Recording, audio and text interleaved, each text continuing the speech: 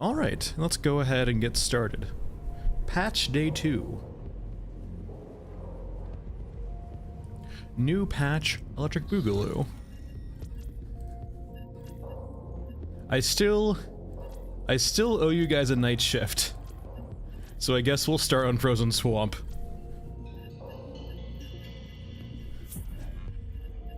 We still have yet to show Frozen Swamp night shift on stream. So let's go ahead and work on that.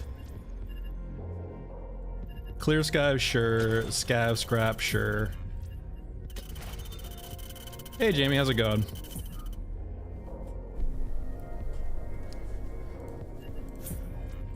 Anything else? And yeah, sure, probing, why not? Character-wise, what do you want to do? Sure, let's do Scav Girl.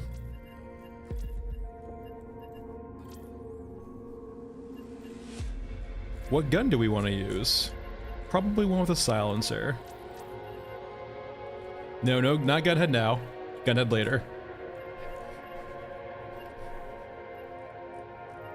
I feel like you have this suspensity to want me to play Gunhead a lot. We will play Gunhead next. Let's get some Scav Girl, and we never play Scav Girl. And for good reason too. Alright, we're good here, we have ammo. Do I want to take... You know what we haven't actually tried yet? We'll do Clicks, we just gotta, you know, we didn't play Scav Girl I think at all yesterday, right? So let's give Scav Girl a chance. Let's also go over to a laser. I want to see how the laser runs. And a foregrip I guess too.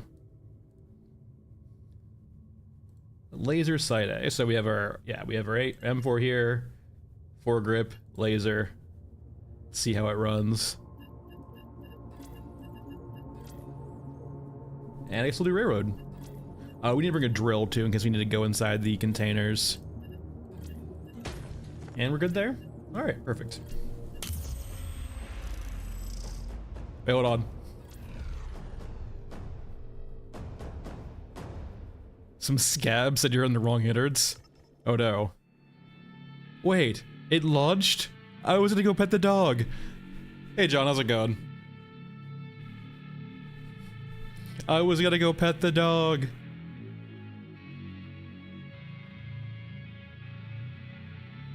Alright, regular shift. Also, let me turn the HUD on. To carve 'em up. I wonder what this means. Let me dynamic off. Let me try off first and see what that means.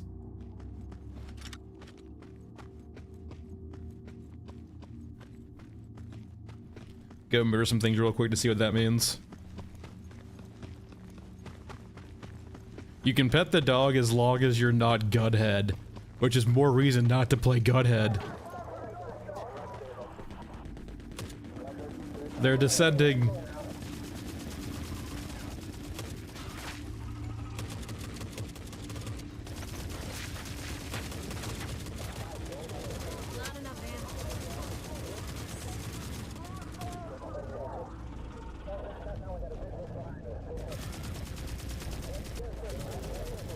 I have off stream. Not on stream yet.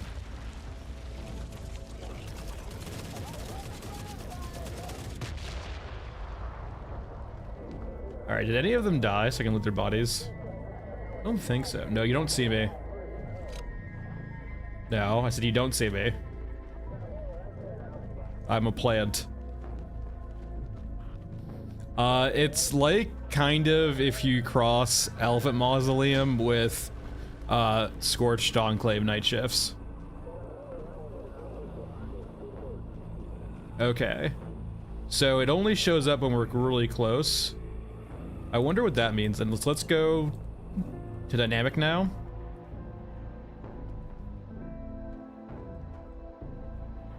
Huh, what does this mean? If I turn it to off. It's still there. I wonder if it actually means something else though. Let me see this. Oh, it might be the actual like square box in the center of our screen right now.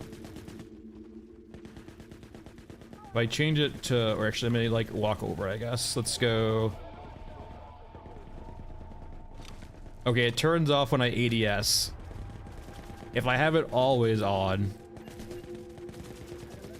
Okay, so that's what it means. So the crosshair indicator basically indicates, I guess, when you're over an object you can interact with. And when you have it always on, it will show up even when you're ADSing. When it's dynamic, it will only show up when you're not ADSing.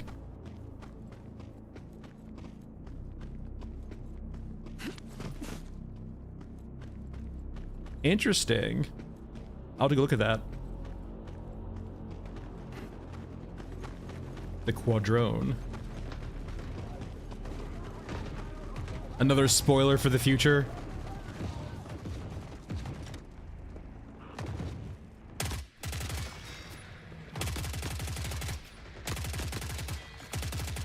Oh wow, when we have an actual, like, what's it called, right? A foregrip on this, it is just a straight laser.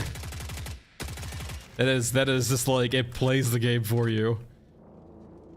How accurate is the laser though? Can we even see the laser? Okay, there it is. It's below our crosshair. And I can't even see it that far away anymore. I wonder if it makes your gun more accurate then. Or it's just not functional yet. Alright, let me go find our drone jammer. Yeah, we'll go to Stairway next. We'll probably just alternate between this and that. I have a drill. It looks like it's in here. That's probably it, right?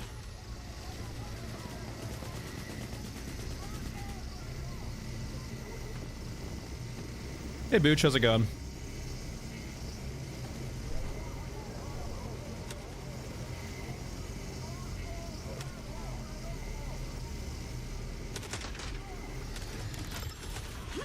Yep, there's the jammer.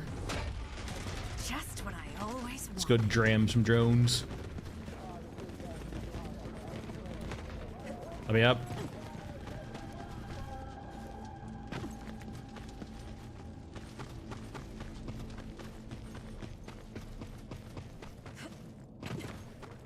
It honestly feels like, considering our two side containers on this rig, that we could have a jetpack almost if we wanted to. Oh, sorry, Dormy. No.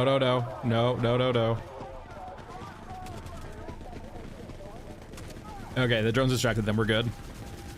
Hey, boo-boo, how's it going?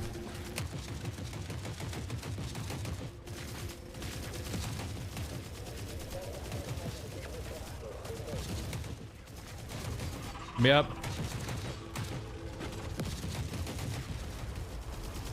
Don't mind me, just a scav girl sprinting through everything right now. It does seem, for the most part, like, as long as there's enemies nearby, they will fight each other before they fight you.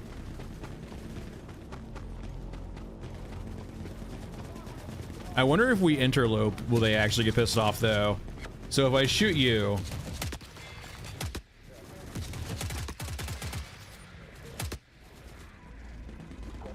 It looks like they broke contact there, at least temporarily, to shoot us. So that's nice. Dance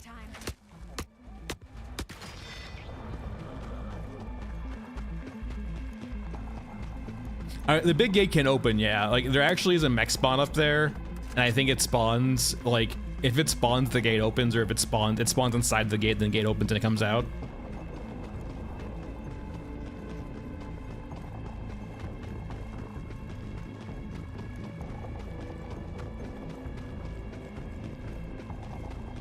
Which is a cool way of doing a dynamic respawn, right? Yeah. Yeah, there's like, so a lot of stuff was fixed, but like there's still plenty of stuff that's broken. Like, for example, don't use a muzzle brake. Or sorry, don't not use a muzzle brake. If you remove a muzzle brake from your gun, it breaks the gun essentially. It's unusable at that point. Like, you can shoot it, but good luck hitting anything.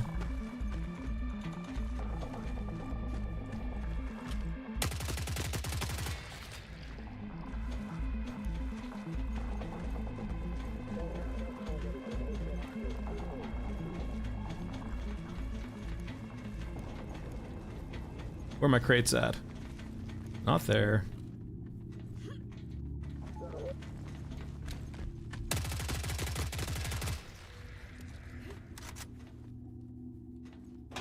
This is a medical crate, don't really need this at all.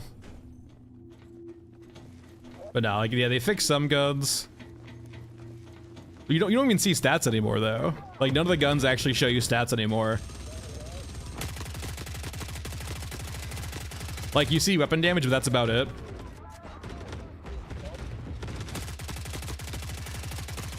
I wouldn't put a lot of faith into the descriptions right now, to be honest.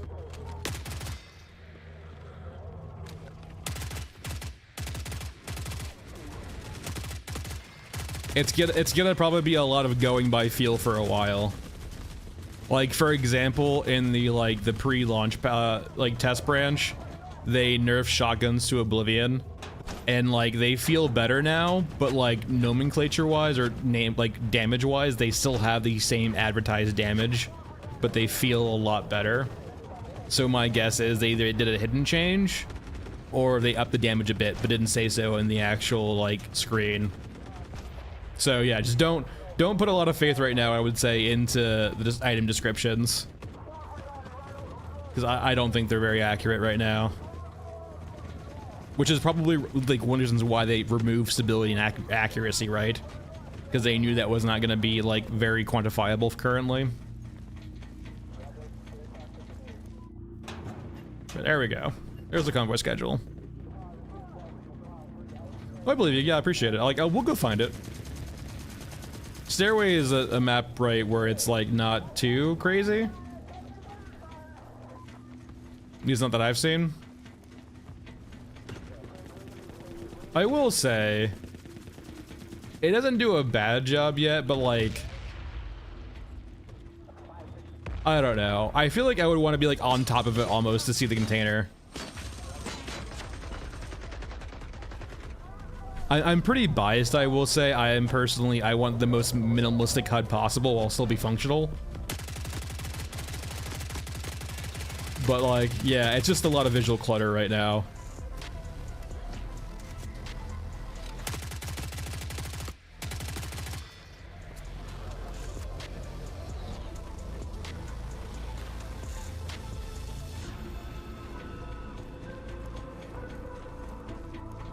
All right, let's go escape. Let's go over to the new map so we can find this quadrone.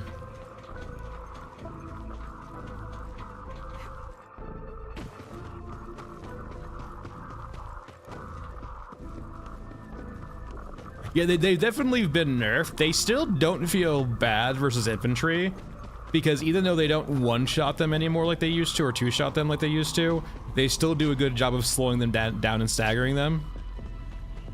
Hey Nasco, kind of changes across the board, changes to spawning and AI awareness, changes to guns, a new map, a new variant for Frozen Swamp, just other miscellaneous changes here and there. It's primarily a foundational. The big one is water though too. I can't forget water. They reworked water. Water is no longer associated with the IRL clock.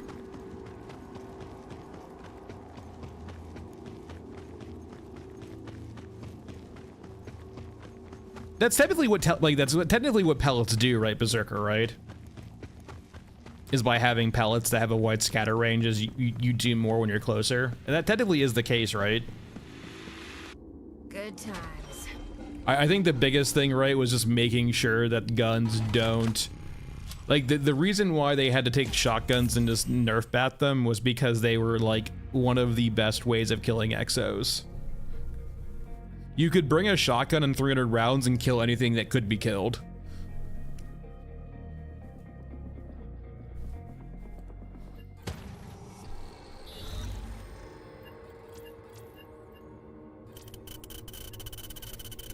And so, for example, now with water, right, we're not at max yet. Yeah, we're not at max. I had to spend some earlier today, or last night, trying to re-roll into Frozen Swamp Night Shift. But when you have excess water now, it converts into a currency or XP depending on how much you get. All right, first things first. Yeah, we don't have armor right now. I'm not sure if we have weights at all for infantry.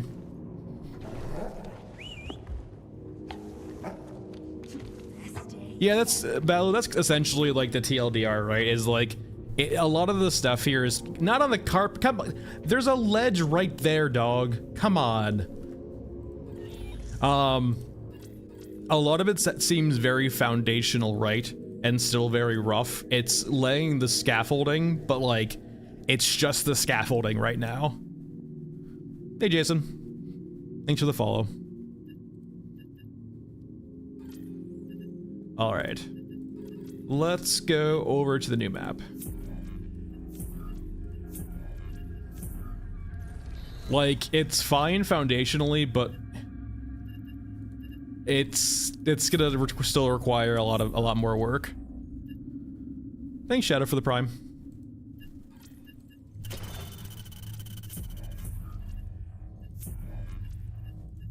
And like, I feel as if they're a bit conflicted with catering to people who play on controllers. Like, they're trying to have the best of both worlds, right?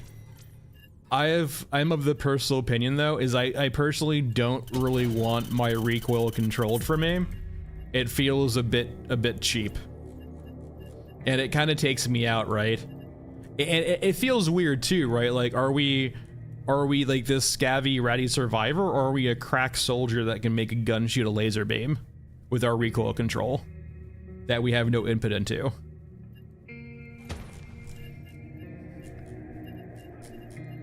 I'm curious though too. Let's use a stock M4 still. We're going to remove, wait, where are you? Let's go over to you. I guess, where are you? Yeah, so I want to customize you. I want to see how much worse the spread is if, say, I remove, yeah, they standardize the damage, for example, right? It's like no longer does like the barrel or the gas block modify the damage. But let's remove the front grip, let's remove the laser. I'm curious if the spread will still be the same or not.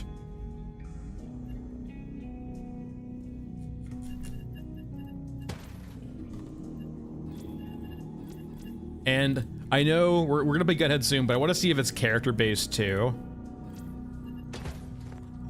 Like maybe different characters have slightly different ability to control recoil.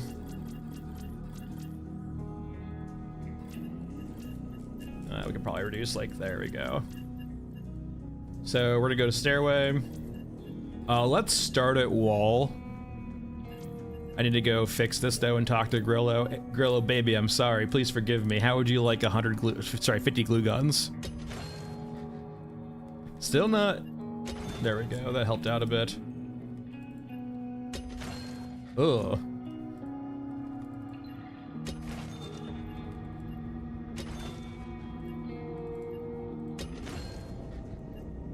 Come on. Be happier. There we go. And we're gonna ruin this rep immediately too by killing a few Europans.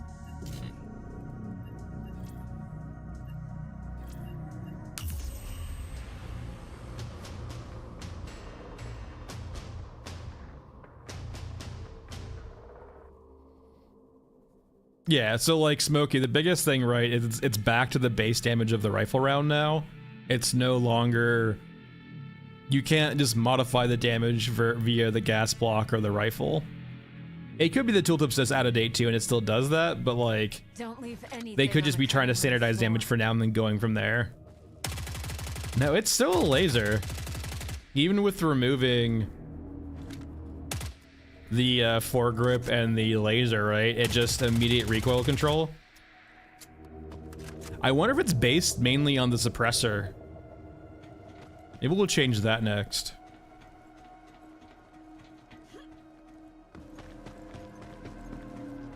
They might bait, considering that having no muzzle brake breaks your gun. I wonder if your recoil pattern is kind of based on the muzzle, the suppressor you use.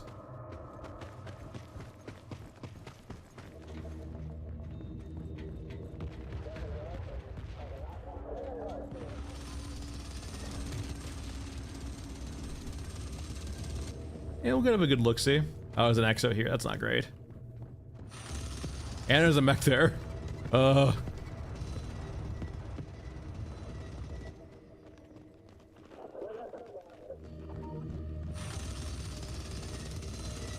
Yeah, we'll give it a good look-see. Hey, Duffs. Yeah, there's the laptop at least. Alright, we have a dead medium mech there.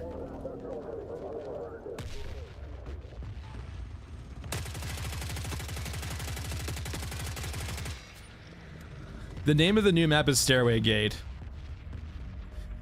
You see, the name of the map comes from that it's a stairway and there's a gate at the top.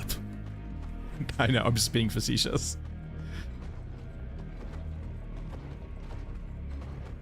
Oh no, yeah, I don't, yeah, Duffs, you're fine. Yeah, it was late yesterday.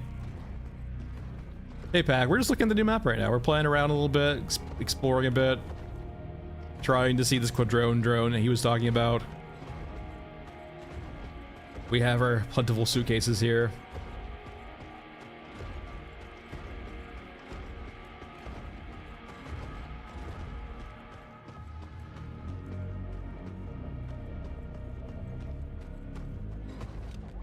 Okay, so it's this right. Is this just an exo with a different loadout? Yeah, this is an exo with a loadout. That's just an exo shell.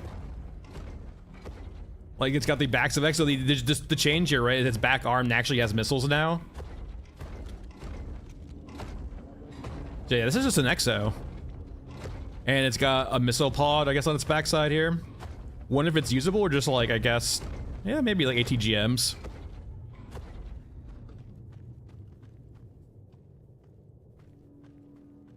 All right, Mr. Mech, I'm gonna go this way. But no, yeah, that's still a big find though, right? Is that it's just an exo with now an attached missile pod or 4 missiles to it. Kind of a precursor of things to come.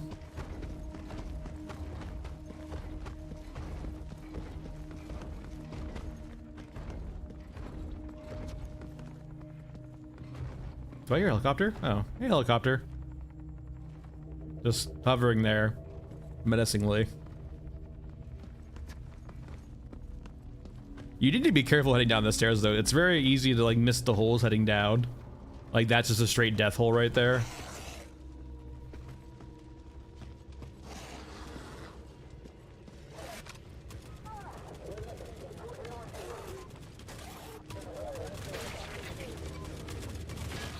Interesting. This gun, like, so maybe it's Masked Man. Maybe Masked Man's the problem, right? I wonder if it's Masked Man's the problem. So wait, so like, hold on. We're gonna run this gun on Masked Man next. I wonder if just Masked Man has some issue with this recoil right now. So like, for example, this gun here, it's just an up and then a laser, right? Oh, interesting. It's up laser. And it looks like the later parts of the... Interesting. So, it goes from quick burst up into a laser, and the longer you shoot the laser, it seems to... Hold on. It seems to... What's the right word for this? Get more spread, right? Lewis, we haven't seen any variants yet.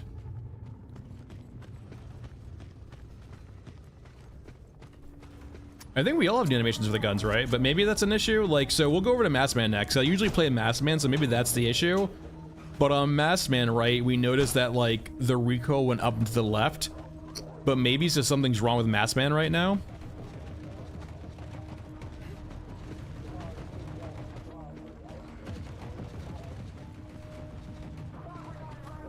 Like, it might not be a bug with the recoil, it just might be a Masked Man issue. Hey, Toothy. I need to kill some Euruscans, I think, for this quest.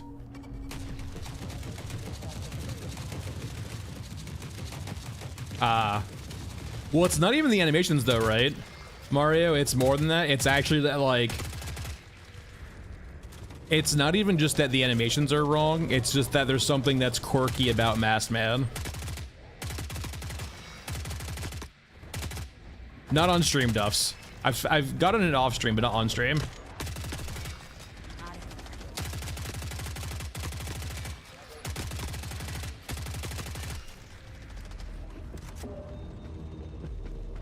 Hold on, yeah, we're gonna go to Masked Man next. I need some Eureskins though for this stimulant quest. Need some willing subjects.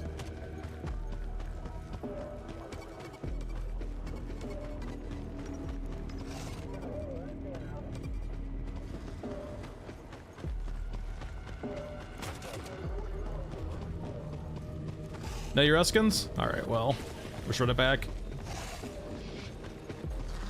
Is that a gotcha? Oh boy. Is that guy? Poor guy. So, I kind of want to experiment here. I was trying to leave this way, and I think I came down this way and I fell through. Okay, I didn't fall through that time.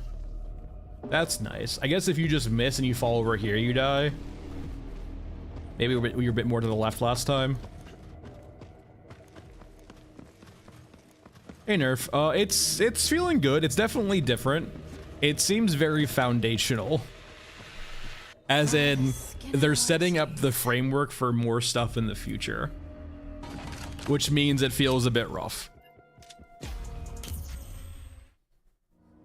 But we're gonna go rock the same M4 now and just go over to Masked Man. I think it might just be a Masked Man issue.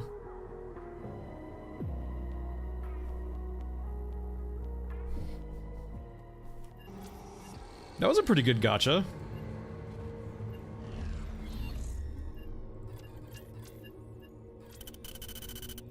Yeah. I don't need to see him calling me a rat again. No thank you, Mr. Uruska guy. Very rude. Alright, let's go over to Masked Man. I guess we're gonna keep everything the same too, just for like comparison's sake. Make sure there's no other variables.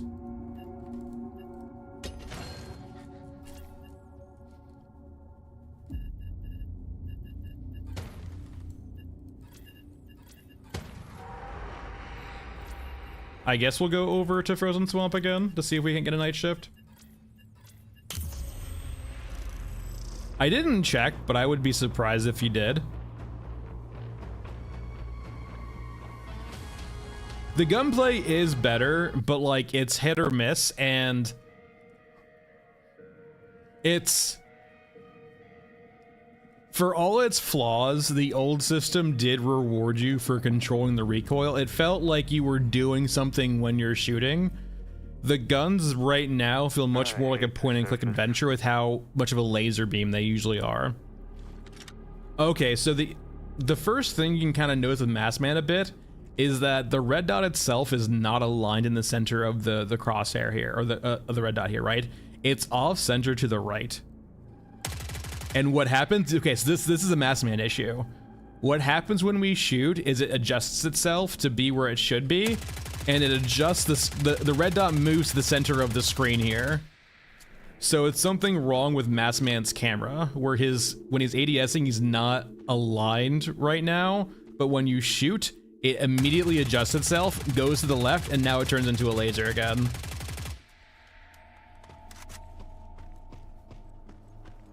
So it seems to be a Masked Man issue, at least a Masked Man issue.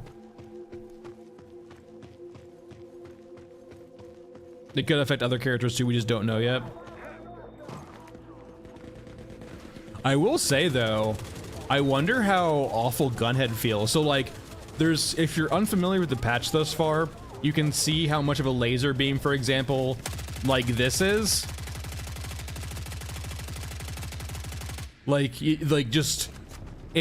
That's me with no input, right? If I go over to here and then use third person, it's actually still laser actually. That's not bad. The spread is worse. It's just the main bump, I guess, is worse. So I guess you just don't want to burst in third person. Like your first is accurate, but like the second and third go really high, right?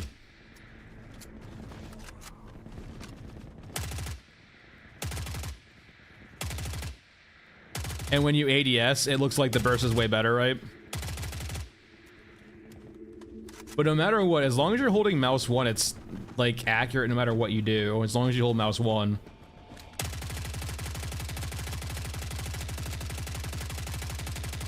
I will say it's definitely worse farther away in third person.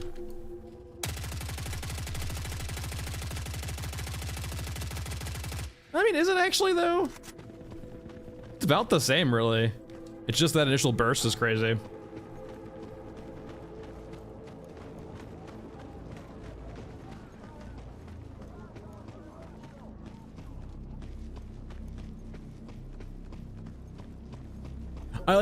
It depends Nerf on exactly what they want to do. There's so many different ways of approaching recoil and gun control in this game. I actually weirdly think there's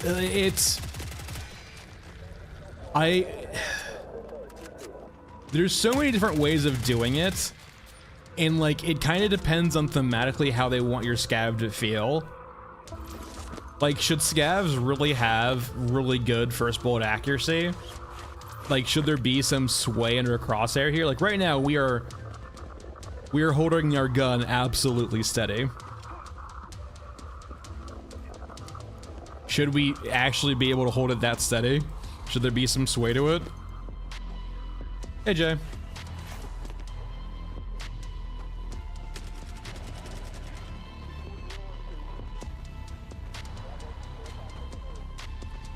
Yeah, I made this point last night on the stream, Nerf, but like, I'm of the firm opinion less is more, especially when you're constrained by animation, your animation bandwidth. Like, I've already basically gotten told no by their CM, but like, I honestly would prefer if they just like nuked half of the attachments from orbit.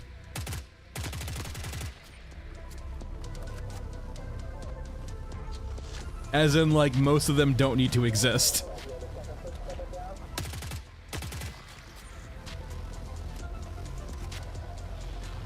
Oh yeah, that's a big thing too, yeah. We're not using a scope right now, but any of the scopes with, like, magnification really do a number on your sensitivity on your mouse.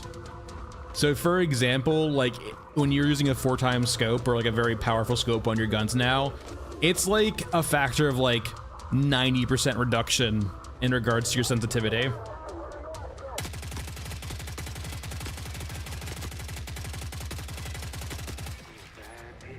Like it makes you not able to move your mouse essentially.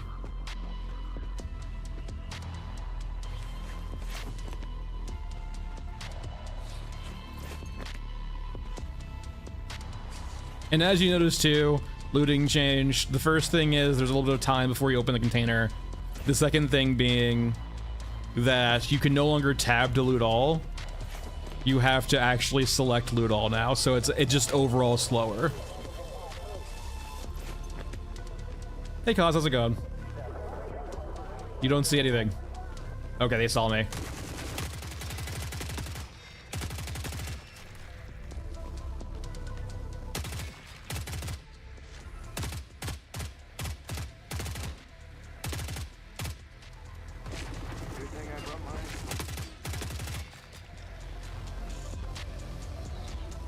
I will say, actually, weirdly enough, so killing water thieves does not hurt our reputation with anyone. It only boosts it with, you don't see me. It boosts it with everyone. So I guess if you want to farm reputation, you just come kill, some water thieves.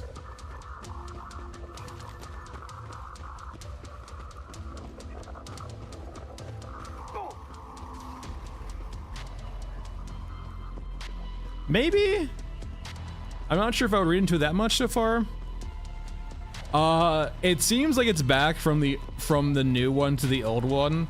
That being, tanks will no longer fly when they die, but they'll still fly when they get kicked up by, like, mechs and stuff. Like, if a mech accidentally ever, like, walks on a tank, it will go flying, but, like, when it dies now, it won't bounce around to orbit. So yes and no.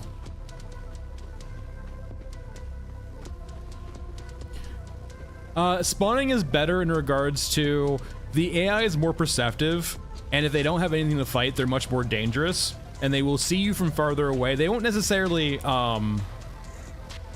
like, immediately aggro from far away, but they will start noticing you from farther away. Also, I don't like this. Freaking cabbages for meat. Inefficient.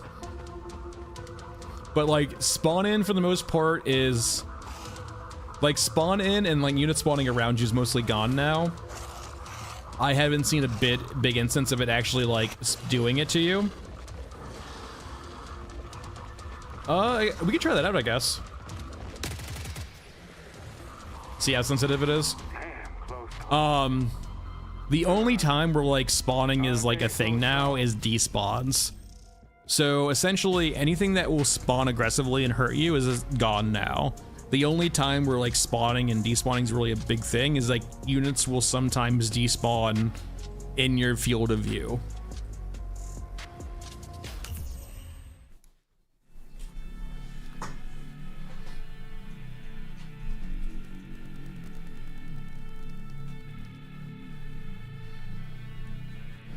So I guess the other thing to consider now.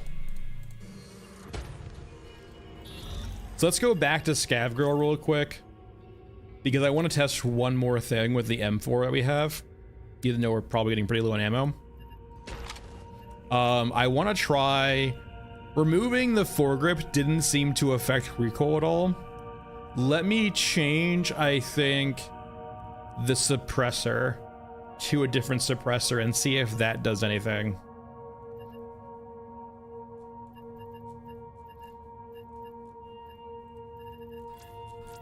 Yeah, I shot ammo naturally.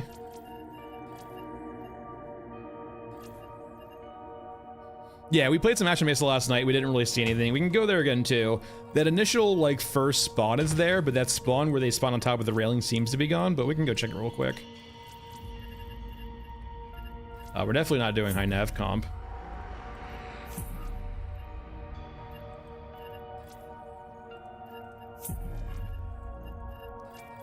Sure, Memento Part 1 works.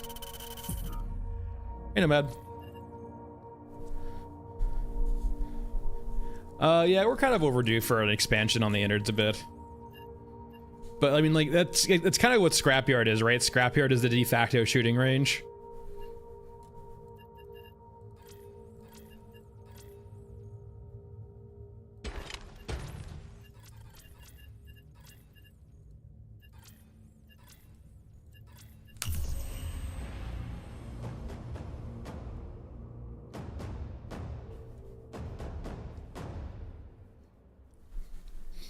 Yeah, no, Matt, we just swapped over from like old man and Scav Girl to Mass Man. Mass Man has an issue where his red dot's not aligned until he starts shooting. It like aggressively aligns itself once he starts shooting. But like if we go to this, right, the problem with Mass Man is this red dot will be like off to the right by like, let's say 20-30 pixels. But when you shoot, it will automatically readjust back to the center. So it's just a bit off. No, it seems to be the same, moving with the same crosshair there, with a different suppressor. I wonder if we can try to make it bad on purpose, perhaps. I would say I don't think all characters have issues. I think Mass Man has issues, and other than that, it's guns. There's still plenty of configurations with guns that have issues. All right, so that was kind of spawning in pop in there. It wasn't in an instance where it would hurt you, but we definitely like rushed into the spawn area here, and there was an instance of pop in there. Now, it wasn't to the point where it would hurt us. All right, this is a normal spawn for this area.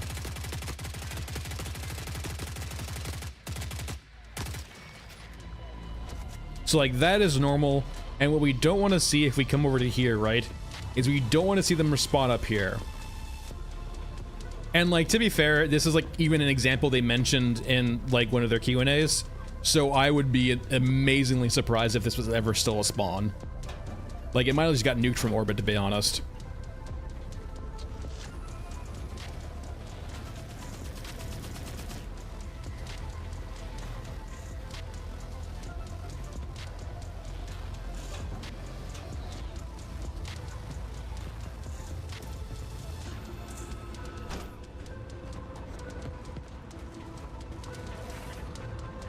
Uh-oh, the mechs are tweaking.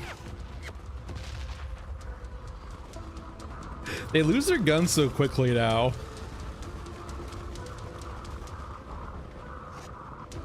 Are they fighting each other? What are you shooting? Are you shooting at the helicopter? What are you shooting at?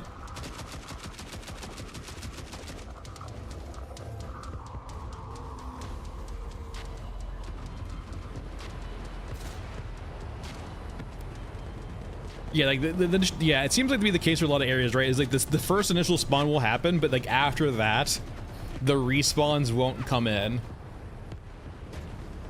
More for the grab and go bag. Not quite the best, but not the worst.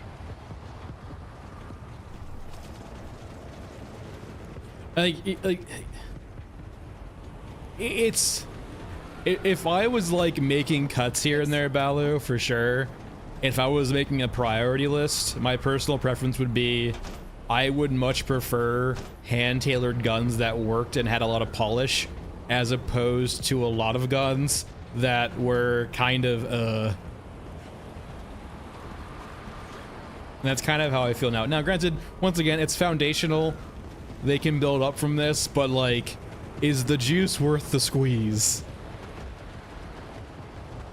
Is all that effort that goes into this many guns really worth all that effort? Game. There we go.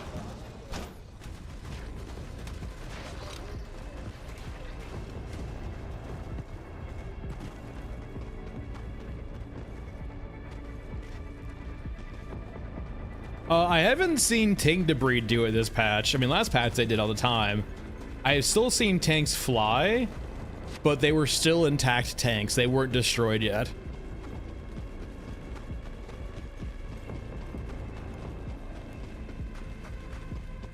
I wouldn't even say you have to like remove everything. You just like, you can still have a lot of customization in the game.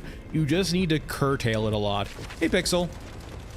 It's good. It seems like a new baseline, if you will, to build up from. I think that's like the, almost like the TLDR of the patches. It's like, it's a new foundation.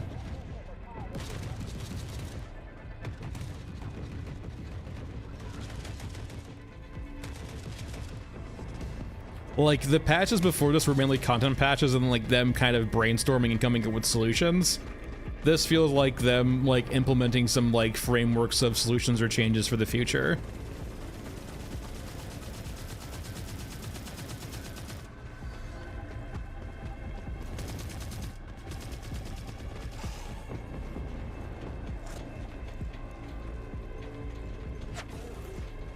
Yeah, I mean, Mario, at the same time though,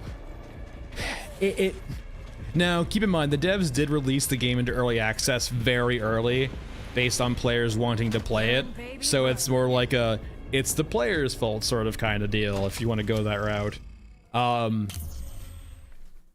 If you're still doing a lot of work on the foundation, it's definitely a very early access.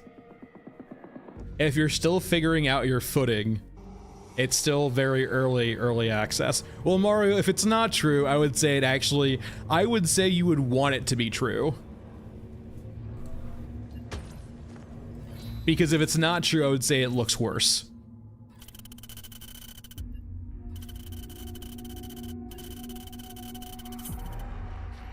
Like, even if they know it's not true, I would almost like go with the whole line that it is, just because it looks a lot worse if it's not.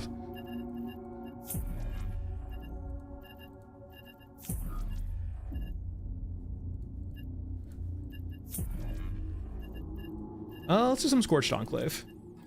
We'll go back to Frozen Swamp soon to see if we can get the actual variant, but... Alright, so the next thing too, so we're keeping the variables the same for the most part that we can. We're going to... Well, I don't really have much 5.56 ammo, do I? Bunko? How much 5.56 you got? Perfect, 50 rounds. Hey, Sergeant. It's going well, thanks. New patch, testing out stuff, playing around a bit, seeing what's changed, the stuff they didn't say. Alright, so let's go for like worst case scenario, if I can make this gun as shit as possible. I don't think I can remove the stock, right? Let's change the stock to something else to see if the stock maybe changes it. Go to barrel A. That looks weird. There's barrel, there's just also barrel too, right? Let's just try out the barrel.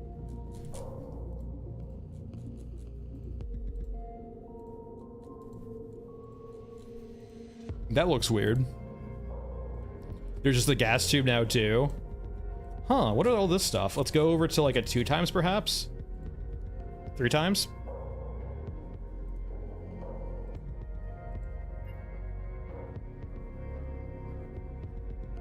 Oh, so Pixel, if you're unfamiliar, right, they changed how water works, right?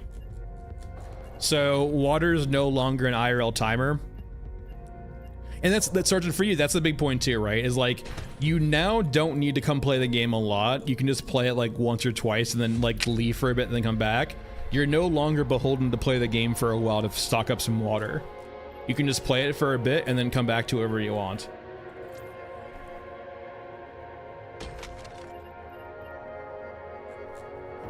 I think it's in one of the Q&As, Mario, like one of the earlier ones, but I could be mistaken.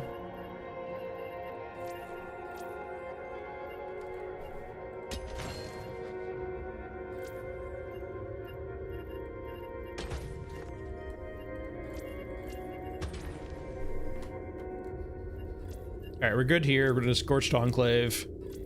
Any quests? Sure.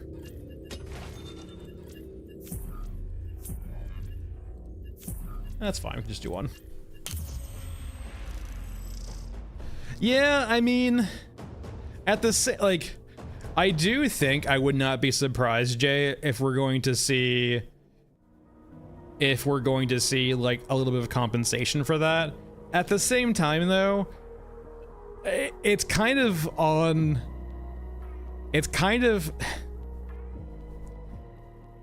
if you go into an early access game and your whole premise is that you want to, like, it's such a weird mental thing to do, right? Is to go farm 1,000 water for posterity, I guess. Since it's so low.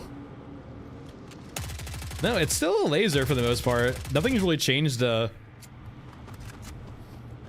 I would honestly, like, yeah, they maybe should have.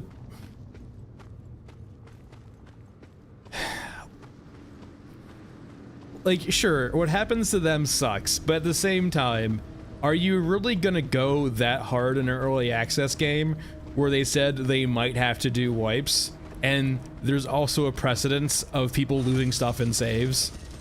Like, come on. Like, that just screams unwise to me. Like, I lost 300 water, but like, alright, sure, I lost 300 water. It is what it is. I will say, so despite the fact that the third-person recoil turns into a laser, it still is above the center of the crosshair here, right? So we have to compensate a lot more. Like, there is a degree of guesswork going on in third-person, like, full laser beam. While when you're ADSing, it's just the laser beam in the center of the crosshair, right? Where it should be going.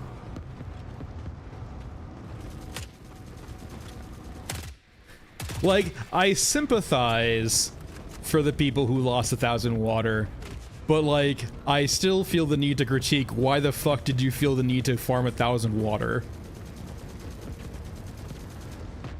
Finally. Like, were you just ignoring the fact that a lot of people hated the water system?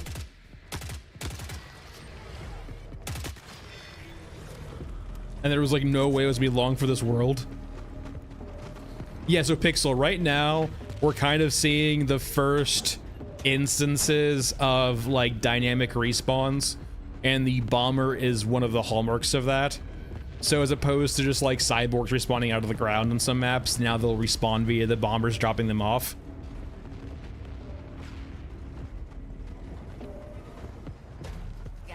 It's still forgettable, right? Like I have the script for the video, the patch video, mostly done now. I want to get the stream done first, so I can make sure I can solidify my thoughts on the patch a bit.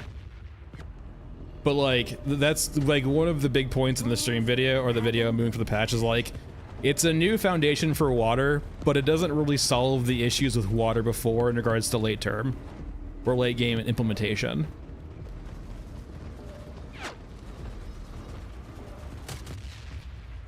Yeah, it might just need fine tuning, Jay. But yeah, it is forgettable. But like, it's also too, that might not have been their concern for this patch. They were more concerned about getting fresh people into the game who weren't gonna play with the water system. There's some shaking going on right now. I like the fact that it's much more of a resource now than a currency. I like that aspect of it. Gotta hold on to this. Like, it's a good foundation to build up from.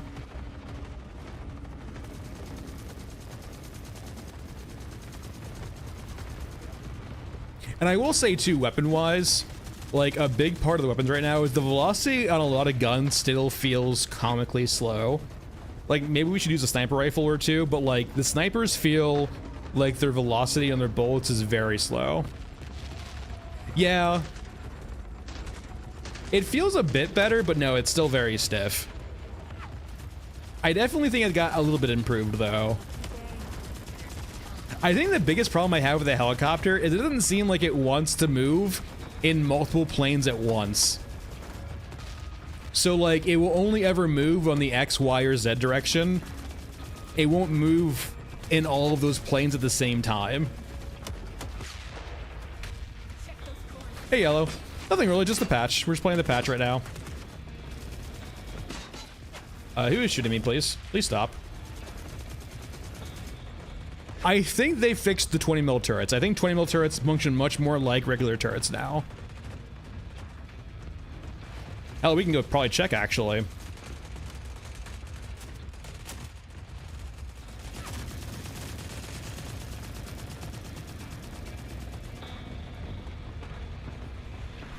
Remember, we're already dead.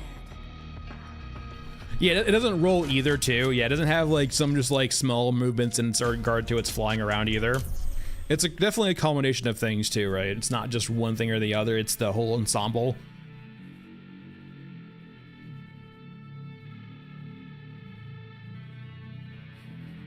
Oh yeah, headshots are still king too. Like, that's my whole problem with like first shot accuracy also, is that headshots are so strong that if you're able to consistently land up headshots, it's just kind of comical.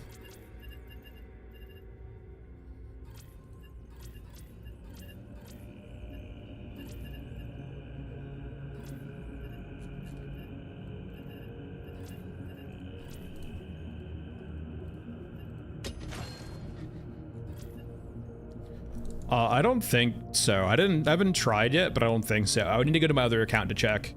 This account doesn't have Lotus maxed out, I'm pretty sure.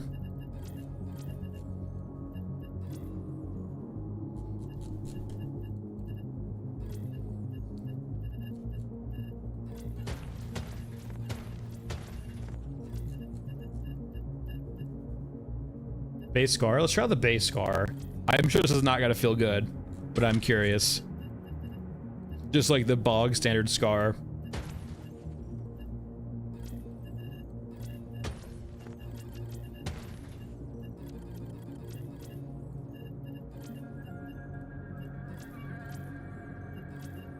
Hey Spark, how's it going? We did 36M last night. It feels pretty good. Can you elaborate, taking names? I'm not sure exactly what you're asking.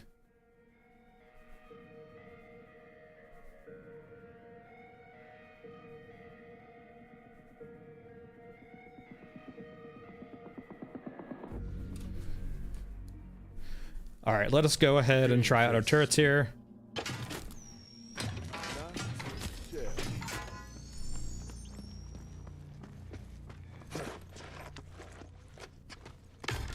So the big check here to see is the turrets actually shoot and not just derp around.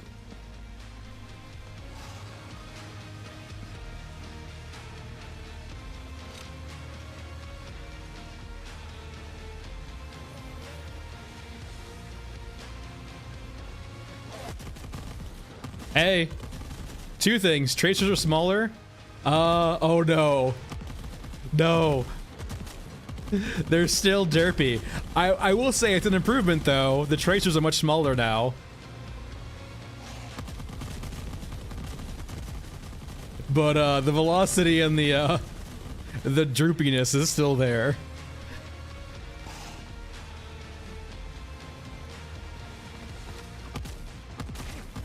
There's a bit of sway in the crosshairs here. Ooh, I wonder if we're not fully aligned on this. It could just be the recoil though. Might just be the recoil actually.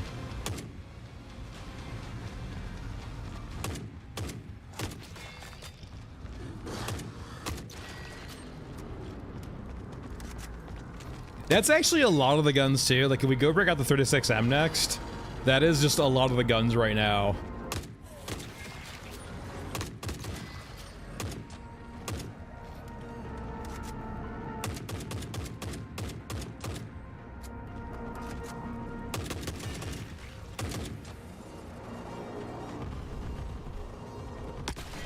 I'm here to free you.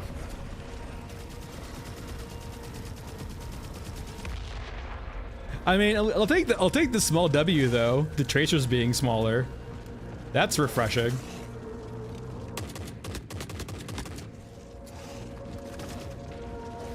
Hey Oz.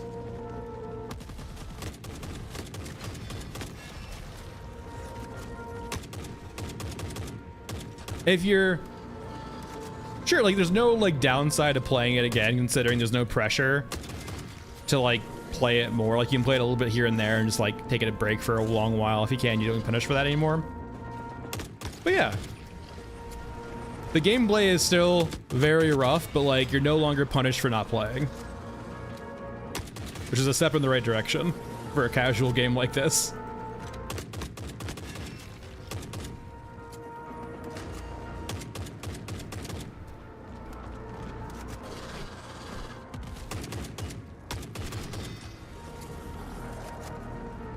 It feels a bit weird, yeah.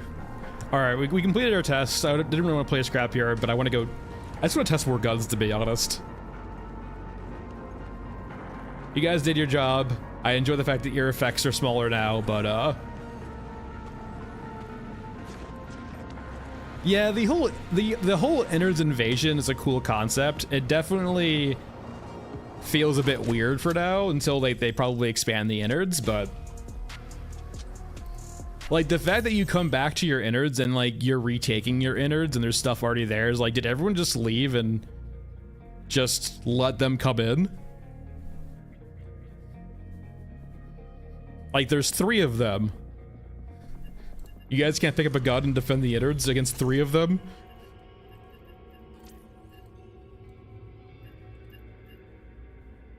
All right, do I have a 36M is the question.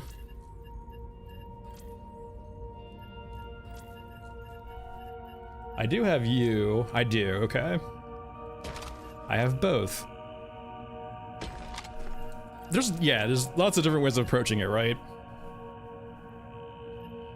Yeah, look, so if you do the quest to kill the water thieves, that itself can spark an invasion now.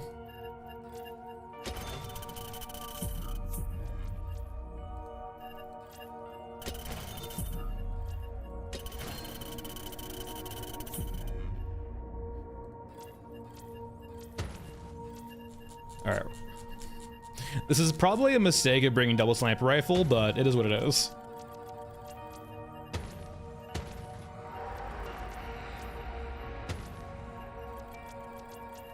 Like, I probably shouldn't be doing this, but...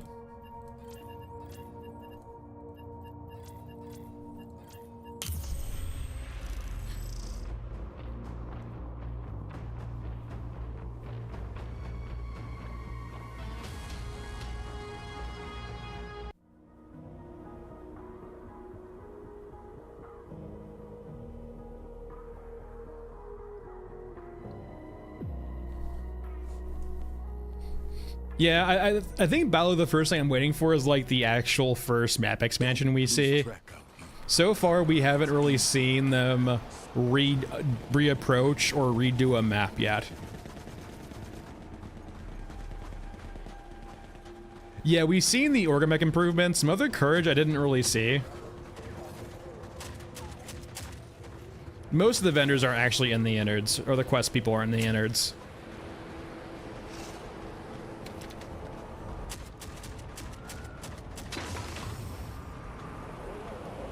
Like, Grillo isn't either. Hey, Delta.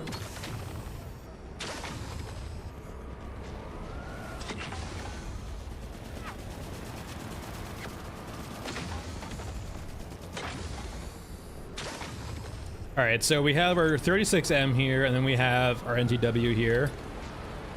The sniper's there. So, like, these are actually accurate now, right? Which is super nice. But as you'll see, the velocity is just a little slow, right? Also, accuracy is not great in this thing either. There we go. Like, so this is 200 meters, right? Like, that's maybe half a second to get there. I believe Mother Courage's update has the lick animation now, yes. Actually, I can confirm it. I tested it earlier. So Mother Courage now has the lick kill. Or I guess the eat you kill. But like, yeah, so this is 200 meters away according to in-game, right? And like, if we shoot... Now, naturally, I don't have a clock, right? This is probably like 400, like 500 milliseconds. So like, that effectively means this gun is shooting at 400 meters a second. Ballpark-ish.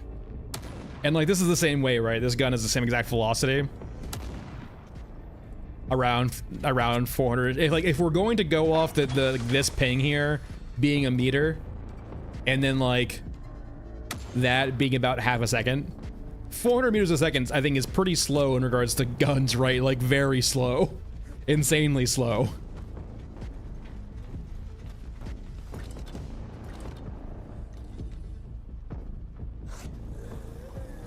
Yeah, I'm giving it the benefit of the doubt by saying 400, like, you know, half a second. Oh, it's absolutely subsonic. Also, where is everyone?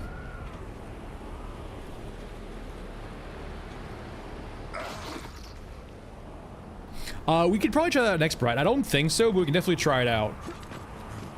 That's like something we haven't tried yet, is the integrated suppressors yet. No, Gunhead cannot pet the dog yet. Game is unplayable.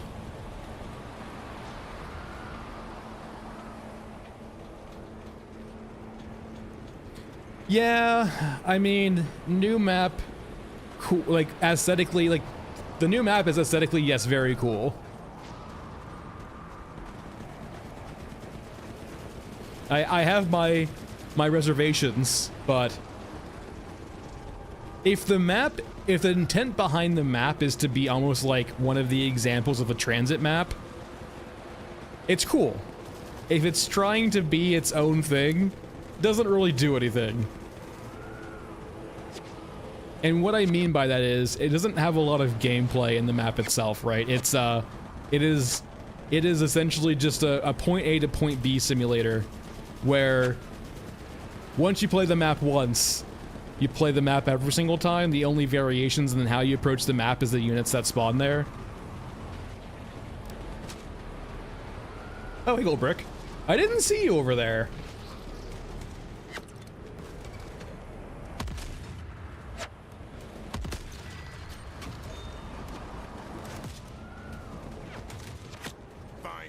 Yeah, in regards to like weapons, for like an actual ballistic weapons, 400 meters a second, it's very slow. It is like comically slow.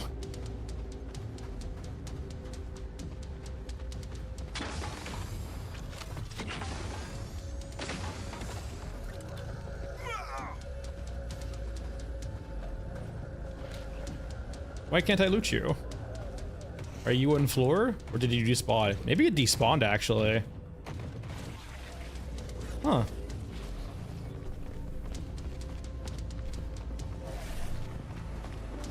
No. Time to leave. What HK did we get, by the way? EODs. Your open HKs are mainly just still fodder. You're probably much more likely now to see Oz higher threat HKs like Orgamechs and Grabbers. The EODs are still the most common, but yeah, you can deal with them. They're a persistent threat though, right?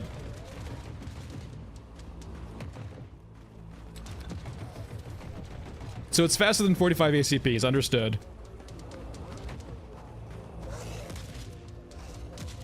In regards to rifle rounds, like full-size rifle rounds, what's Blackout's velocity in meters a second? Hold on, let me go just Google this real quick, I'm curious. That warm, fuzzy feeling. It might be.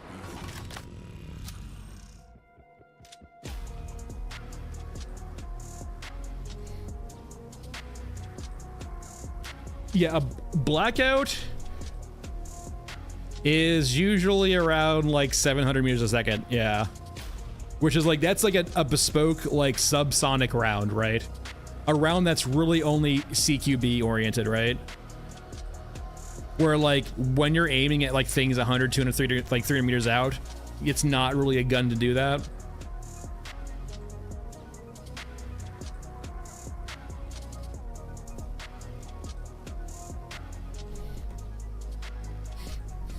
Yeah, so like that's part of like kind of them showing off dynamic respawns. Yeah, Burnout is that in some instances for some spawns the bomber will come and drop off some cyborgs, and like the effect will go splat on the ground and then it'll spawn up. We can probably go to Mausoleum actually and show that off probably. I imagine it's probably very present on Mausoleum.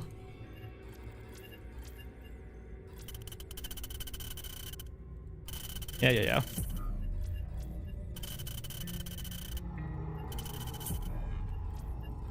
So let's go over to Mausoleum. Let's also go over to Gunhead too, since we've been neglecting Gunhead a bit.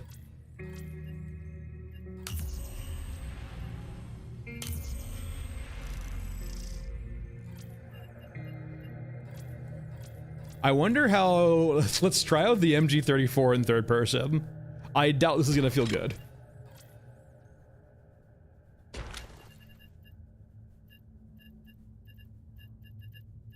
Where's my 308 at? LMG. Oh, I need more 308, holy shit. I do not have a lot of this.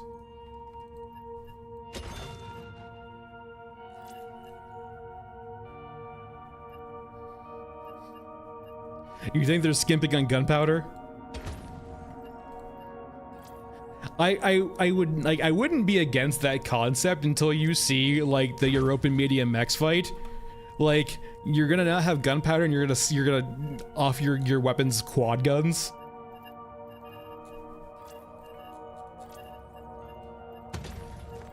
Alright, we're good there.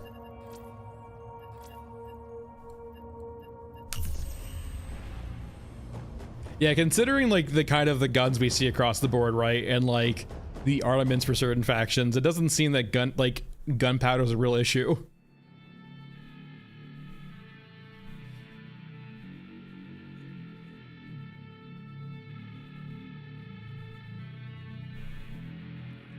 So Frog, the biggest thing about like the special units like the Grabber is a lot of the invulnerable units now are melee units that you could really easily cheese. And they're also very special units too, right? Like they're bespoke units. So until we probably see their full gameplay loop implemented, they probably don't want them to be pushovers to be easily killed, right? Like they don't have death animations, they don't have death effects, they don't have loot pools, right, at all. And so if their goal is to make those units, those special units, like have their own design around killing them, then yeah, it makes a little bit of sense to have them not really killable for now, so like it doesn't feel weird in the future when there's a whole gameplay mechanic around them.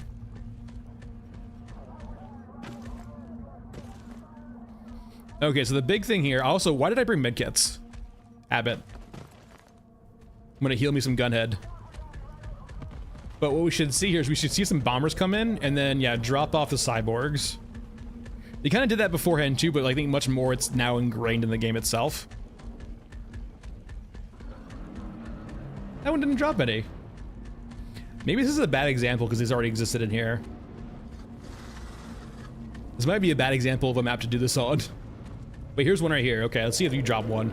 Okay, now it goes. So the effect itself is a bit delayed. Essentially, like it will do the effect and then the enemies will spawn on the ground and then stand up.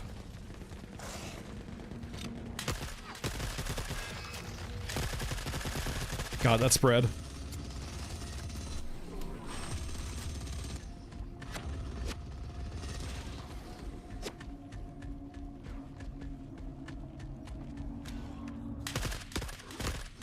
Yeah, I mean, thematically it's very cheap to have unkillable enemies, but it also feels very cheap to be able to stand on a box and kill a unit like that, right?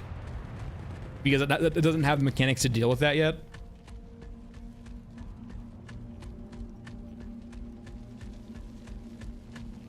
Because, like, you know, like, if it was killable, right, you know that'd be, like, the first thing you would do on, like, literally any map, right, is you would just stand in a box and kill the grabber. You would kill Mother Courage. You would kill, like, any unit that's melee focused.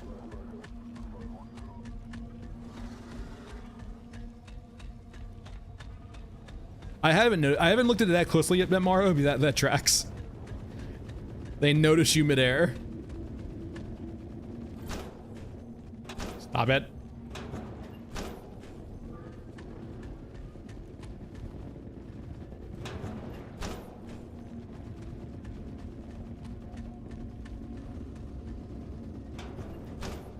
I think, actually, weirdly enough, Balu, the reason why the mechs are killable is because of their current AI right now, right? Or the AI in the past, right?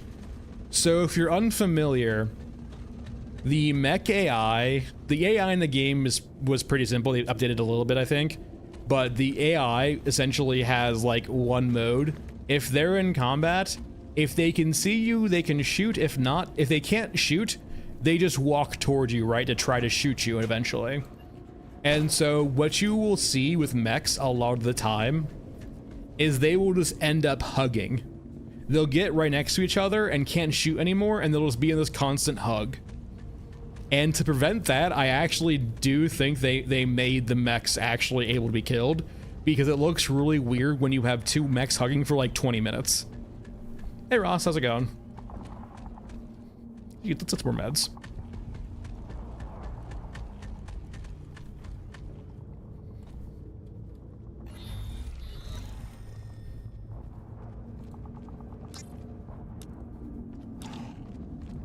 Alright, we're good here, and it's one down. New currency? What do you mean new currency? You mean water? I'm not sure you mean new currency yet.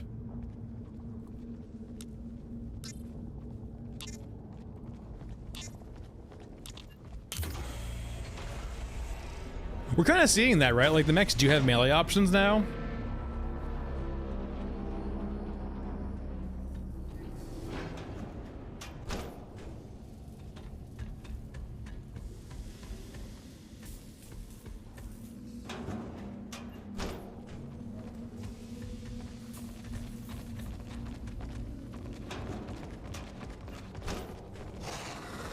Yeah, that'd be nice.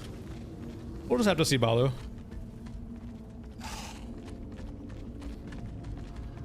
Yeah, but like it's not really like it's not supposed to be a robot-proof captcha. It would be hilarious if it was like a captcha though, and Gunhead couldn't solve it.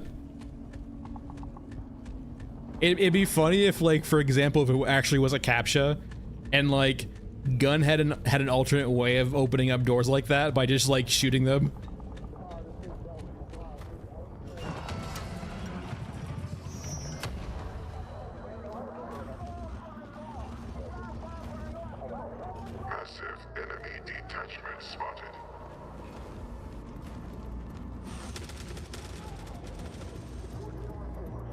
Yeah, it's pretty low priority in my opinion, but like actually more fleshed out in melee would be cool. It would make a lot more sense too with like cyborgs being a thing, right? Like eventually as a year open, right, cyborgs are gonna hit your line. It makes sense to have bayonets or like EMPs or something to stop cyborgs.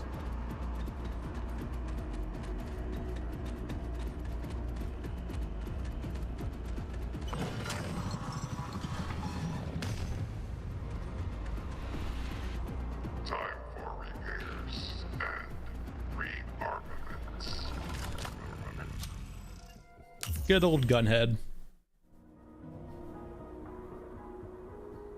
Yeah, I'm curious why we haven't seen grenades and rockets yet. I imagine because they're miserable to play against. Like, if you start giving your opens and your Eskins grenades and all that good stuff, like, your lifespan suddenly be cutting a lot shorter now. What do we want to run here? You know what? Let's actually see how bad the shotgun is again.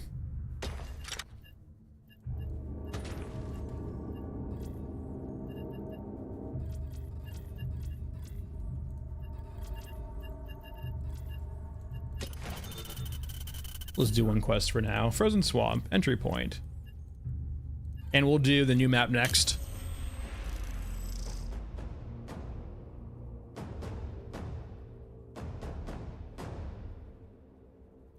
Oh, rocket or just throw a grenade at you, right? Throw smoke, throw gas, throw something at you to get you out of cover. Like, grenades are cool and stuff like that, but at the same time, they can quickly become obnoxious, especially with the volume of inventory we have. Definitely requires some fine-tuning. Like, right now, I think a big aspect too, right, is that infantry for units currently have, like, infinite ammo, and you would probably need to make sure you code in either, like, a cooldown or, like, a finite number of grenades per unit.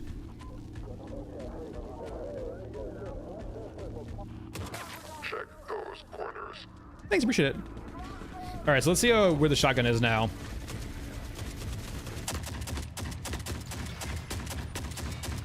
I mean, it still does a good job of killing infantry.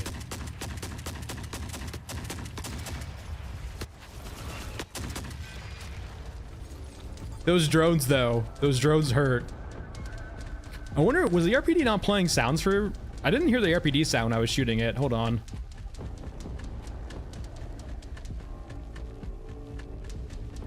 Balu. Oh yeah, the RPK is not making sound, or the RPD is not making sounds in your head now. There's... Balu, I actually would disagree with you. I do not think this game needs as fleshed out as armor system as Tarkov does. Ammo types would be fine if it was kept small. I don't think the game needs as crazy as a system as Tarkov has in regards to armor. I think a much simpler, stylized version of armor is much better. With his robot ears that you can't see.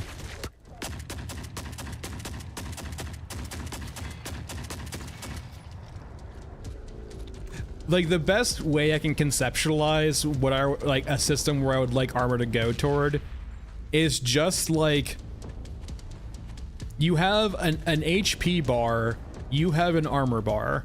The armor bar itself has different calibers of armor, or different like levels of armor. So say, for example, level 1 armor can be pierced by like rifle rounds or up. Level 2 can be pierced by like heavy rifles and up, so on and so forth. And so, like, when you're fighting a unit with certain amounts of armor, it takes you longer to kill them with certain guns. However, enemies have weak spots, right? And weak spots will allow you to get around certain levels of armor. And you can approach enemy units that way too, right? Like, you can have different armor segments. You still have the core HP bar, but you have different amounts of armor in different areas that you can either whittle down through just brute force, or you can try to go around through weak spots.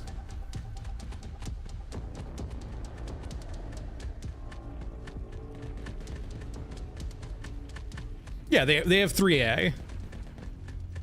The armor they have rated on their chassis is rated as 3A. Which I will say feels weird for, like, if you're armoring your infantry to go fight against Shiropa, who you know has 50 caliber rifle rounds.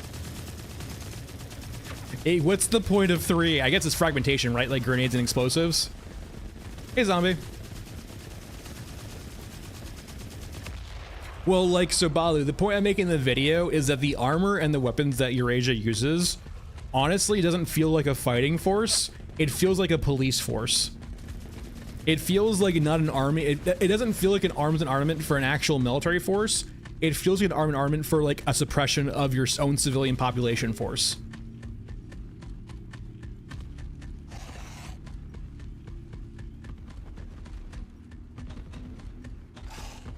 We should probably just leave, to be honest, considering we're pretty hurt, but we can hopefully find the schedule up here.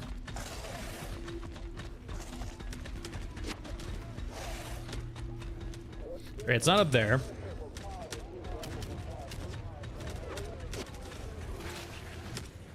Well, like, think of it this way, right?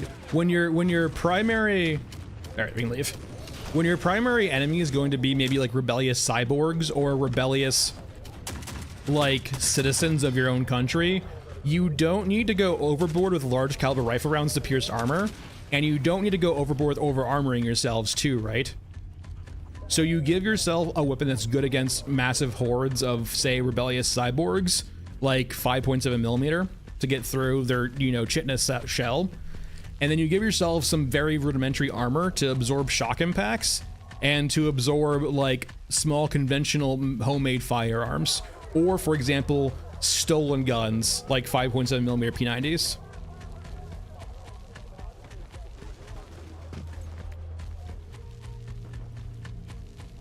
A-series, this is Gunhead, so this is just its own character, right? This is not like a reskin character to be a cyborg. This is Gunhead, its own character. He is a military, well, he was a construction robot. He's been reprogrammed or repurposed to be military.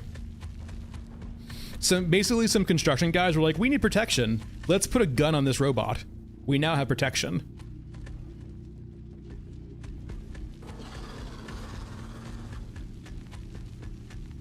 They kind of mention it in the Q&A, Jay, of like giving Gunhead the ability to be picked up, or some very rudimentary healing with its own downsides and caveats.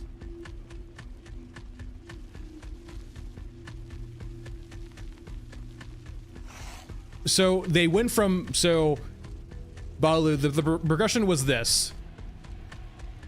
Gunhead started as construction. His base chassis is a construction robot.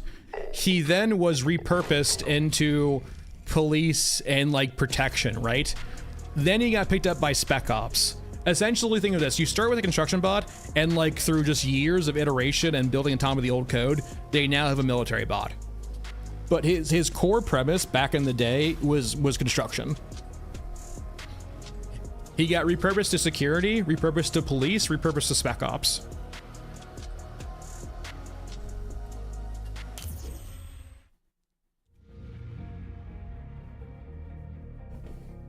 And that is canonical. That is like one of the few canonical things on my channel.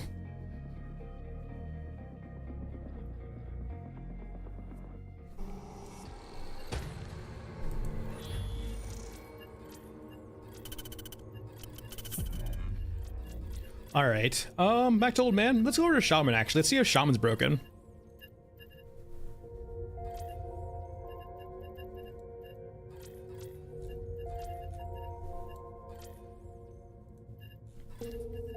Pistol run? Pistol run? It's high noon?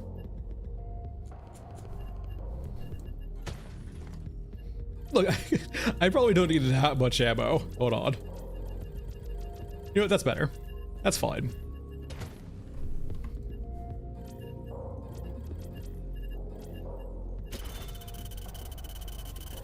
Typically speaking, I think everything you're open-wise is not true AI. I think like that's kind of the hallmark of their faction. Balu, like there's you get into a lot of semantics when you start like arguing the point in regards between virtual intelligence and artificial intelligence, because you start getting like to a very thin line of like, what do you deem actually, like, what's the cutoff here? I am of the personal opinion that Europa does not have, except the very high ends of leadership, AIs. They are all VIs. essentially they're the same, but not really. They are different levels of intelligence and free thinking. Technically speaking, AIs are supposed to be able to think for themselves outside the ways they were programmed. VIs are constrained by the programming that made them, though they are so highly intelligent, it's hard to tell that.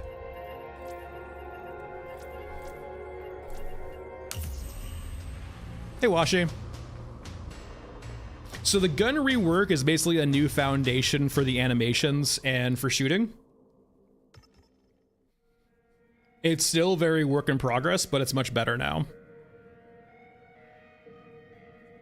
Yeah, Gunhead is like, he is a collection of code built upon a collection of code, built upon a collection of code. He is the illusion of intelligence, but he's got so much programming that he can seem intelligent to play, or seem intelligent.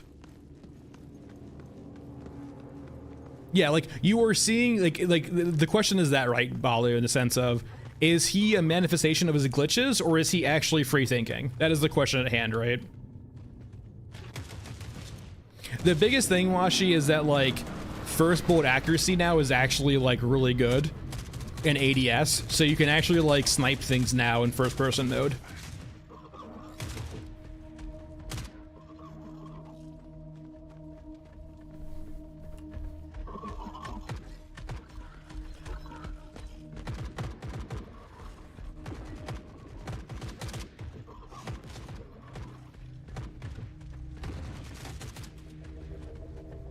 Yeah, they began developing their own personalities, right, through their own experiences, their own ways of interpreting the like different things that happen to them, right, creating quirks. And think of too, like, right, these units are deployed out by themselves into long cycles.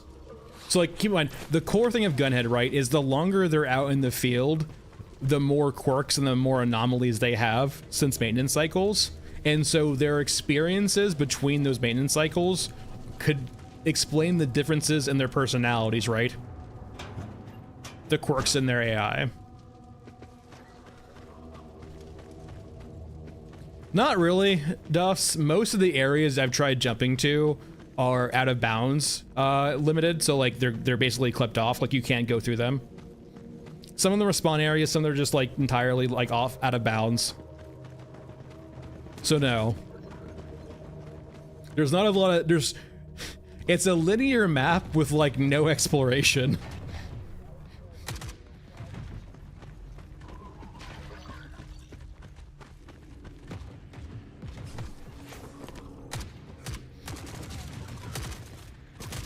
Like, don't get me wrong, aesthetically it's a very cool map.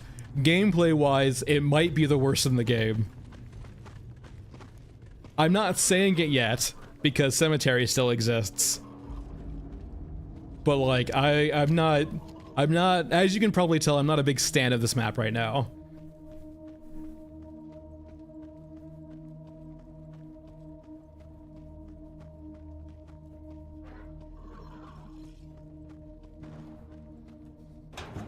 It kind of depends on what their goal for this map is. If it's supposed to just be a transit map, okay, I got you. I understand. But like, if this is supposed to be its own standalone thing,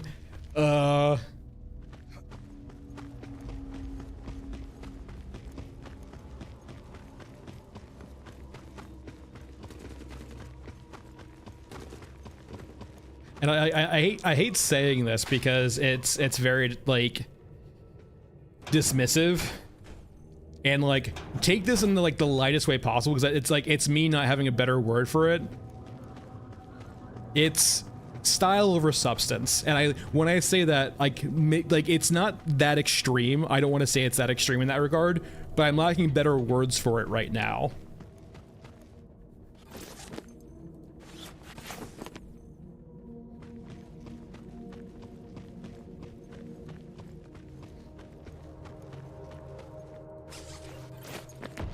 Alright, there's Toothy.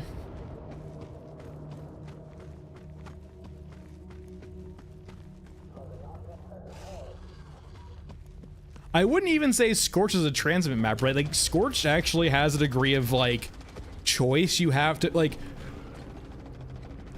on a map like Scorched Enclave, sure, it's small, right? But Scorched Enclave, you're at least making choices in how you transit the map. There's not a lot of choices in transiting this map, right? It's just you go up or down the staircase. And naturally, play it for yourself, play it a few times, see how you feel about it. These are naturally just my opinions.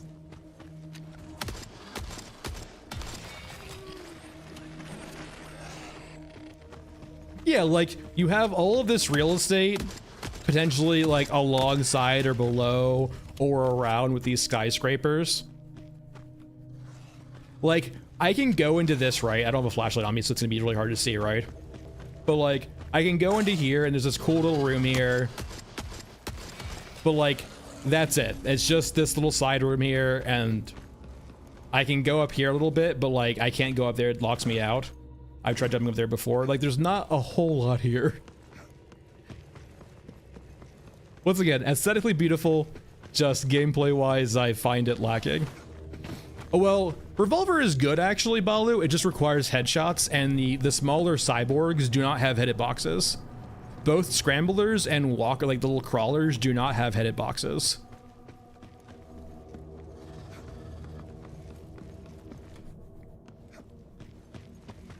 It's like same thing over here, right? We have like a destroyed level here, but if we go inside there, right? Like, typically there are usually more soldiers on this map. We're actually having a pretty low spawn for soldiers on this map currently. But like, we have a container in here. And that's really about it, right? We can't jump up there, there's a wall there, I think.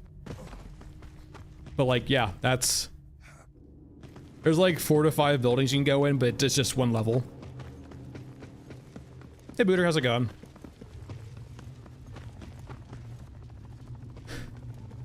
Okay, so bloom or spread, I think, is not the worst thing. It just needs to be done properly. A game like Halo Reach, I don't like the way it does bloom, because the bloom in that just feels random, sporadic. It doesn't make a lot of sense, right? When you create bloom or spread that functions much more like the MOA of a gun, it feels much better, right? It feels much more grounded. But a lot of games that will have very arcadey bloom or spread implement it in such a way where it feels unnatural and it feels like it's artificially punishing you.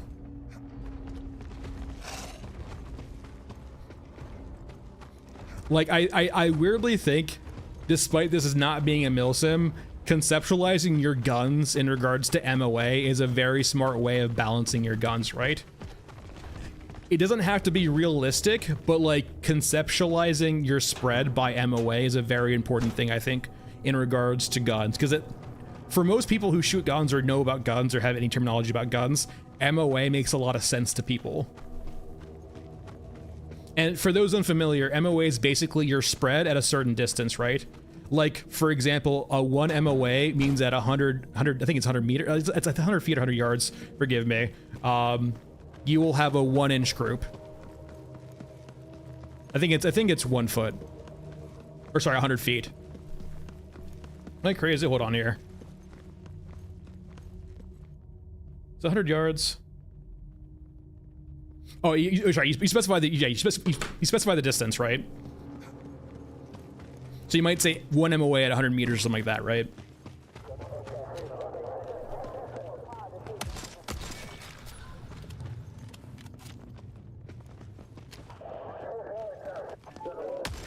So like when we have headshots here, all right, pretty good. It's just when we don't have headed shots, it does not feel good.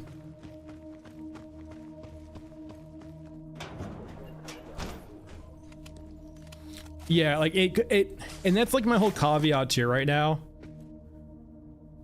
Nitro Express, Jay, is a large caliber hunting game round. It's technically a designation, like, so there's different types of Nitro Express calibers, but typically speaking, when you say Nitro Express, the first thing that comes to mind is a large caliber rifle meant for killing big game. Like, it's a gun you would bring on a safari hunt in Africa. You're already dead.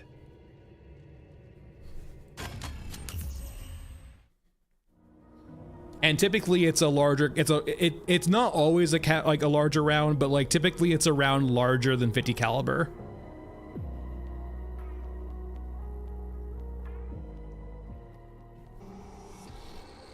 I've only found one spawn for him, zombie. I haven't found the other spawns yet. It's for hunting elephants, other like tigers and stuff like that, like bears, like large animals, right? You would use a round like Nitro Express for. But like elephant gun, like when you think of an elephant gun, some of them will shoot Nitro Express.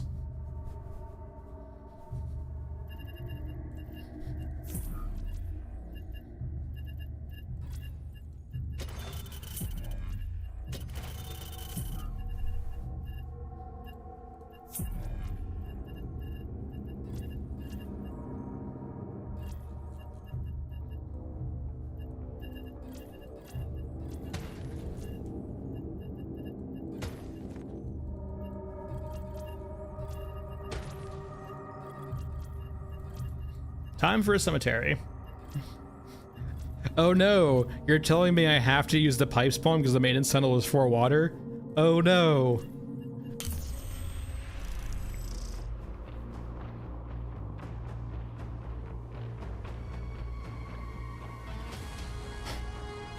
Master, I think that's more complex than the game will allow. When they're having clear like bottleneck constraints on animations and gameplay functionality, while that system sounds cool, I think it's out of scope of what this game is trying to be.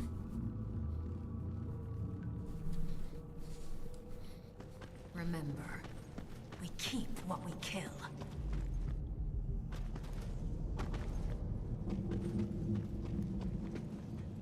Is that like new ambient sounds here?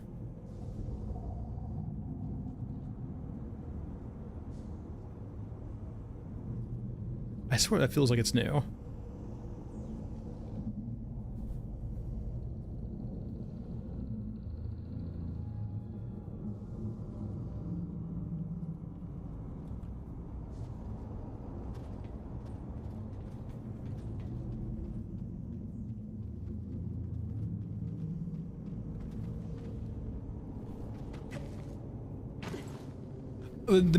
So like, hey Fane, like naturally the music, the art, and like everything artistic about the game is usually what like it is the highlight of the game. You could even probably go as far as to say that like it is the core of the gameplay right now, is just experiencing the art and the sounds and the ambiance, right? There ain't a lot of game here yet. It's more just a soul in service of the art currently, in all aspects.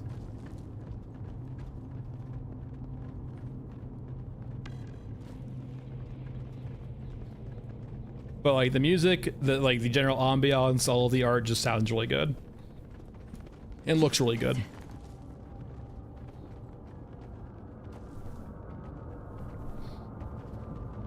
Yeah, like, so Frog, that's the concept too, right? In the sense of all of these machines of war are set up to perpetuate the war. They aren't set up to win the war. Where the hell's the dog? Like, especially considering the larger command structures of all of the factions was allegedly wiped out during the beginning of the war. All of you, like, essentially, think of it this way, right? If every war machine was like a human person, right? Every single creature, so like, let's say, for example, Europa was a person, Eurasia was a person, and Eurusca was a person. During the beginning of their war, all of their heads got cut off, but their bodies kept moving. So like, there's not a rhyme or reason for the bodies to keep moving, but the bodies are doing what they were designed to do, to go through the motions to move. But the head is no longer there.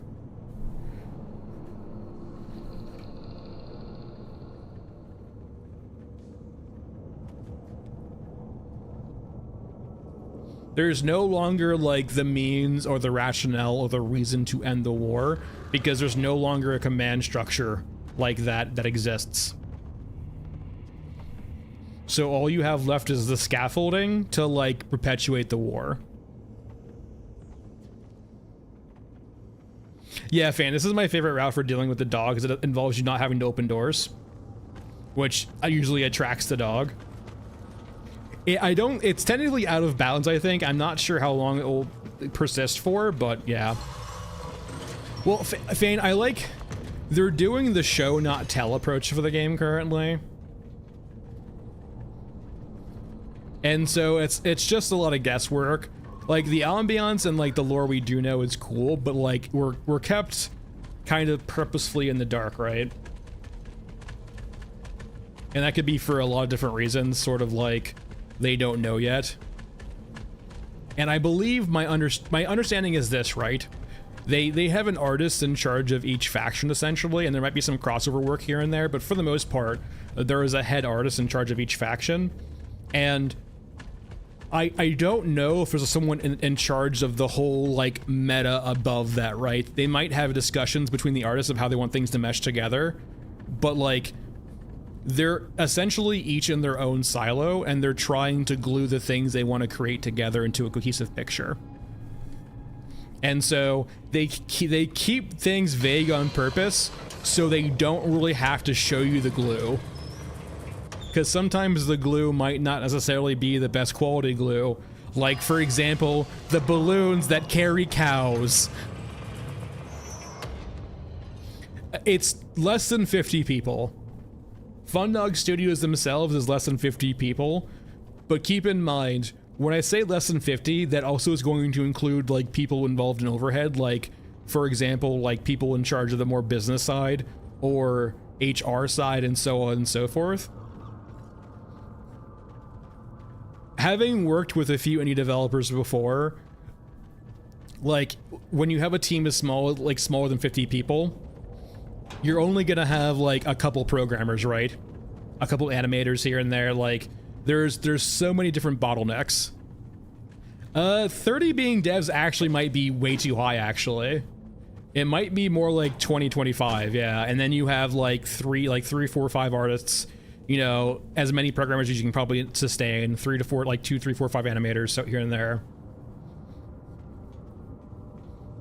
And when I say artists, right, I'm not just including like people who draw, right? I'm including like, you know, people who do the sound art for the game, right? The music people, like, and there's probably a great deal of multifunctionality too, right?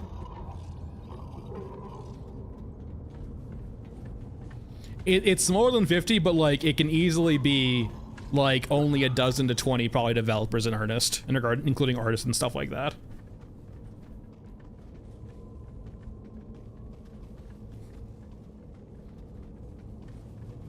Well, I think BattleBit's understanding the issue too, right? Where BattleBit, I actually looked at BattleBit like maybe a month ago because I was curious how it was doing. Those 3 developers are having issues sustaining content after release, right? And that's kind of the whole shame about games like nowadays, right? When you have multiplayer games like that, you have to like have a good content pipeline, otherwise people are just gonna leave your game and go to other things, which technically is fine too, right?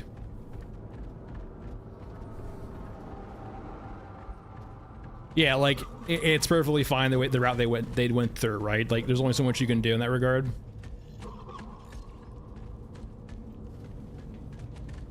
Yeah, I mean, conceptually too, right? That might have just been outside what they were trying to do also. Like, do they actually want to have a game they need to constantly upkeep forever and keep maintaining? Sometimes it's nice to be able to end a project and move on. And that's conceptually a problem too, right? Is because of the prevalence of live service now and multiplayer games that are perpetual, like so many players are now ingrained with the thought that games must perpetuate forever until they suddenly die.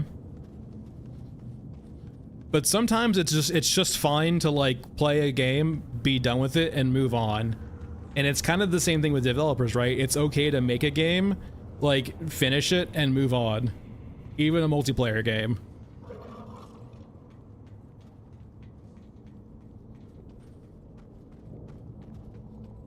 Hey Doom. It's going well. Just playing around a bit. Trying to figure out all the quirks with all the guns.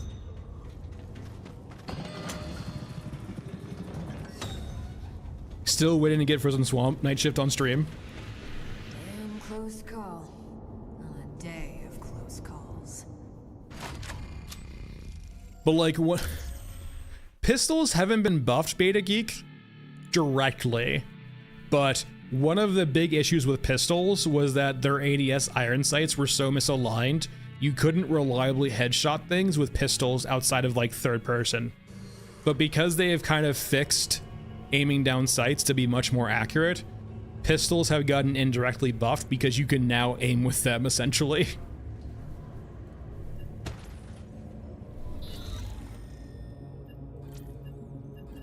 Yeah, and like that's kind of the reason too, Jay, where I want them to not feel beholden to the whole extraction shooter title. Like, it makes sense conceptually for a very modular game you can scale up and down, but I also really hope they don't feel beholden to the extraction shooter shell. And that's kind of how I feel about the guns. It feels like it feels like it was like a Control-C, Control-V out of an extraction shooter. And it feels like because extraction shooters have heavy gun customization, you need to have that in your extraction shooter. And I don't feel like that's the case. At least not in this game.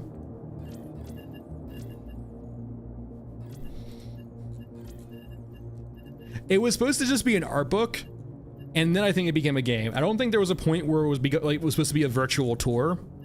I could be mistaken, but I feel like it went from art book to game. It didn't go from art book to like virtual 3D environment to game.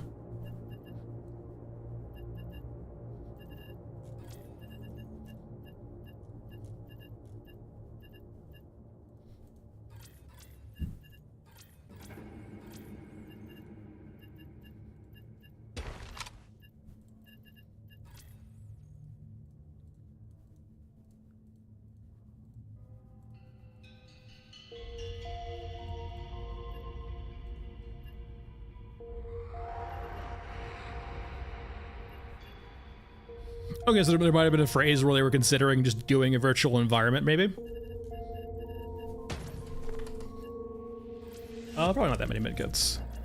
Vendors, buy some 308. Vendors. You don't sell 308 all, do you? Yeah, you don't.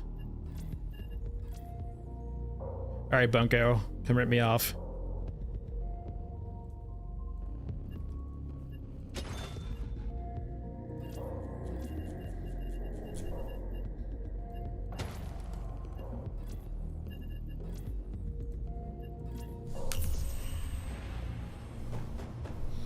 Yeah, they didn't really touch on hunter killers at all this patch, but I hope they eventually do.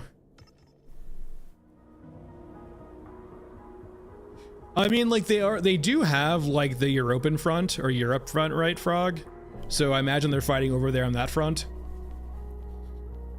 But yeah, Eurasia, maybe Eurasia's there's a theater of war perhaps where they're fighting. On the road again. Essentially, the world is divided up into different theaters of war, and there's an AI in charge of each theater of war for each faction, essentially. But like outside of that, it's very self-contained. Ben, yeah, we're currently in Los Angeles. Yeah, we're West Coast USA, Los Angeles. The greater area, though, right? Like we're in a mega city version of it, so like we're basically just in Cali. It's the problem I have, Doom, with the rep system right now is that all of the quests, or the vast majority of quests, kind of point you toward killing things. And to have those quests, like, it feels weird to have quests that punish, like, the kill quests themselves are pretty weird in a game where you're supposed to be a survivor, but on top of that, like being double taxed almost in some capacity by having your rep get nuked whenever you kill anything, along with just like, yeah, it does not feel right to me, and it's not a tuning thing, it's a quest design thing. If you're going to make me think every time before I pull the trigger, you need to design your game around that. and it doesn't feel like that right now. It feels like I'm compelled to pull the trigger a lot. For a lot of different reasons.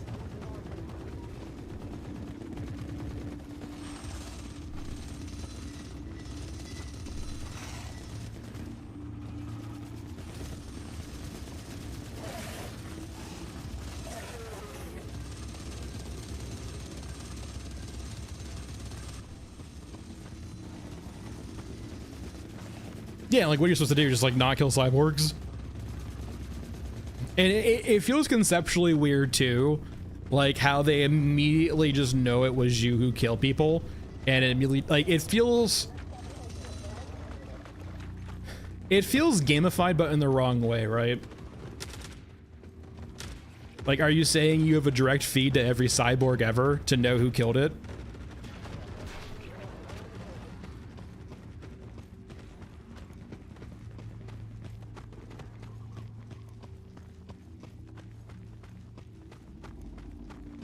I haven't gotten it on stream. Last night to get recording footage of it last night, I just spammed it back and back to back. It took me like, I think 15 tries to actually get it.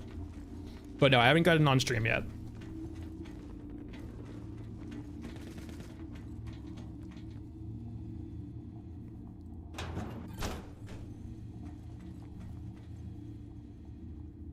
The silent bridge still. It was only a 1 per retry, Nem, so it wasn't bad. I went from like 55 down to 40 water, but like it was only a one water per retry.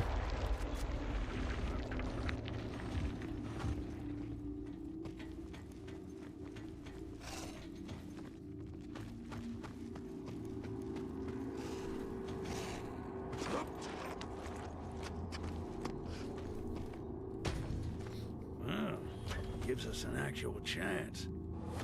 That's good. I will say,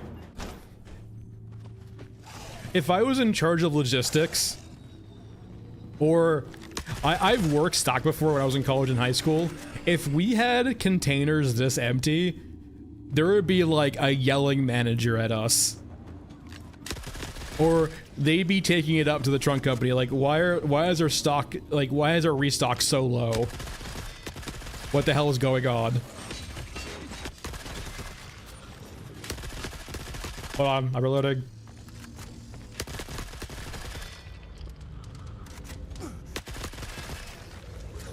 Let's see how bad this gun is actually, by the way. Let's get some aiming done.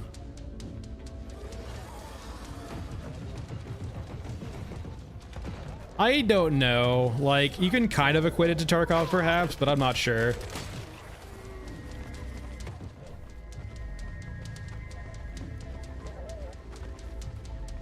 And the problem is too, is like, considering a lot of this stuff in the update, it seems like very early like iterations of things that are scaffoldings as opposed to fleshed out concepts. It could just be V like 0.001 of an actual system. All right, so same thing, quick burst up and then laser beam. And then that, like, that's super controllable. It's only 20 rounds, but we're not controllable. It controls it for you, but just like a straight laser. Like that was all 20 rounds right there.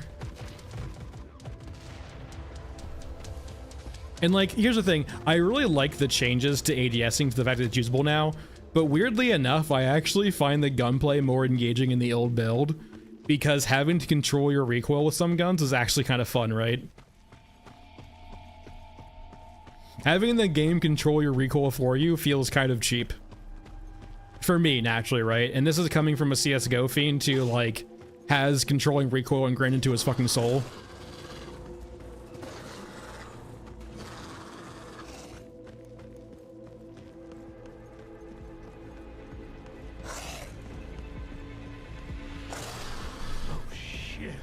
And I definitely think there's a sweet spot though too, right? Like, I would never advocate for like the craziness of Rust recoil, but like I definitely think that it's just too gimme right now.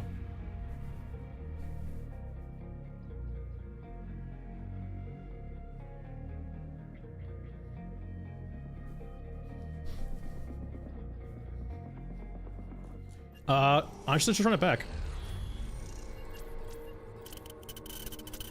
Let's do another stairway. Let's see if we can actually find our friend. We can attack him real quick. Let's see if we can find the other spawns for this quest.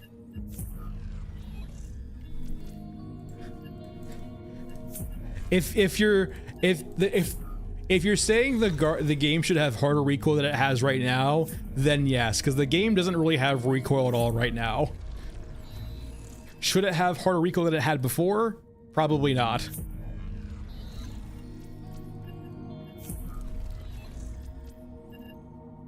I would love to get into their gunplay system and see if I can tweak it around too, but we can do that. Well, actually, we haven't done this one yet. The sounds of stimulants.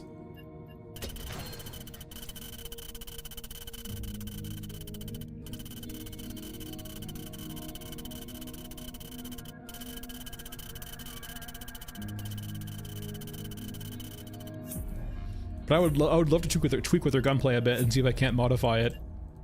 I wonder if I can ooh. Unfortunately, I think it's too late for that, but there was a playtest build, right, where maybe I could do that, but yeah. I don't think it's consumable, but I think it's just a quest item drop, right? Which means it's probably broken. We'll see, I guess.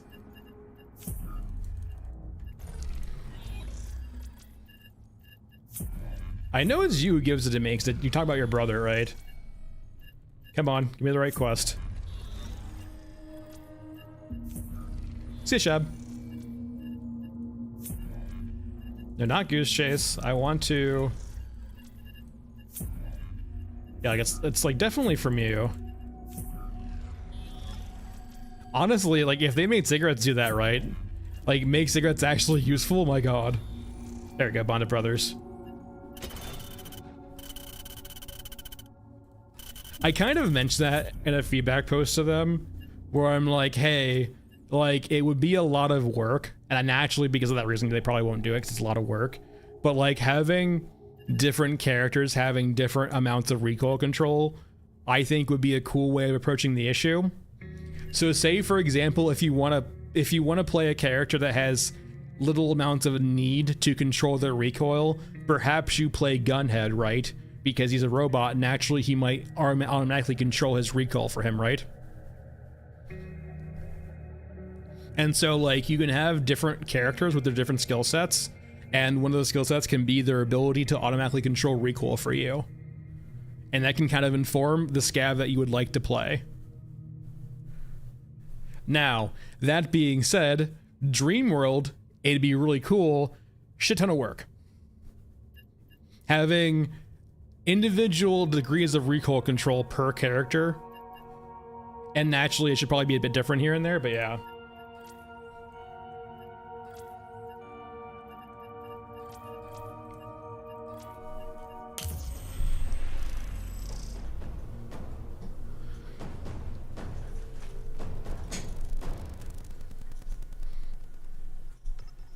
Yeah, but we're talking more about gameplay perspective though, Balu.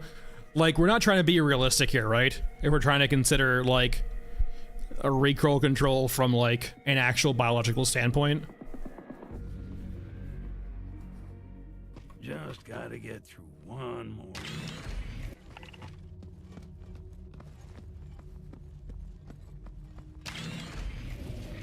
That's fair. Nothing wrong with that. Alright, can we see? I wonder if we can see this guy on the map, actually. Doesn't look like it.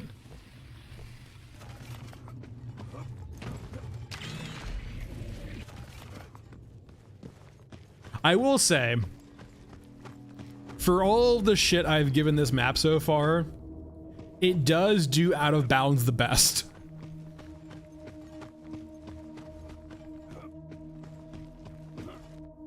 Like, it's not even close. This map has the best Out of Bounds. It's the you fall and die. It's not some weird minefield gamified. It actually, like, I do like how they approach the whole Out of Bounds issue on this map. Because the Out of Bounds is just you fall to your death.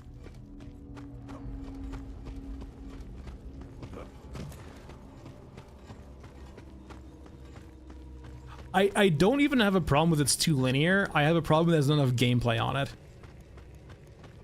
Like, you can say that because the map is too linear, it doesn't have enough gameplay on it, but like, it's more of just, it felt like once again, I mean this in like the lightest way possible, because it's a very harsh critique I feel to give.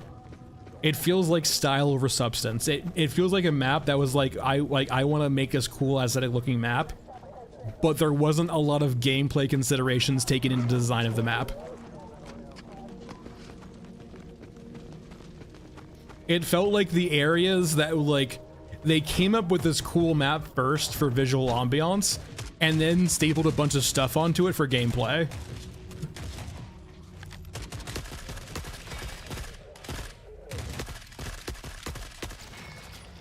All right, do you have my stimulants?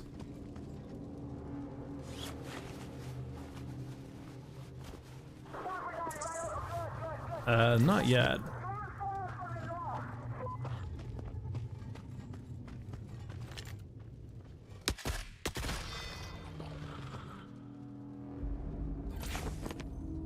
I will say, typically speaking, I feel like a lot of the quests that were supposed to...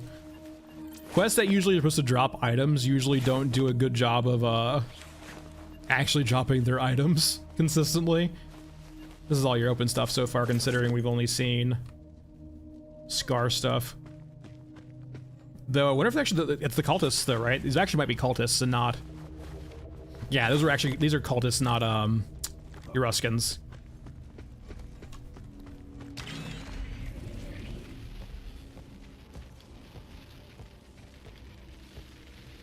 Is that an RPD in there, or?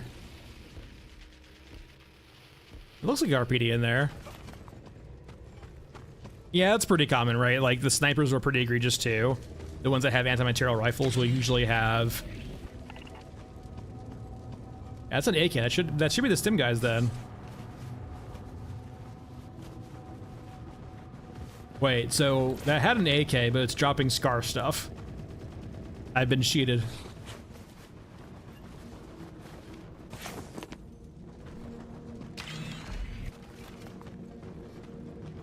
I don't think the cultists have any lore yet. They spawn on Nighttime Cemetery, they spawn on this map, and that's really about it. See ya, Doom. Thanks for stopping by.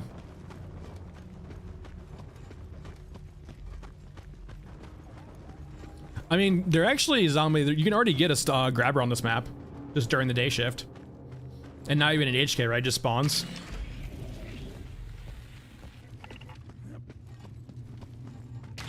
All right, so this is one of the spawns of the dog tags, like right over here. I wonder. Okay, I will say this. I wonder if this quest is only one you're supposed to do once, and for some reason you can repeat it, but like naturally you've already done it, so you can't find the dog tags again.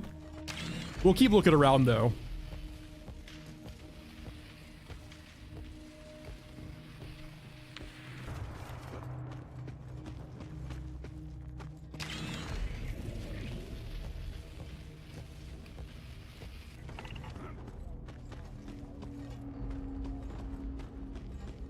Typically beta for the most part, like having, there's naturally different skill sets for different things you need in game development.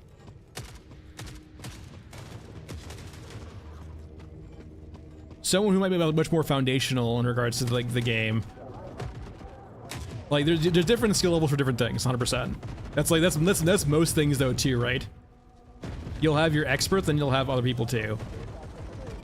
So these are your Ruskins, right? I need them to head out, please. I need your stuff, please. The what? Wall?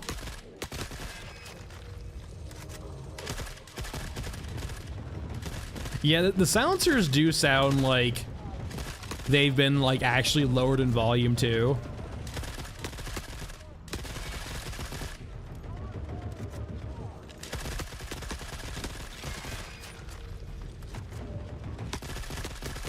And like, you'll see the same things with mods to beta, right? You might have mods that are just like changing variables for a different feel, or replacing assets for a different feel.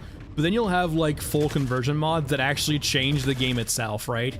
And naturally those are two different skill sets. They're related, but like one's much more deeper than the other.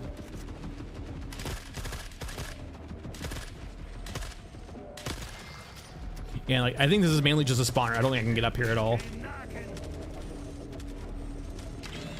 So many bags though. Yeah, I can't get that without a jump.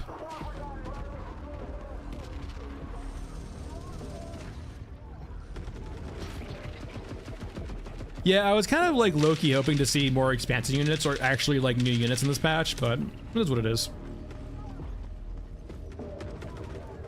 Hell, just seeing that little like that exo with the extra missiles is kind of cool, to be honest.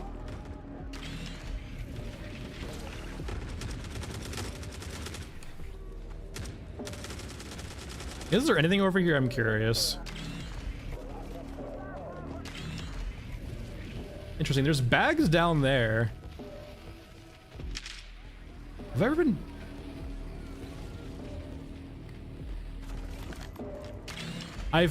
There's bags down there? I don't think you can get down there, though. Hold on. Like, is that just like a misplaced spawn where units instantly die because they're out of bounds? Because I'm pretty sure that low is out of bounds.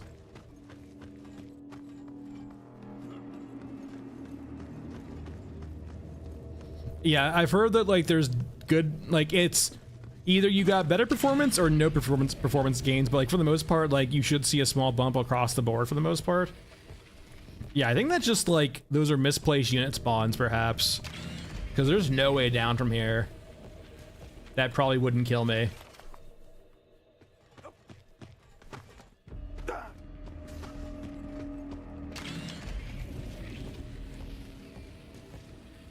I don't see a way in either. Like that's just straight wall. Yeah, I think that's just like out of spawn or out of map units that died immediately for being out of bounds.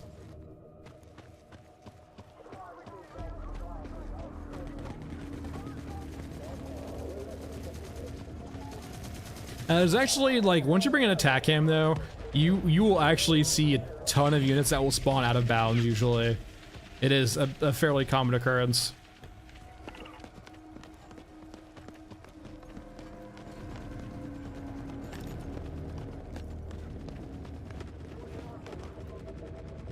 Sir?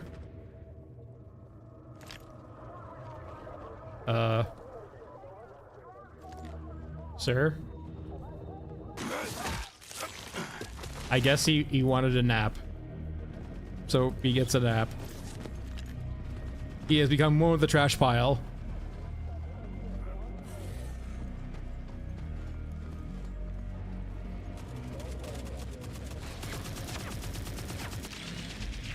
I wonder if this pipe is real. Guys, should I figure out if the pipe is real? Like, there's definitely no gameplay in regards to the pipe, but I am curious if it's real. I guess we can start with step one. Is this real? Okay. Okay, yeah, it looks real.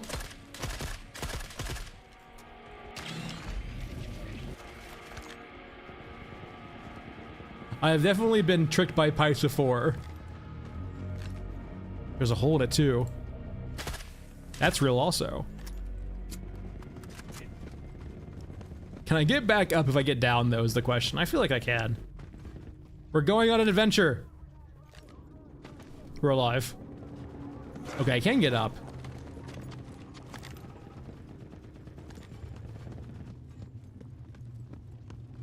I guess that's the way to get around the staircase.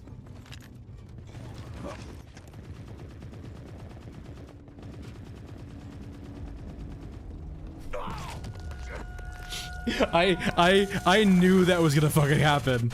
I knew we were gonna hit the death trigger. I just absolutely knew we were gonna hit it. I'm like, what's the threshold here for the death trigger? There it is, got it. We have found the threshold.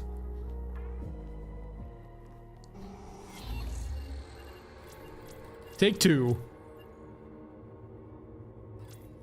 I mean, I didn't really fall off the map, Nem. I just walked to my death. We didn't fall, we hit the death trigger.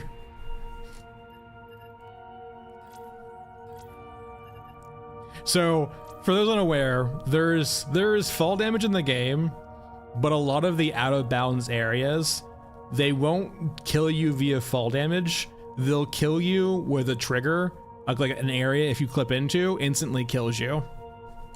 We can give it a try.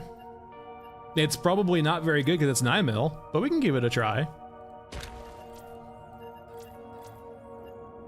Scav Girl, Scav Girl. I think it doesn't get a silencer though, right? So like it's still got the downside of like being a cool gun without a silencer, meaning it's kinda trash, but the no silencer life. Alright, we're good there. We're gonna like 5 in, so we're gonna attack him again in. This will be fine. We don't need ammo for anything else.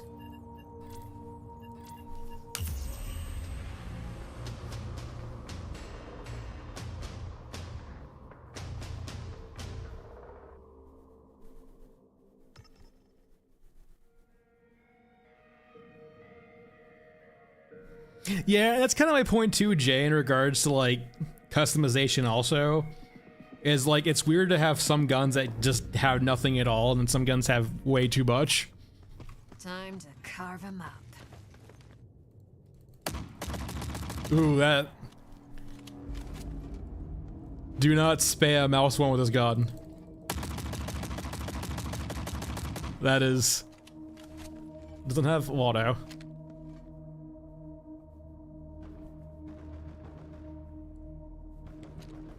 Wasn't that nice, zombie? The only problem though is I do like to nuke my save files occasionally.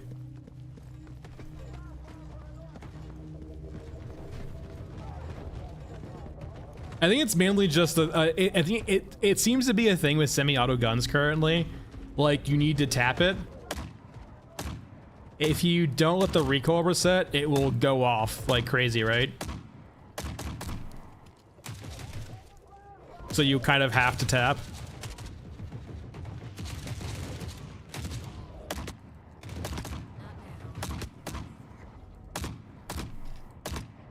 I will say too, the gun, I don't know why, feels really big right now. It feels like I'm holding like a, it feels like I'm a toddler carrying a very large gun.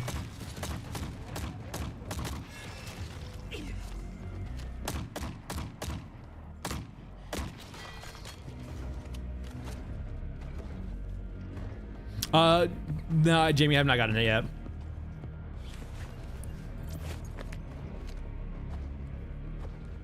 I think the thing it's gonna be, Ben, it's like just use full auto guns for a while until they get that tuning right. Okay, please let me loot this. There we go.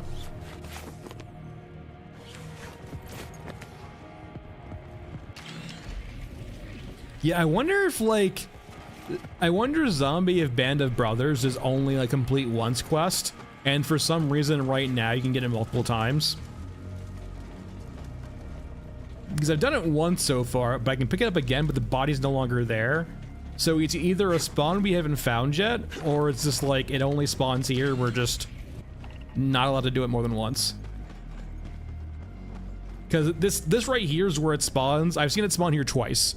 Both in a test branch and then here in this actual live patch. But since I've picked it up, I haven't been able to find it again.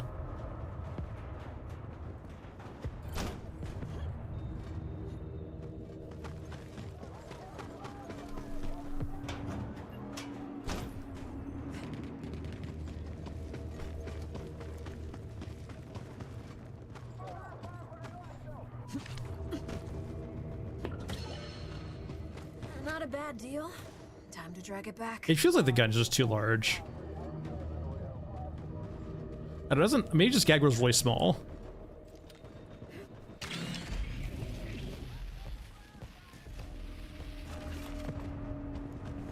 I haven't, yeah, that's what I'm kind of looking for, right? I'm looking for the second spawn. It might be in the trash pile back up top. It does seem a bit missized, yeah.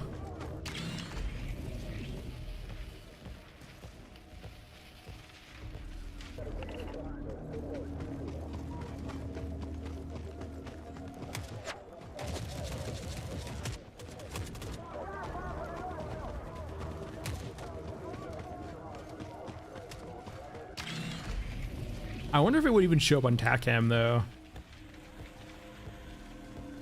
What's that down there actually? Yeah, it might be at the interior at the top. Yeah, that's what I'm thinking too. Another 3 boxes down there, just like out of bounds again though.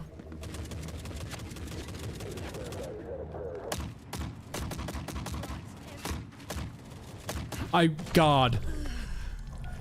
I will say, that makes combat a lot harder now with pistols.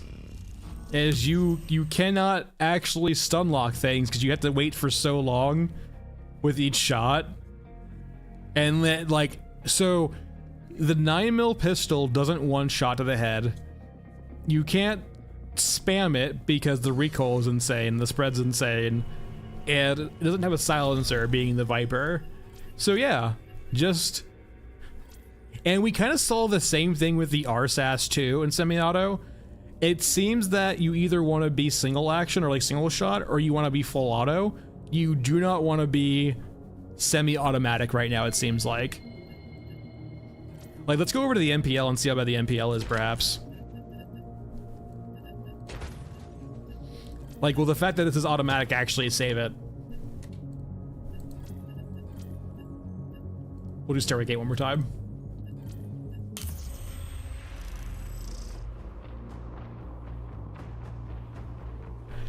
I don't think the weapon, but it's silencer or no silencer, right?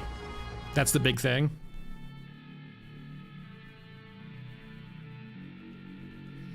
And so, like, I mentioned that in my feedback too, right? Like, you know, the whole silencer versus no silence dilemma right now is kind of,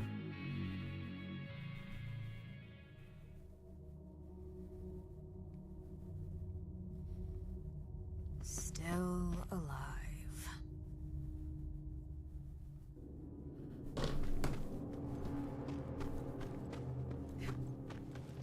So before we get into the map proper, right? So like here, that sight picture is not great. Yeah, here's the weird thing though. Okay, look at this, right? Even semi-automatic on this gun, it's a laser, right? It's just a pistol that is very weirdly just like, you fire 2 shots back to back and it's like, it's crazy. I guess like just work in progress. But yeah, pistols, at least some pistols seem to be very broken right now. So the Viper is definitely do not use.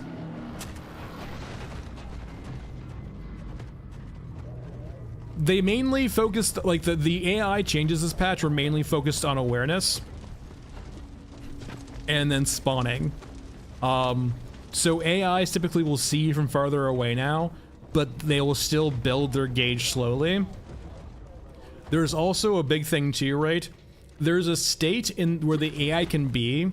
If they have a full alert circle and an exclamation point, it means that they are aware that you're there and they are aggro to you. They are just taking another unit's precedence before you, right? So say, for example, if Squad A is fighting Squad B and you're there in between them, they'll know that you're there, but they're taking precedence to the threat first, right? They're fighting Squad B first. But like, once they finish with Squad B, then they'll start murdering you.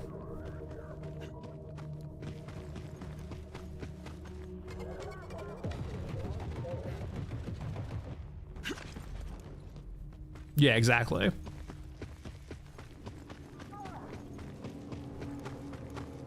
I don't think it's like all that intuitive, but like if they do a tutorial right, it will work. If you get out of their line of sight, it will start going down again to a question mark, yeah. If you like break line of sight or break contact right, it will go down.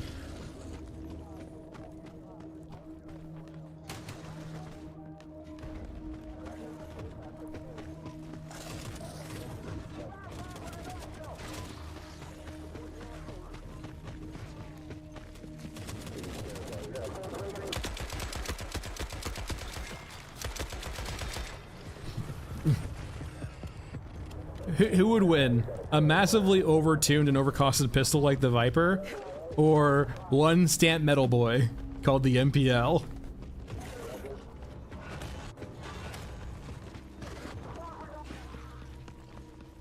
Let's see if he's up here, perhaps. There's my stuff.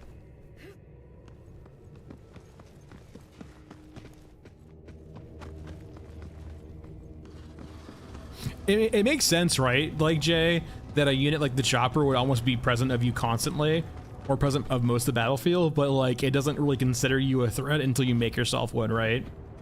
It's almost, in a way, like an organic HK, right? Like, the HK is there looming over the battlefield, but for the most part, the HK regards you as a threat because you're not being a massive dick. But when you start becoming a dick, then it's like, oh yeah, I'm gonna go and take a few shots at you real quickly to kill you. Knock you out real quick. Ooh, gotcha. Gold in the garbage. So he might, maybe he's up here in these like piles, perhaps. No, but like, so there's an EXO over here now, and this EXO is like in this pile of suitcases, but it actually has on its spare arm here, missile pods, or missiles rather.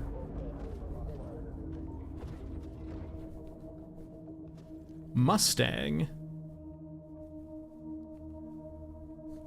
It kind of makes me think it's an AA missile, to be honest.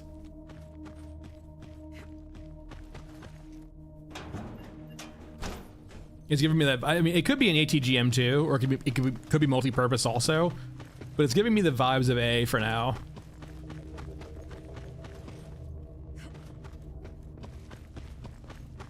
All right, let me. Is there a body up here?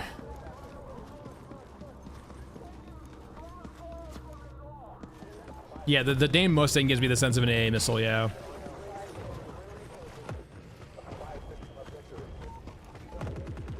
All right, nothing up here.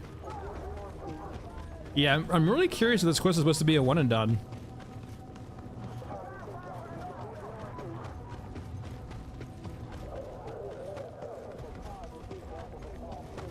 Supplies, supplies, supplies.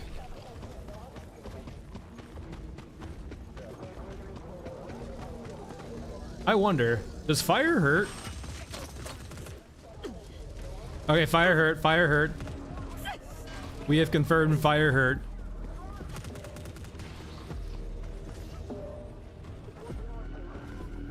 And you're like, of course fire hurt. Not every game make fire hurt. Sometimes fire not hurt. This game fire hurt. Thanks for coming to my TED Talk.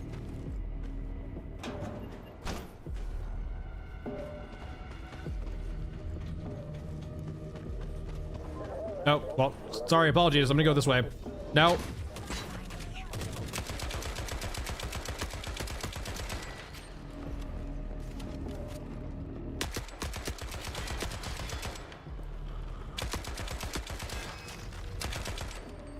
Pardon me.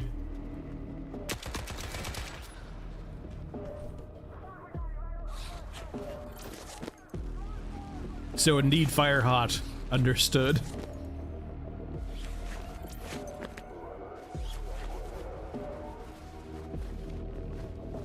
A series, yes. So like, typically speaking, if you're in a group with people, you will get usually typically bigger spawns, but you'll more likely see more dangerous spawns, right? You're much more likely to get like things like stalkers and grabbers and other dangerous units like Mechs. And typically speaking, you will see like higher unit counts also, but the biggest thing is you'll see more special units.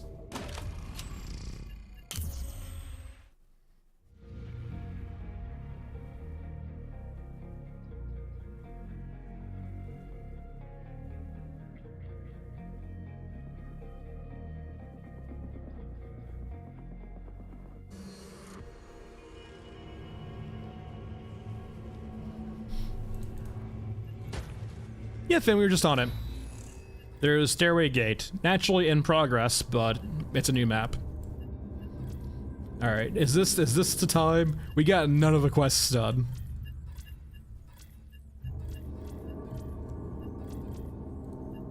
Is this the time where we actually get Frozen Swamp and proper? Let's try another SMG too. Let's use my most hated let's use this gun. I despise this gun. But let's give it a solid chance.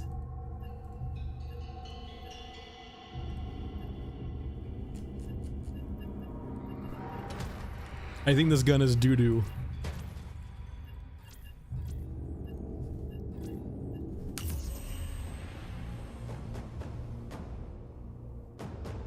But yeah, so there's now Stairway Gate and there's Night Shift Frozen Swamp. But the mechanics behind night shifts have not changed yet, so night shifts are just RNG. At least that all it seems like, right, is RNG.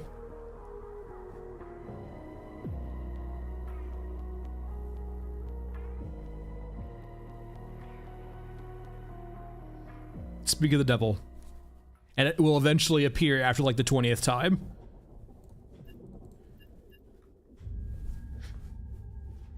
All it takes is saying, this will be the night shift 20 times. Wait, hold on a second. I just noticed something too.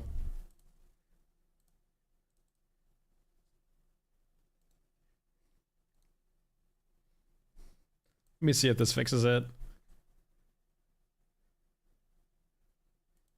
1 second, please.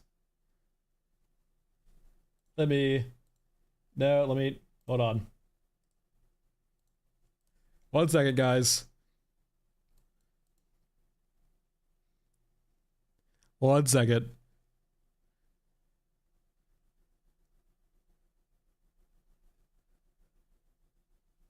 What do you mean I need it?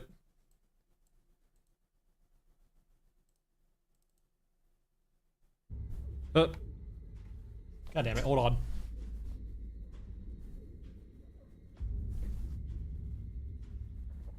You know what?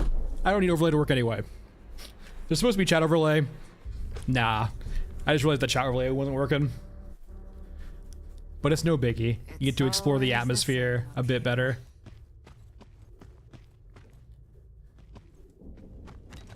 While we're here though, 1 second. Let's Oh. What the hell, PC 9 Pro?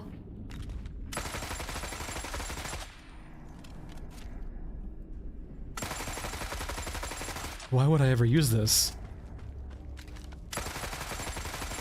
That jump is insane in the beginning. Yeah, this is Frozen Swamp Night Shift.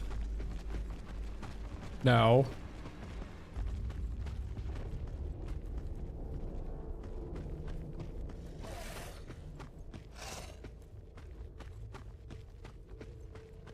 So like I said, it's a cross between like Scorched Enclave Night Shift and Elfin Mausoleum.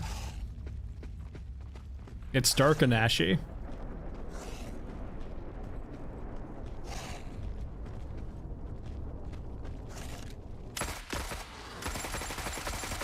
Alright, APC 9 Pro, you are not looking great.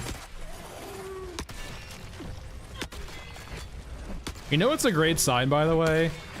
When your gun is so good that you decide to melee. I don't know yet, Jamie. We're finding it out together.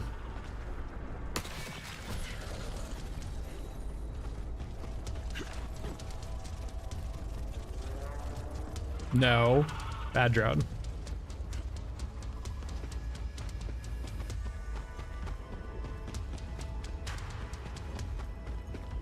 I think this is a new track, right? Or a track that's unused.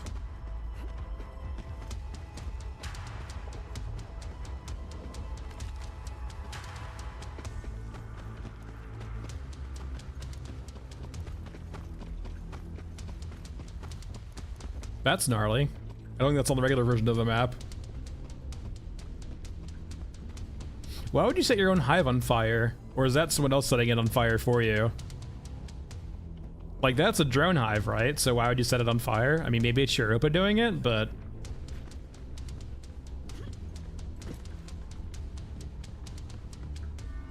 Oh, well... I have great news. Trash collection duty. My favorite.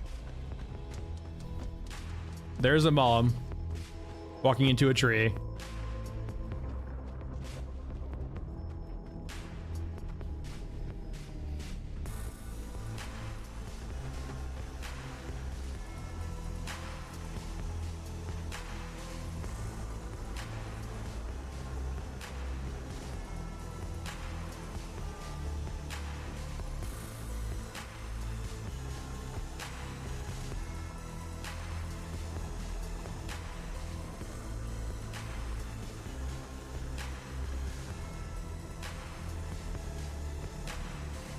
Well, I think that's just normal though, actually, right? I think that's making that effect during the day too. It's just not as noticeable.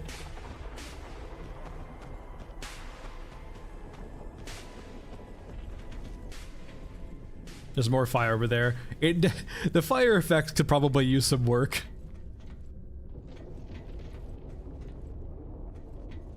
Oh, behind the pipes? Okay.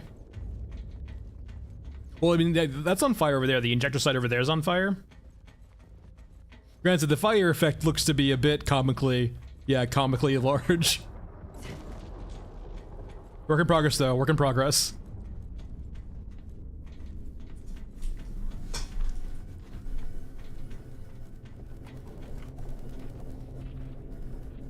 We have the lightning too, and then we have kind of like a greenish sky, like a greenish tint with lightning. There's Mom. Hi, Mom.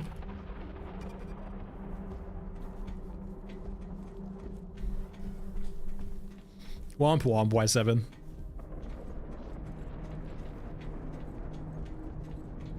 Hey, Star Fury.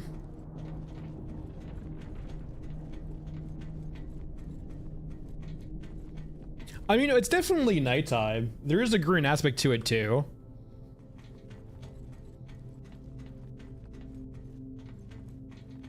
Yeah, all the shit in the sky, all the smoke and all the ash and all that good stuff.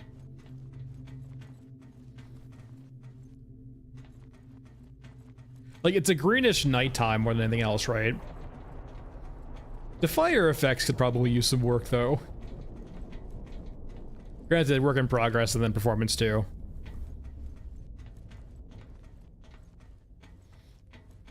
I mean, like, Mom is kind of friendly, right? Just don't be too close to her. She's friendly enough. All right, cyborgs.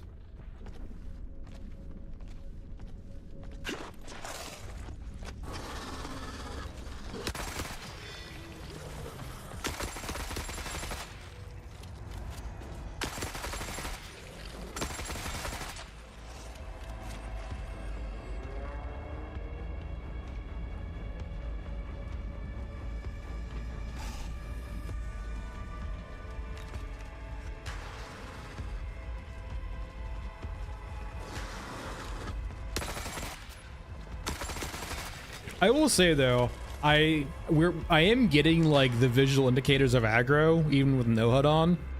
Probably just an oversight, but hopefully they fix that.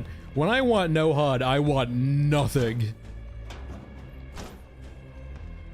And seeing those little aggro indicators kind of breaks that a bit. Ooh, a drill.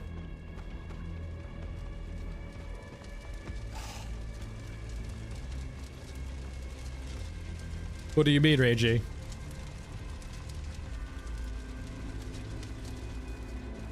that supposed to be water or blood or something? Wait, what? It's got reflections, I think. I think I saw my gut at it. Whee! Oh. Work in progress.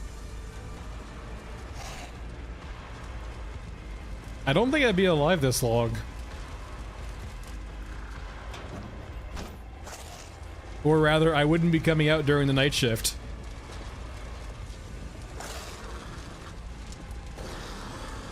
Who's a burning boy? Who's stuck in the fire? You're stuck in the fire. Who's stuck in the fire? You're stuck in the fire. Who's a good boy? Who wants to murder me? Who has no free will? You have no free will.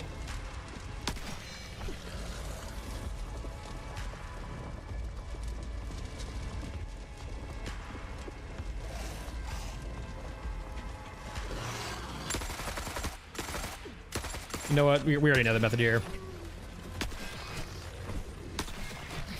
What wins, APC-9 Pro or Melee? Melee.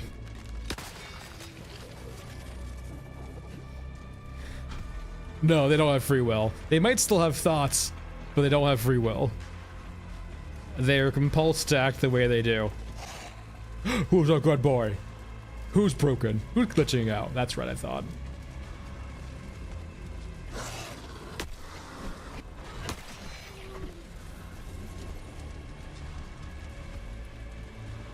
So yeah, we have the helipad here. And we have the ones over here that are on fire. Smokestacks, still doing smokestack stuff. What a silhouette right there. Lots of corpses up here too.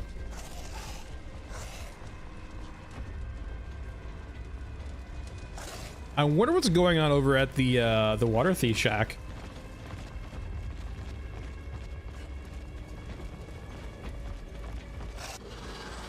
Let's go say hi to the water thieves.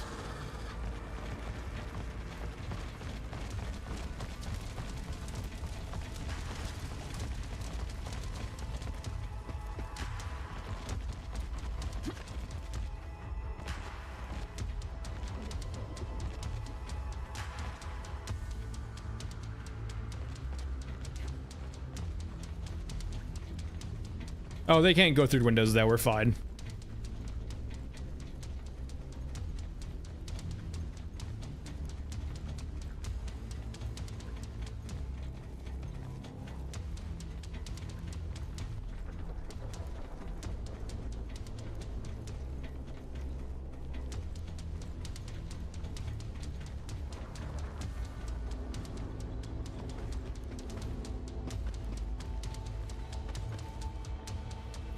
We might as well go down the slower way to be safer. It is very gnarly looking.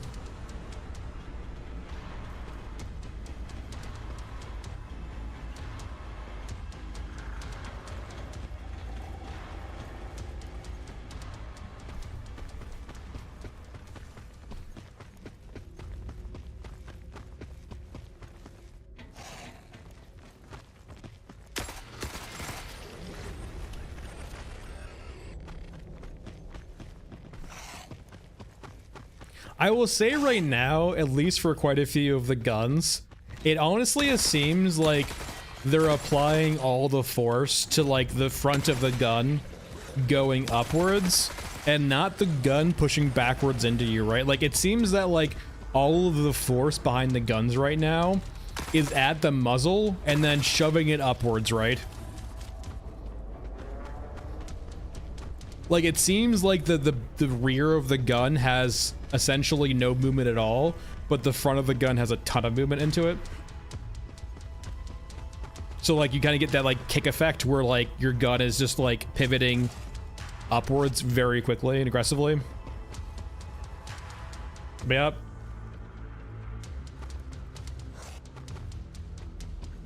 Alright, what's going on over at Shantytown?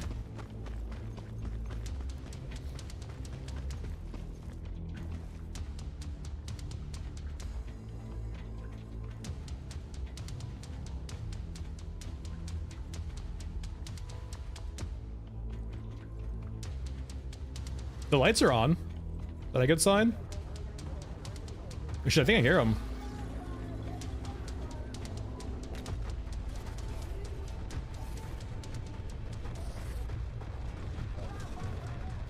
Beds, fat, head, I had. What? Figure it out later. No, but like the water thieves have the same chatter of exos though, or sorry, of Europans.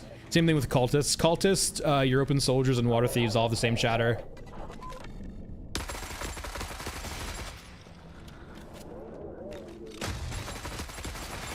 I guess the water thieves just don't leave a night shifts. Okay.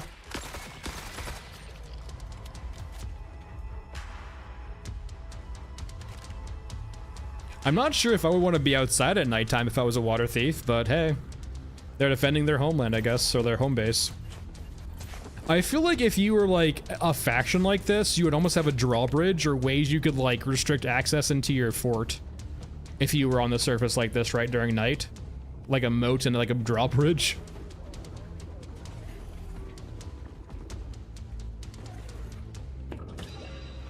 Gotta hold on to this for safekeeping.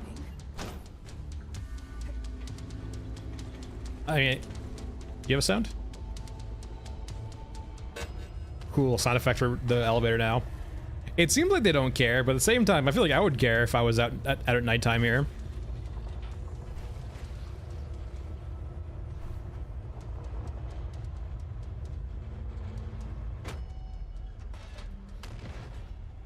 Yeah, it might not be their main base, but you still would want to be defensible, right? Like, considering how cursed Night Shift is.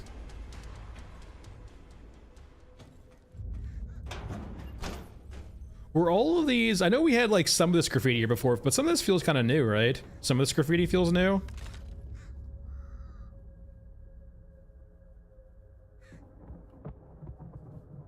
Or maybe repurposed from Cemetery.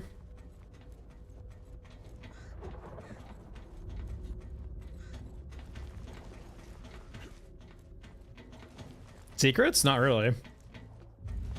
I'm not really sure if there's any secrets.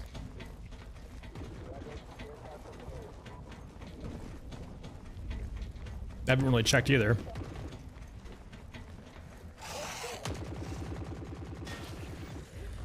Alright, time to go explore some more.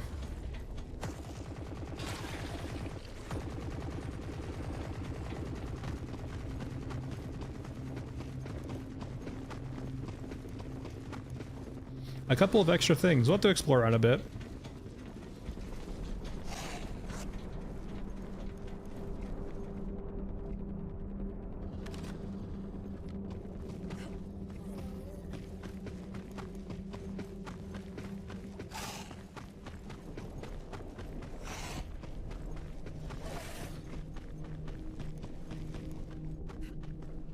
So we have the giant head over here, right? I don't you do anything yet. Probably not. Is there a mom over here too? There might be a dog over here at least.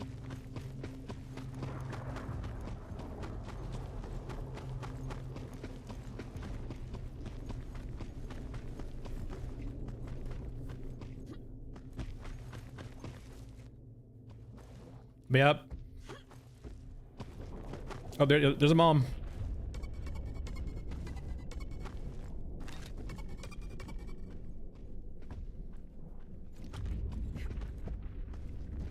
Oh, I don't have an idea.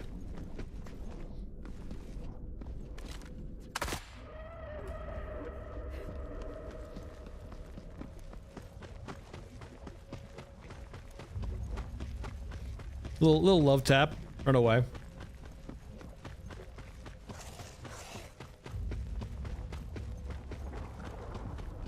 So during the daytime, a grabber can spawn over here.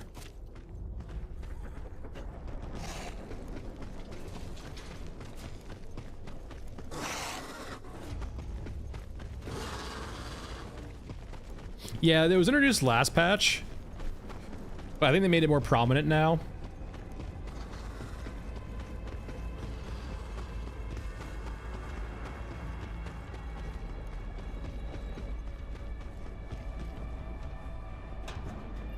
Alright, what's in the hangar over here while we're here?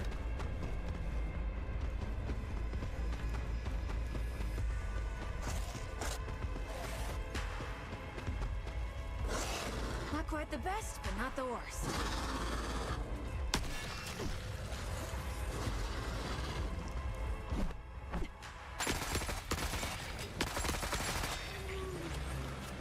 I don't think it was an owl. It was some shriek. I don't think it was owl though.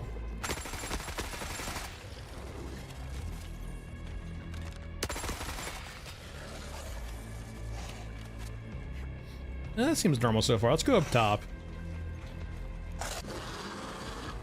Enemies definitely do ragdoll more, especially if you have a big enough gun. They will like get shot back or ragdoll a bit harder.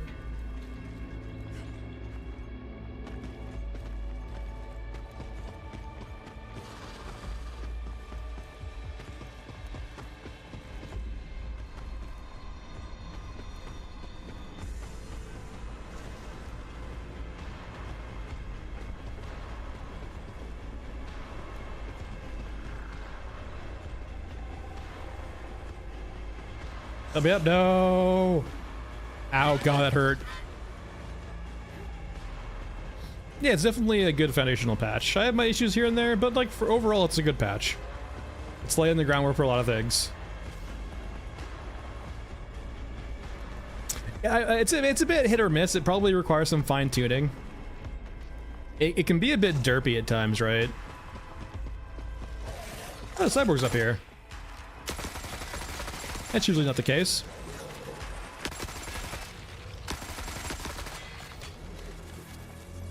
Are these barrels new? There's actually a container up here too. That feels a bit new. I don't think there's been a container up here before. Naturally, I'm full a bit though, but I wonder if they're planning for a quest to be up here eventually. A bit of this feels a bit new. Yeah, the poison mist. Oh, I didn't mean to skate like that. The terrain's a bit wonky.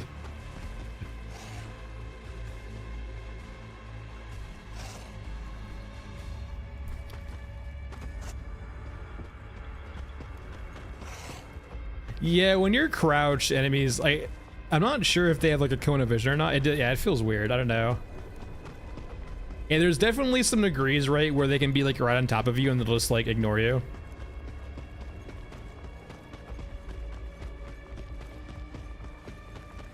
But this feels a little new at least. Like up here, usually not. There's not usually loot up enemies up here, so that's new at least.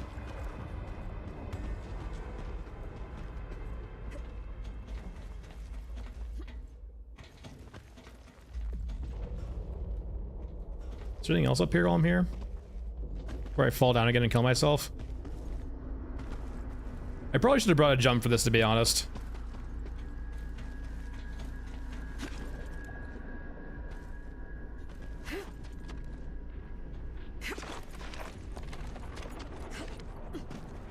Huh. Oh, there we go. I'm gonna get stuck, I swear.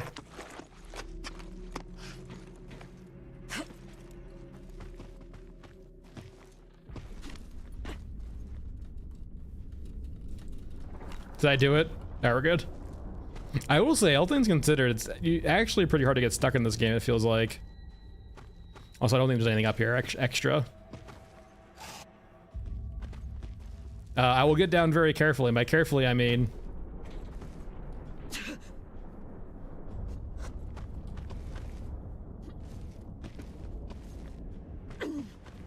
Okay, let's go explore a bit. Am I out of medkits? I have no idea.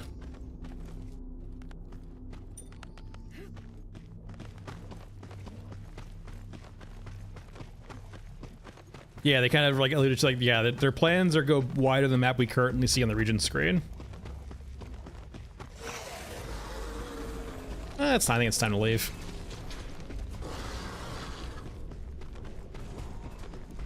We had our fun. We explored most corners. I guess there is one corner we didn't explore yet. That's fair. Hold on.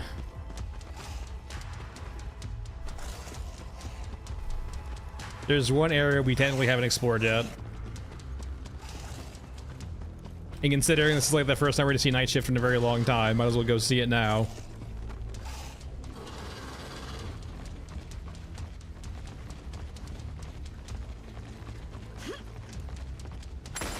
Who would win? Some Angie boys or a box? The box wins.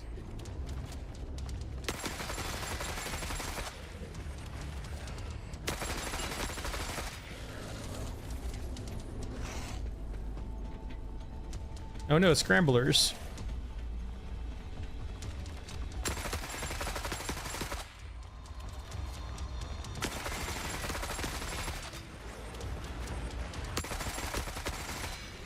There, we need to lower the bridge. It depends on the object, but they typically, like, very mundane objects like boxes, they don't have good luck with.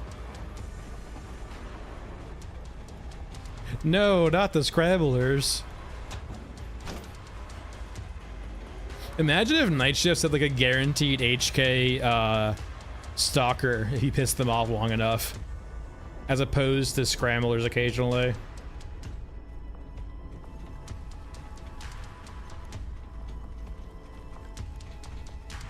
Not yet, no. It is still ghostly silent.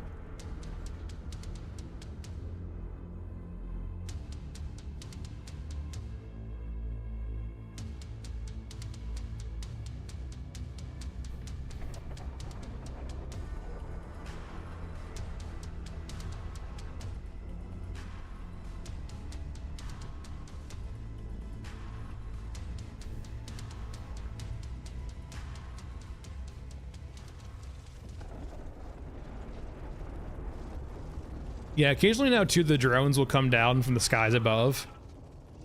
The bandit? I mean, Delta.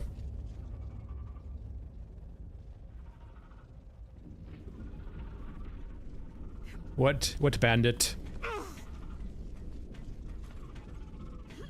Hey, Bless, how's it going?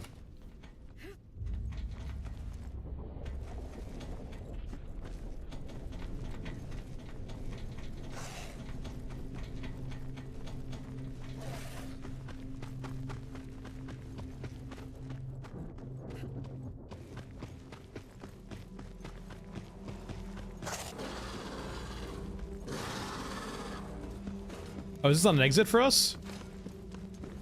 That's awkward. We're going back. I thought that was an exit. Maybe it's only dependent on a certain spawn.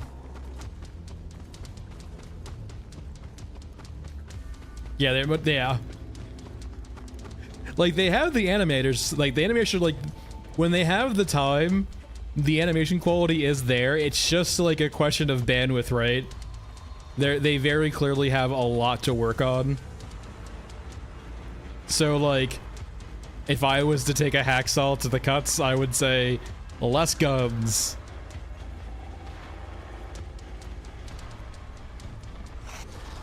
The quests have been hit or miss for me. Like, there's quite a few quests I haven't fully explored yet, but haven't been able to do. I would be surprised if... I avoid the Steam forums like a plague. They might read it. The CM might read it, but, like, it is...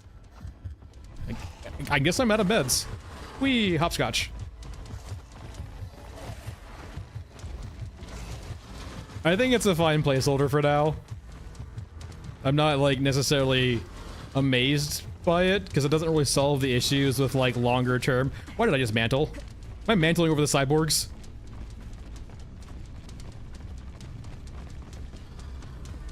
It solves the issue of, like, the people who didn't like the previous water system. Good times. Which is a good thing. It doesn't do a lot for issues in the late term anyway, though. So it's a good foundation. Yeah, Steam forums will be Steam forums.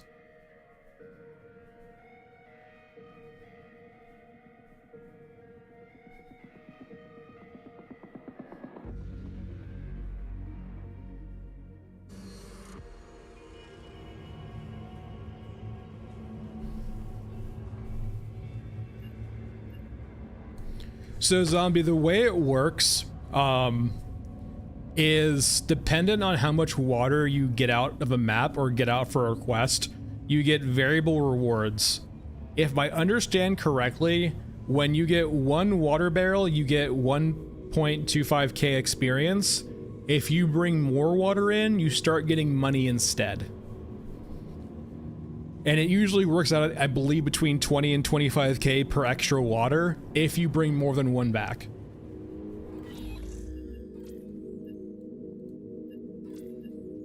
Technically, we can go try it out right now, actually. Am I maxed water right now? Let me go see.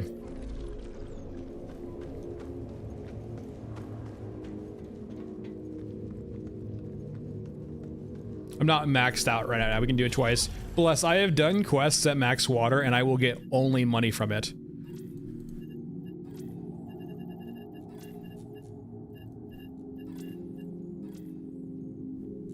When I get, when I get more than one water. But we can experiment too real quick. It could be that, like, water you bring out could be experience, and then water you get from quests could be money. We'll just let's play around a bit. Let me do a quick run on Mech Trench to get my max water up, and then we're gonna do a quick experiment, and we're gonna see what gets what.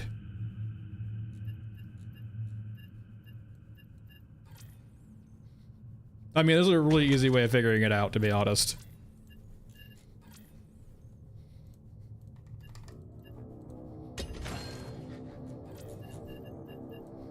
So first things first, we're gonna go do a very quick Mech Trench to get our water up to max. And then from there, we'll do the baseline.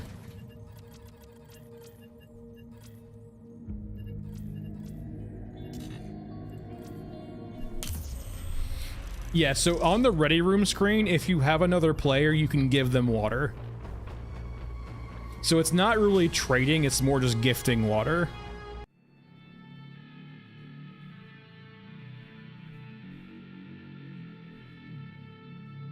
We can try all of that. I think I have Bagman currently prestige, so we can literally try all of this. We can figure out the whole system pretty easily right now. Crew, stay there. We'll find you. So we can get our auto up to max level. We'll do a prestige man bagman run, see what it gives us. Then we'll prestige up our bagman to be low experience, and we'll see what we get after that.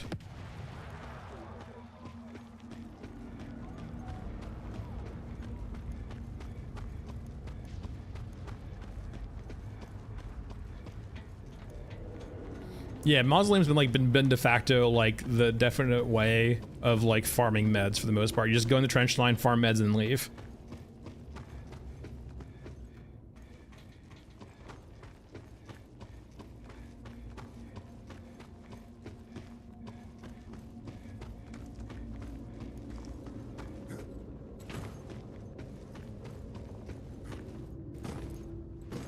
So no water down here.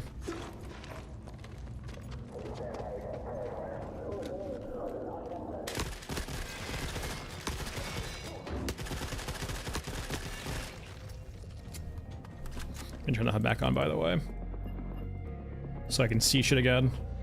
There we go.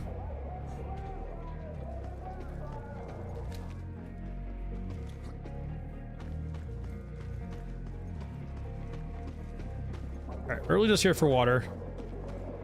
So looking for loose spawns. That is a lockbox, I'm pretty sure. Yeah.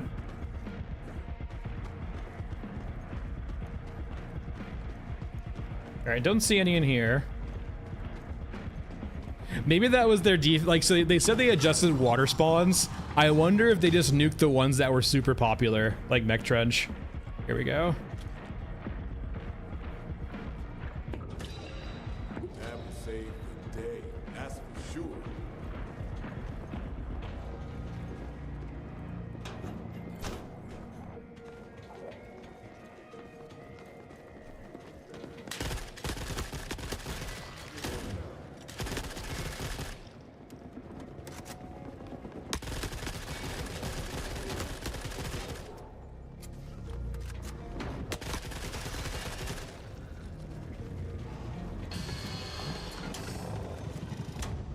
Alright, any water over here, or are we going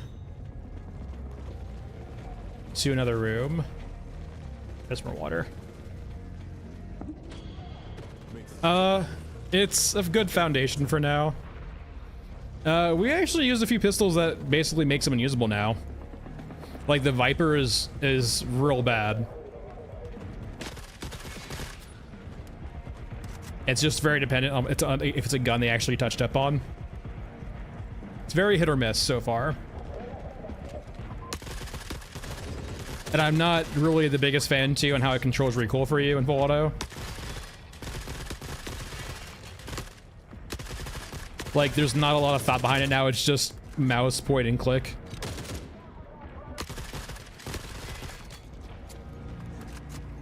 I feel like it probably still has water barrels inside the containers there.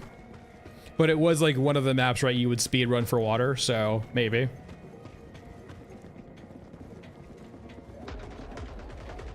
We can do a quick actually Scorched Enclave too to see how bad it is now. Why? You weren't even shooting at me.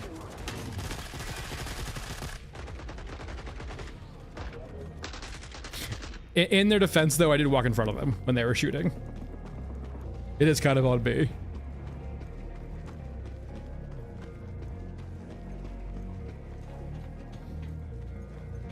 I mean, have you played previous iteration of Mech Trench where it was like a minute for like a full rack container of water? We get to see another day. Like, the best water map's always been Mech Trench for a very long time. It might change now with the nerfing, but...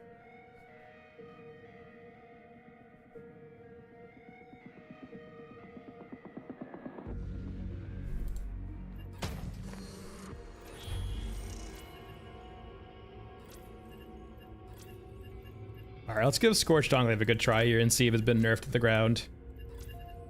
Just gonna do a run through. See you, Delta.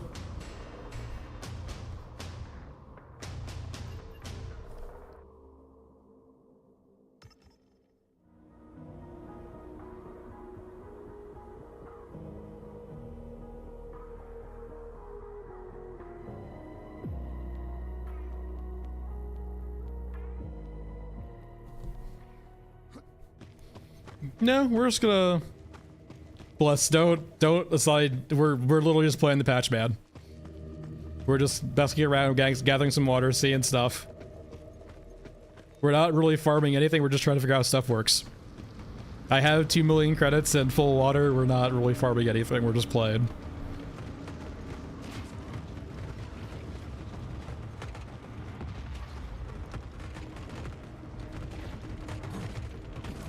Alright, so usually there's sometimes water in here, which is there's none.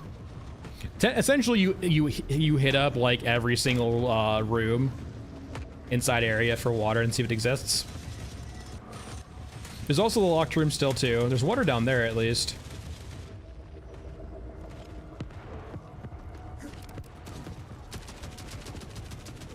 You don't see anything.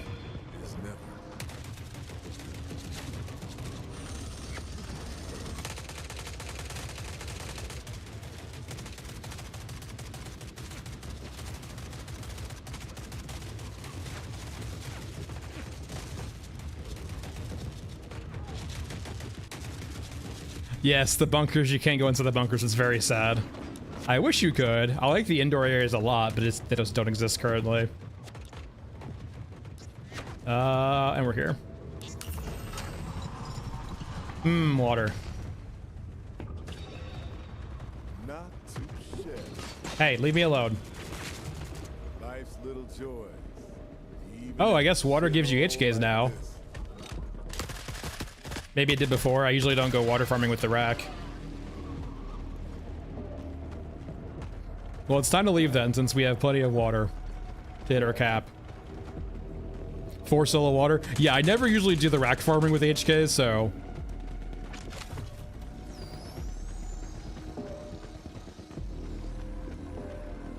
Like, usually, my use case for the rack is loading it up with turrets. Not loading it up with loot.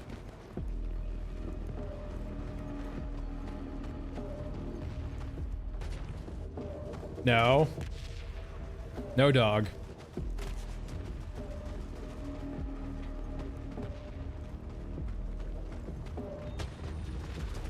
Not too shabby. Yeah, the rep change is very harsh right now. It doesn't really mesh very well with the current design of the quests, to be honest. What do we have? It's hostile. That thing's running pretty fast. That might be the Mech actually. Doing a sprint attack on something. It could be the dog, but the Mech now actually has a lot more movement abilities to it, so. Might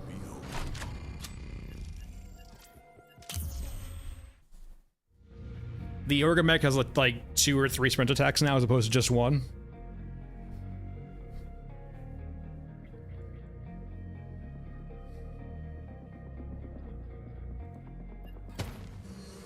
Yeah, each barrel was converted into 25k credits. Now, that being said, I am prestiged up with Bagman. So, I am now going to prestige him up, so he's reset now. And now we're just gonna go bring the rack into Mech Trench again.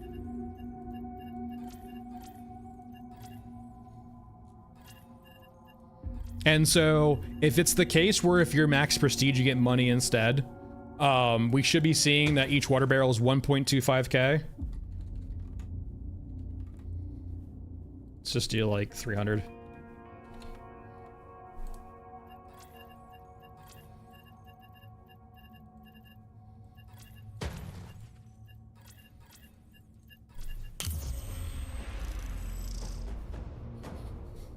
Yeah, I imagine like that's a side benefit for sure, Zombie. I actually think one of the main issues with, or the main reasons why they did it, is because if you have a friend come join you, and they don't have a lot of water, it would really fucking suck to have to not be able to play a map because they don't have enough water for something. Nasco, I think they will. I just think that like it's something late term for them to do. It's easy to get lost. I think eventually we will see instances where those units are killable or more interactable. It's just they have grand plans for them, and they don't want them to get cheesed out by like standing on a box and killing them. Yeah, Jade, I definitely been gassing out of certain like stockpiles of my items to like fix my rep occasionally.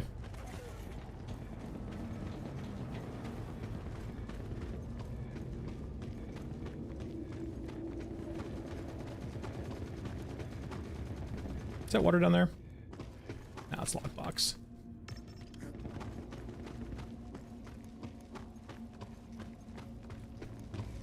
I think it's everyone for now, but I wouldn't be surprised if we went eventually see the host. I don't know that, to be honest, but I feel like it's everyone has to pay the fee.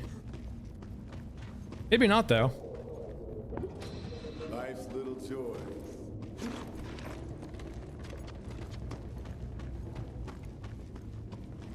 Only the host pays the fees. Okay, that's good to know.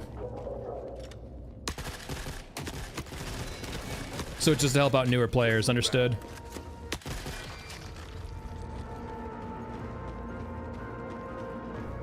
Okay, so yeah, you can share the cost if you'd like, or the host can pay it, or something along those lines. Got it.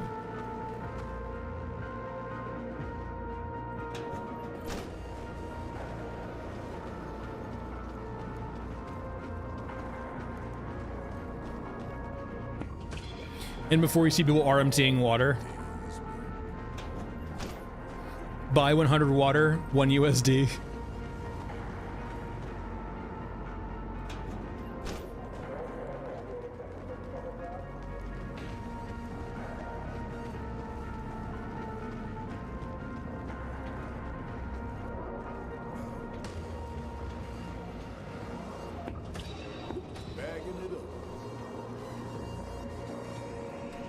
There's the HKs for me having lots of water.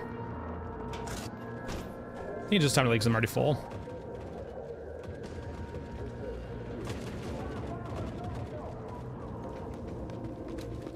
So we have 5 water barrels.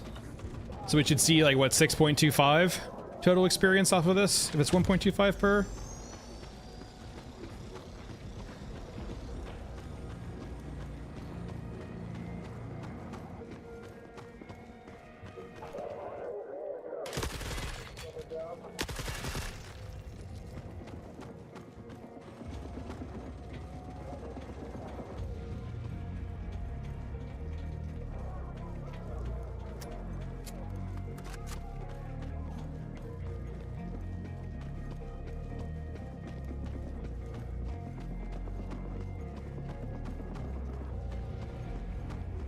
Oh yeah, fair, because it needs to pay for the cost.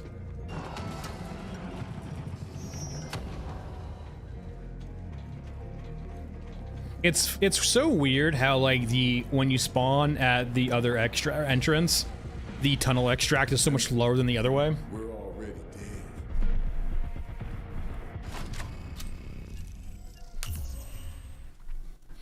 Yeah, it's actually rewarding you for playing in a team and not punishing you, right? Since you can kind of share the burden of the entry fee.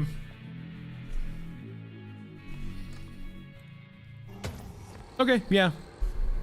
All right, so yeah, let's confirm then. So if you're at prestige cap, you get credits. If you're not at prestige cap, you get experience. Because I guess more people wanted to farm up to 50 prestige for some reason. Despite there being no real reason to.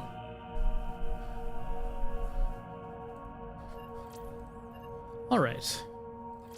Let's go over to a faster character again. Let's go over to Shaman.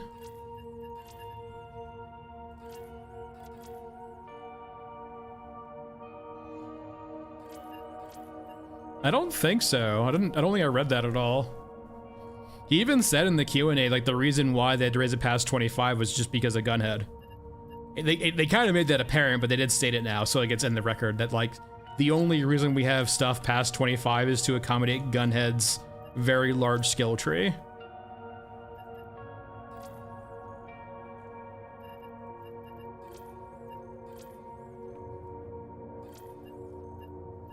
Okay, actually, let's go over to Old Man here.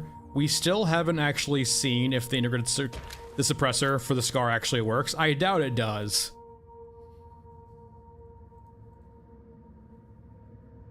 Oh, I'm scared. This might be cursed. This might not work. I would be surprised if they fixed it.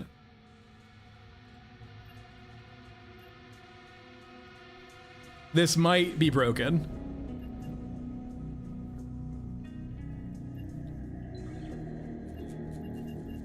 So the issue with the Scar being,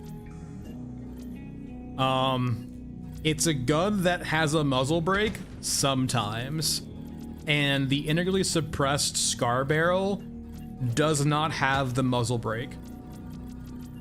It might not shoot straight. We're gonna bring a backup gun just in case. We'll bring you, because there's a chance we cannot shoot this gun, or rather we can't shoot it straight.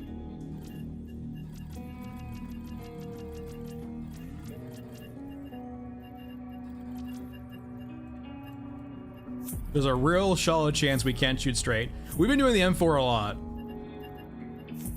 That's like the entirety, like first like 5 raids of the stream is playing around with the M4.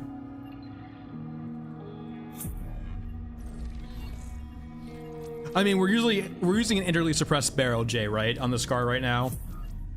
A barrel that's whole point is to be suppressed.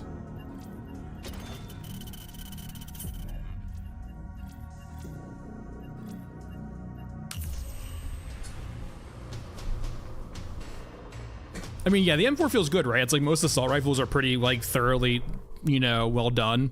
Except for the fact that they're all lasers. It makes me actually kind of... I like the ability to actually have accurate ADS, but I miss the fact that I actually got to control recoil in the other gun, or other version of the game.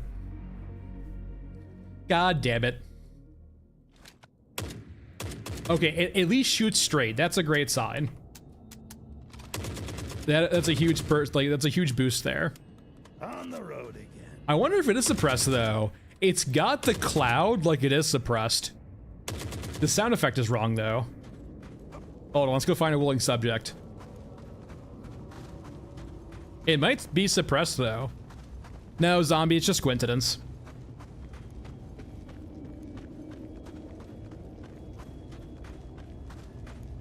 All right, is there, because it might be suppressed, it might just not have the sound effect for being suppressed. God,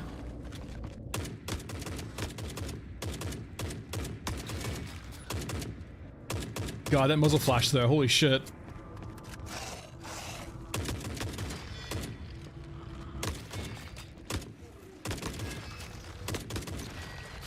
Well, naturally, it sounds the same. Remember, Jay, just because something sounds the same doesn't mean mechanically it's different. Or, it doesn't mean that, right? So, like, they could have made this actually sounds now, gameplay-wise, but not have the sound effect for it yet.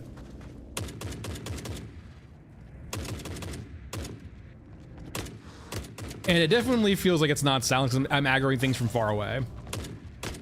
I don't see it through the walls, but it's definitely happening. Oh, they seem to work fine for me. I used them earlier, like last night, I think. The Scar has not been able to be silenced before, but like it has a suppressor. It has a internally suppressed barrel suppressor, right? But it doesn't function as one yet.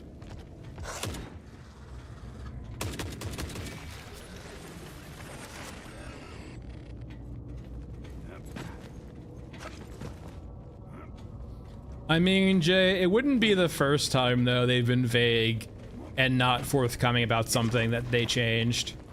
Like, for example, there's definitely some new sound effects in the game for certain guns that they don't, like, give us specifics about. Like, the patch notes have been pretty good so far in regards to, like, telling us what's happening. But we're still having to figure stuff out too, right? Like, it's not telling us everything. Also, am I stuck? Gabe? Let me out. Gabe? Gabe? Oh wait, we're good. Oh yeah, I forgot couch jumping.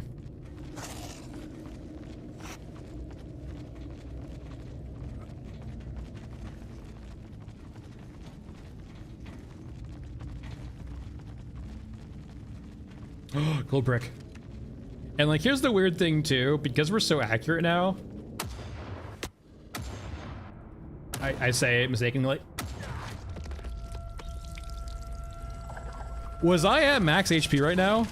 Was I lower than 1.3?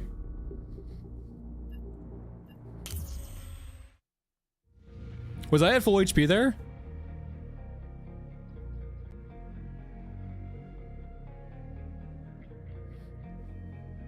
Was I below 1.1 or was I at 1.3?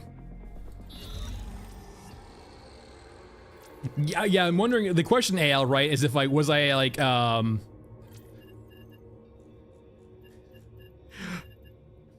another fast route to the grave zombies if I don't care if I die, because there's no real downside for dying in this game yet.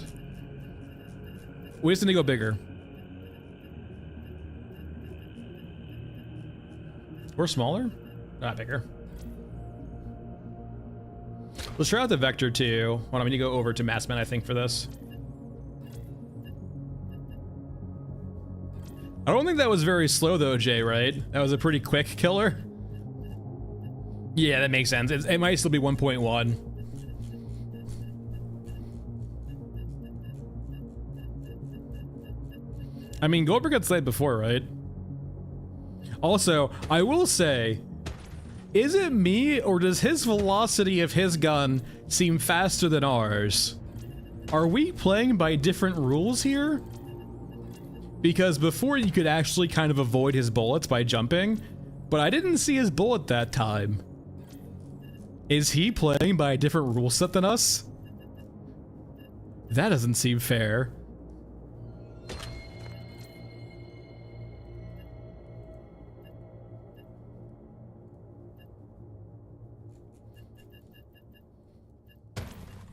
Alright, we're good there. That should bring some medkits this time, so we can make sure we're at full HP. See if he spawns twice. Probably not.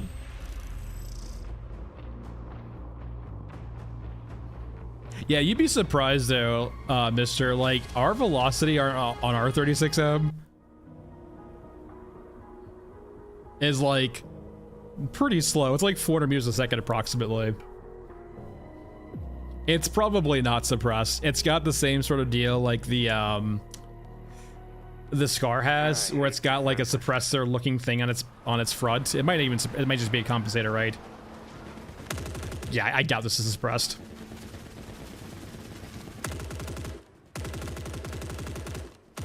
Interesting. And so it's got a lot of vertical shake.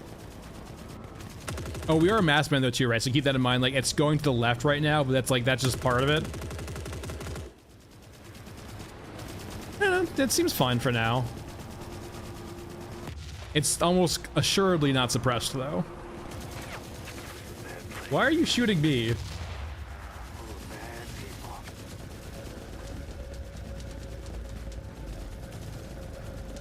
Toothy's unkillable, so I imagine so, yeah. If he spawns on the new map, he will just kill everyone around him because he can't die.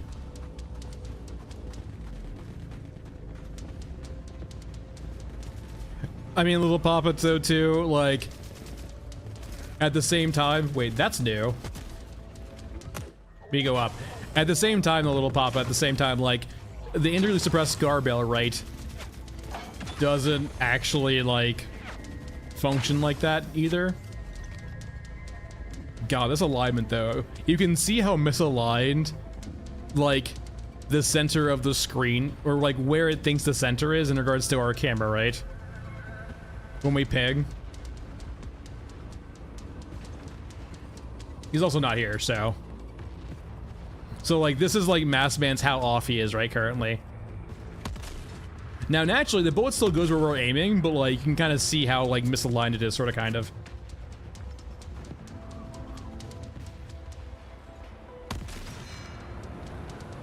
I shoot one person in the head, and you do that game. HKs immediately.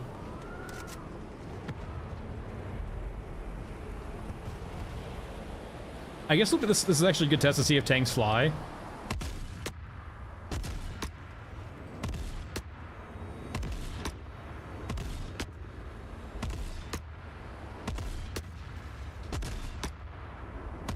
Yeah, that's definitely new. Brawlers in Shantytown. Yeah, but we have to get down eventually, right? Or I guess we could live up here, right?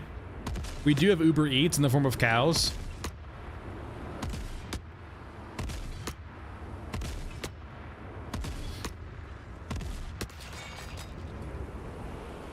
Do you want to fly? It kinda wants to. It's scanning a little bit. Come on, baby. Come on. Come on, you know you want to. To the moon. No, zombie, they still do. They just won't respawn here. Like, when you initially come to Shantytown, they will spawn. But, like, they are one of the variants that will spawn, but they won't respawn in that spot that everyone's accustomed to, right? Yeah, like, so Fred, the biggest thing with the Masked Man is that his ADS is, like, bugged more than others. You can see that the red dot is not aligned in the center, and the first thing that happens when you shoot is it forces itself to realign in the center, so it looks like you're being shifted to the left and then going down, but really it's just trying to fix itself.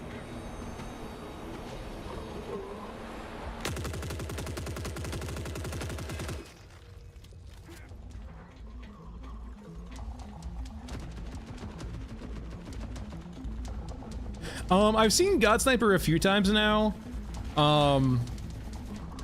At least last patch, you would end up dying a lot over there, just like before you do anything, right?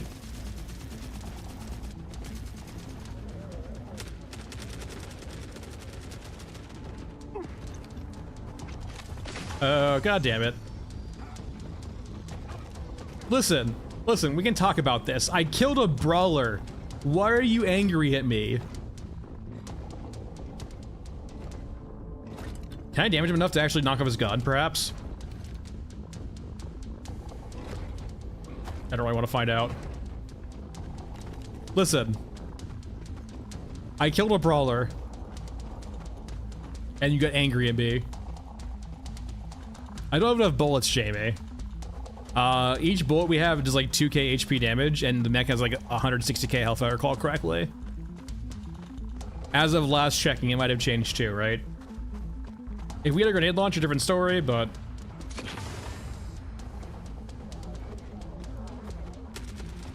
like, the best case we could possibly have is if we can knock out its main gun and just have it only have its quad cannons.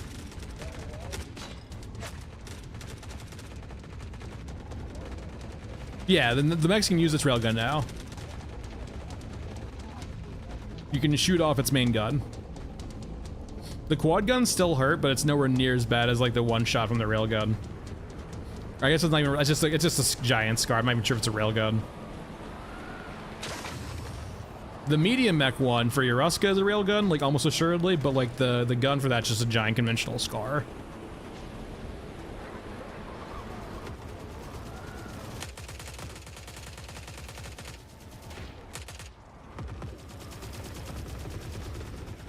Thankfully, we're getting away. Poor guy's too slow.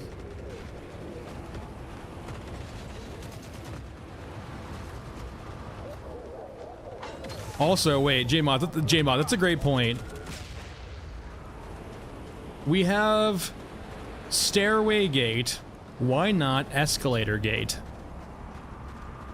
This is America, right? Why are we relying on our feet to carry us? We should have escalators. It's just, you can just see it walking there still. On a day of close call.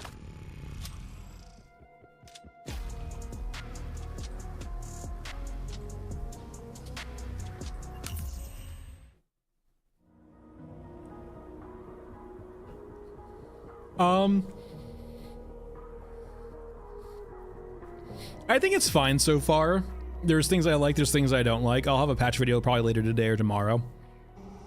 After the stream today, I'll probably be recording that. But like, it's a lot of, like, conceptually the issue I have is this, right? It's a lot of foundational work going in now. And I mean, like, what's the right way of wording this? It's a interesting and good first step, but it's like 6 months and we're seeing the first step, so it feels a bit weird. Essentially, it feels like maybe we were too early in early access. I don't know. I'll have to get more concrete thoughts later, but like, I don't know, it just feels...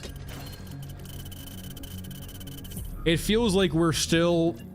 Considering their early access page, so they wanted to be in early access for a year, it does not line up with where I feel the game is currently is. It feels like we are not a year out, we are way more than a year out. I don't want to say way more, but like, yeah, 2, 3, 4 years. I wouldn't say 4, but like 2 or 3 for sure, to be honest, right? If their goal was 1.0 this September, I'm like, there's no shot.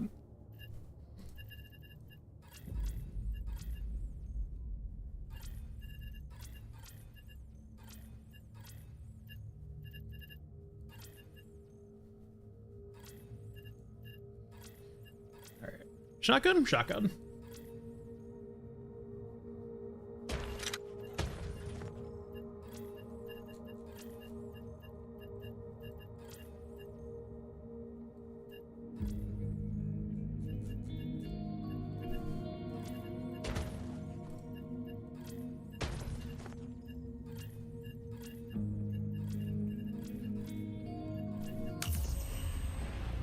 Yeah, new units would have been nice. I think, weirdly enough, too, I felt like in December or October, right, they're mentioning like a Q1 update. They were aiming for like new units, or at least like it felt like it. It might have been my assumption though too, from hearing about like new respawns, meaning new units, but...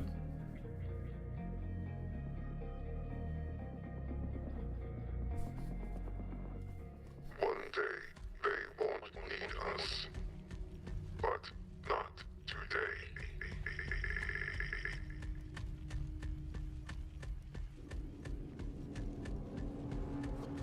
Yeah, it just feels like to still be like getting the foundational systems in place, and very early foundational systems too, right? It feels like we're a ways away. And it does seem like they're, with what it seems like they want to do, they don't want to cut any corners in any regards. They're always going to have this like throughput issue in regards to things like animations, right? And there's gonna be like a real push-pull in regards to, you know, getting stuff done through bottlenecks. Also, the silent RPD is very weird. Confirmed.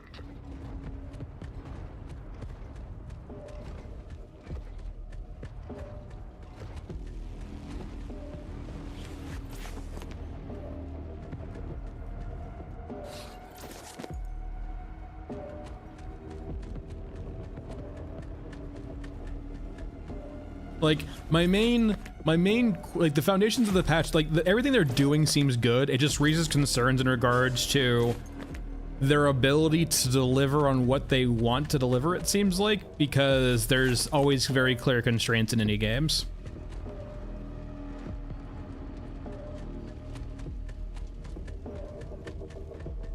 And like their choice to like, for example, like naturally this is me interpreting what a CM said. So like this might not hold true forever, but like the direction they want to go with guns and have so many guns and attachments, so on and so forth. It just feels like the antithesis of like the direction they feel like I feel like they would want to head in, but I don't know. I don't know their backroom chats, right? I don't know their grand designs. I can only question and assume from what I see. And naturally, assumptions are always going to be mostly wrong.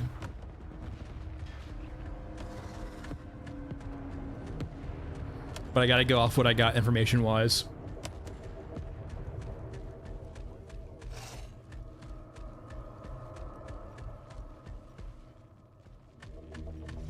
So, like, I believe, if I recall correctly, a lot of these guns are from an asset pack, and it felt like if you have them, might as well use them, I guess? I don't know.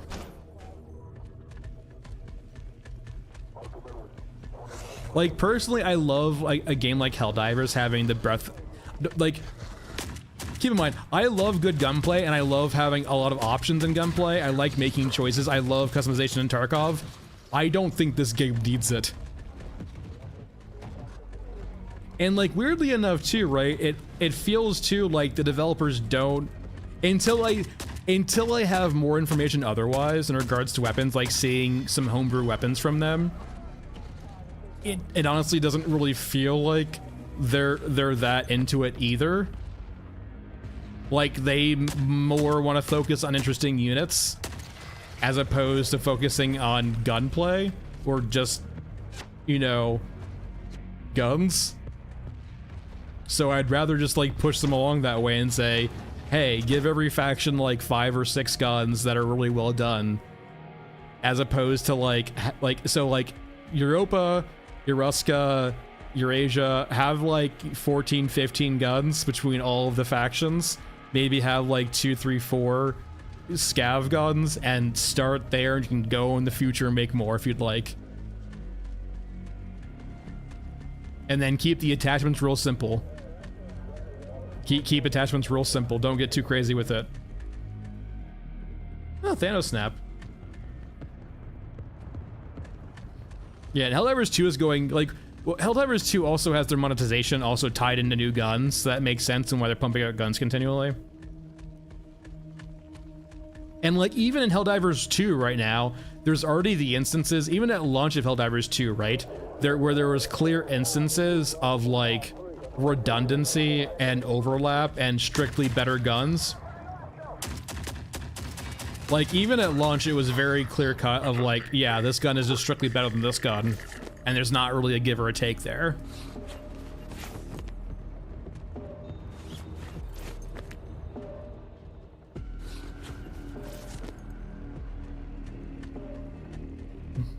Yeah, friendly NPCs always add some nice ambiance to it, right?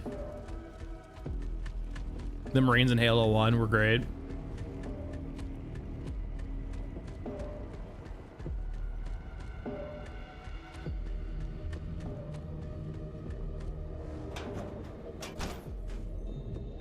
No, they've definitely learned their lesson, Zombie. Like, from the endless critiques of their newer guns when they first came out. Like, yeah, let's get crazy with it. Let's make some truly interesting designs here. Let's just not make Standard Assault Rifle 3. And they still kind of did with the Hellgast Rifle too, right? But, like, at least that's got some cool other stuff going for it too, right?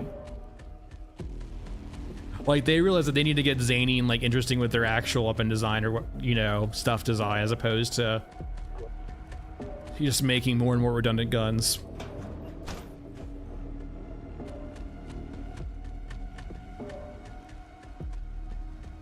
Ooh, a drill. Check those corners. Stop shooting me.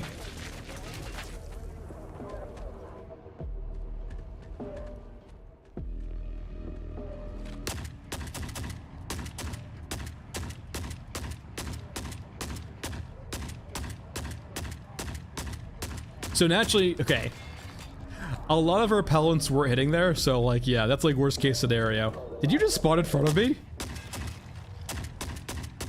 That's not allowed anymore.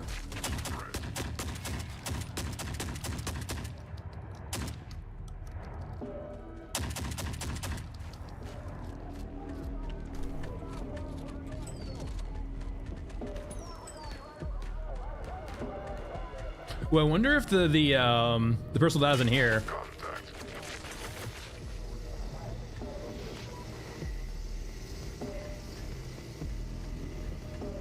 Dude, I don't know why I love mortars in video games. Usually I think like actual full, I'm so dead here. Yeah, lots of respawns there, it felt like.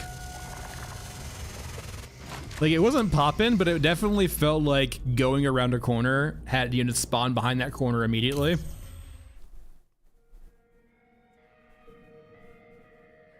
The Grin don't. There's only, the only European HK right now, NASCO, is just the EOD.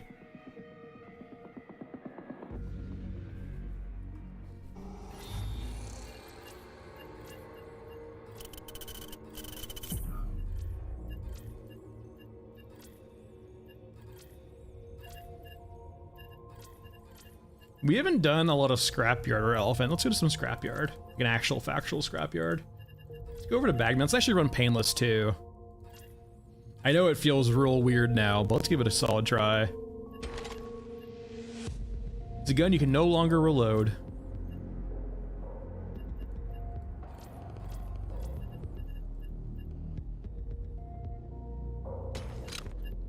Alright, we do have muzzle device.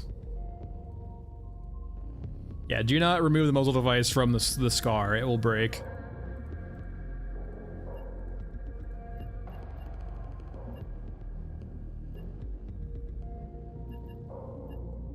So you could probably reload it, Bless, but like it uses Nitro Express now. So it's a round you cannot buy. I haven't found it yet in Raid. So it's not something you can reload because you don't have ammo for it to reload with.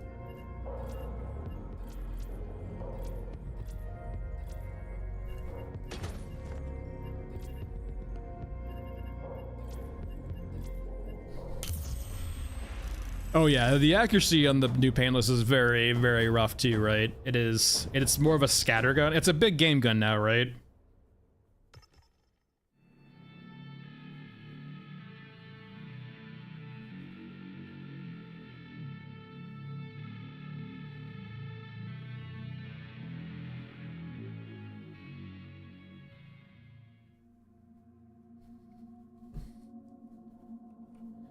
Okay, so at least ADS is a bit different now with this thing, right?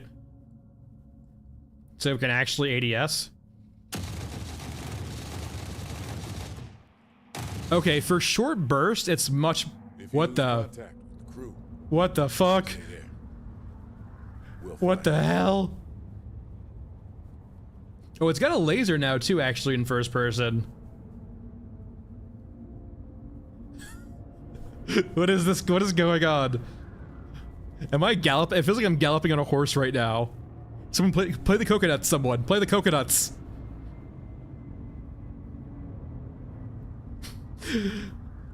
So like third person, it's real rough, right? And we were trying to use it on Gunhead, but first person wise, as long as you burst, it's not bad.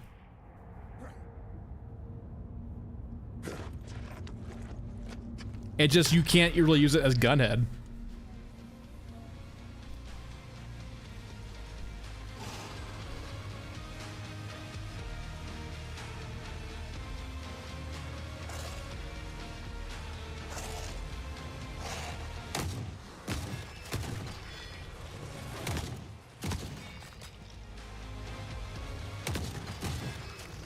God, I just get like straight Monty Python vibes from this for some reason. Like walking on horseback.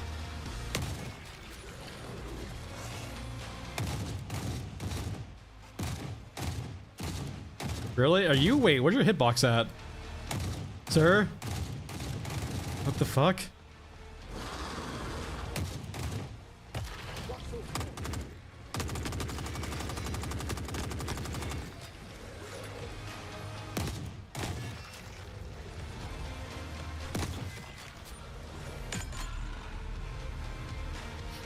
This is what life before Steadicam was like.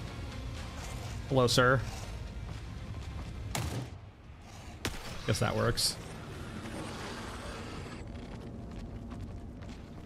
Hello.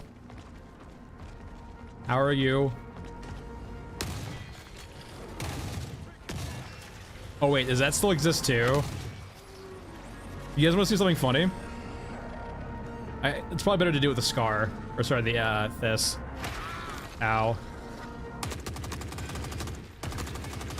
So, it's hard to show you, essentially what can happen, you can clip your gun through an enemy that's close to you.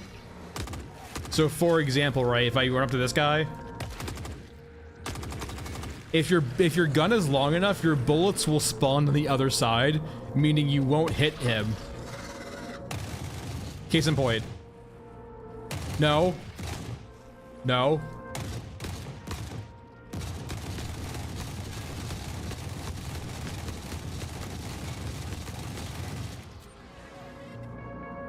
Yeah, so essentially, like, your gun will clip through them, and you will just shoot through them.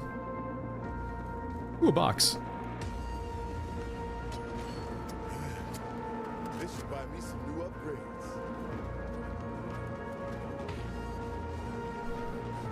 Well, it's an item we get from Europa, right? Sorry, Eurasia, right? This is a quest reward for killing a bunch of Europans.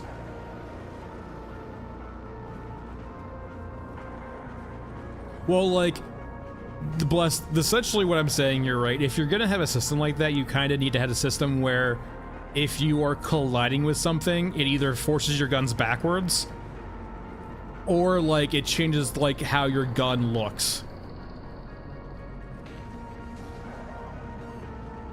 It needs to give you an indication that, like, your gun is being constrained by the enemy in front of you, or that it's getting pushed away.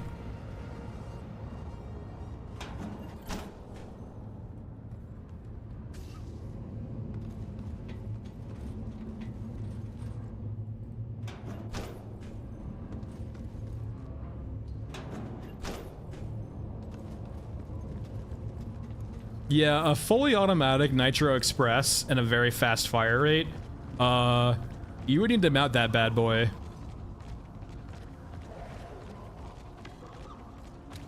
I wonder if they, wait, so did they remove the Brawler's guns? Or just that, like, the respawn here reset, and so it's the regular ones? Wait, oh shit.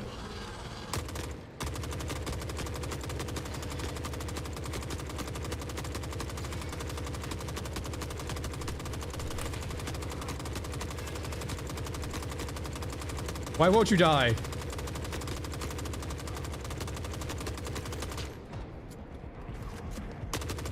There we go.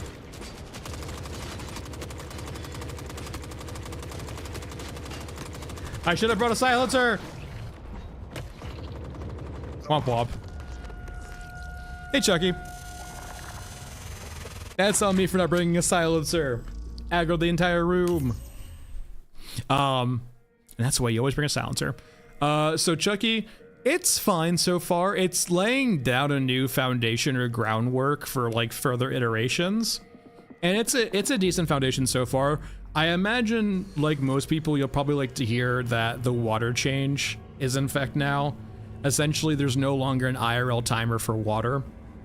It's all in-game. So essentially, as opposed to ticking down, you now spend water to enter maps. Patroller, performance got improved a bit depending on your rig. I didn't see much uplift. I get occasionally better FPS on some maps, but, like, some people are reporting a lot more uplift. But yeah, Painless is, I guess, in between. Painless definitely got nerfed by exchange. It is no longer the shining star it was before. How much damage do you have, too? And yeah, 200 damage only also. Rip Painless.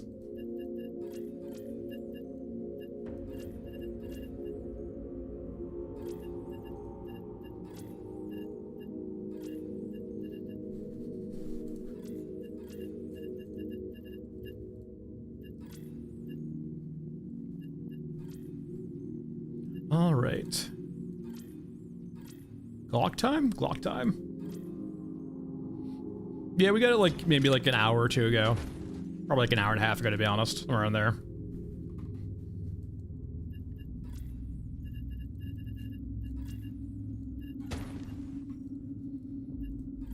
What map do we want to do? We've done Mech Storm. We haven't actually done like an honest mausoleum in a while.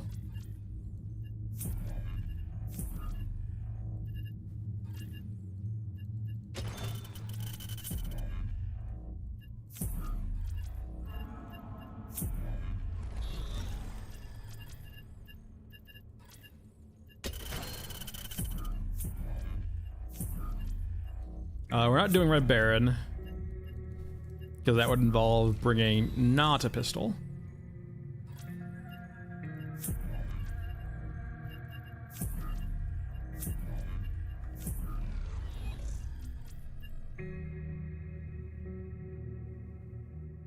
Can you expand on that, Ludroth?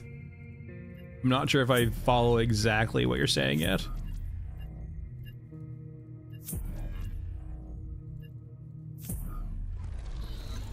And I don't want to assume what you're trying to say either.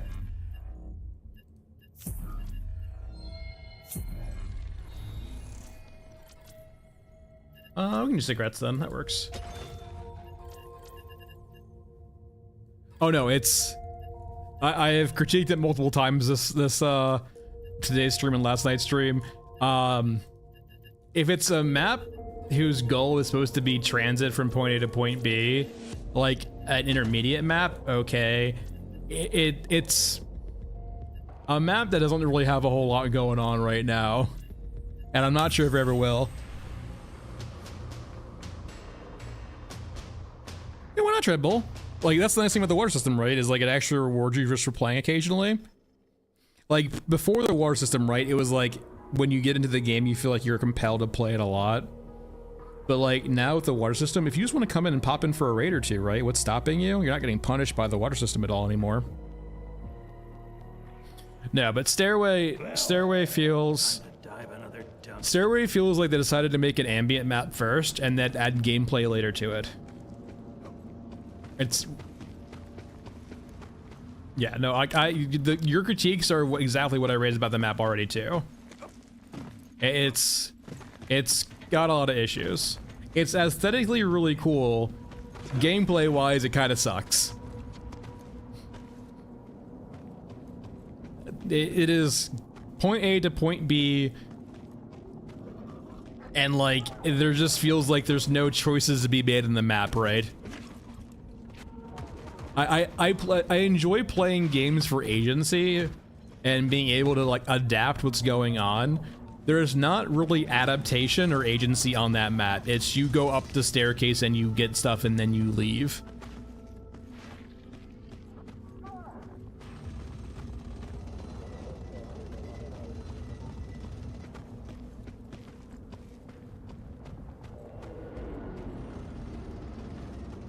I mean, conceptually too, you can have your staircase, but like you can do things like scaffolding, skyscrapers, like tunnels here and there. You can do destroyed sections too. Like there's different ways of approaching it, right?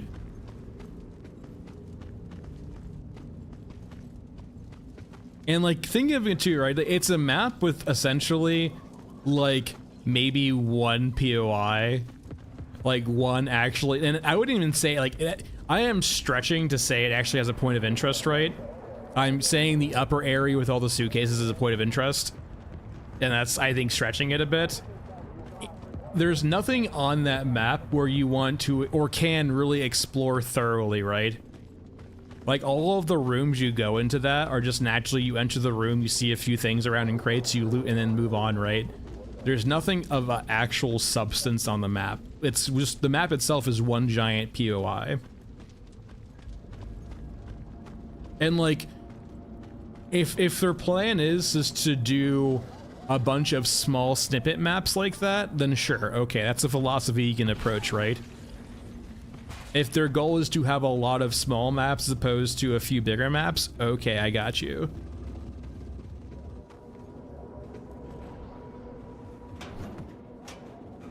I might take issue to the fact that, like, you know, transiting through staircase the 100th time to get to X or Y map might be boring or tedious, but that's a different point entirely.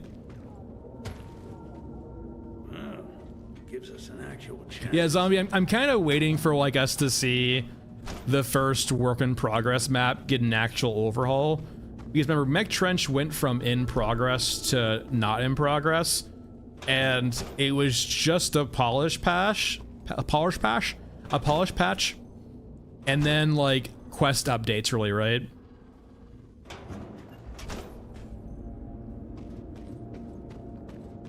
Yeah, from their Q&A, Bless, it does feel like that to be the case, like as opposed to having like big, interesting maps. They just want to do a bunch of small, like, bespoke maps that have each their own identity.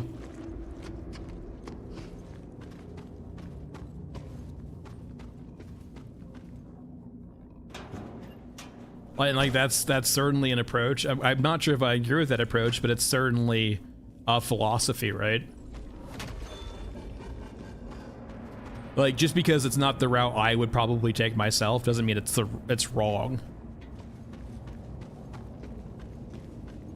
Essentially, Ludroth, it was that plus, like, you know, quest objects got like a sound pass, right?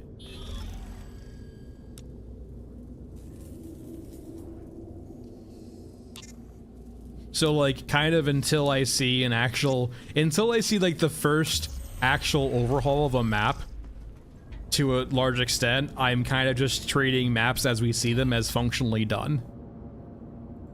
Until I'm, like, basically shown that they're willing to do something otherwise.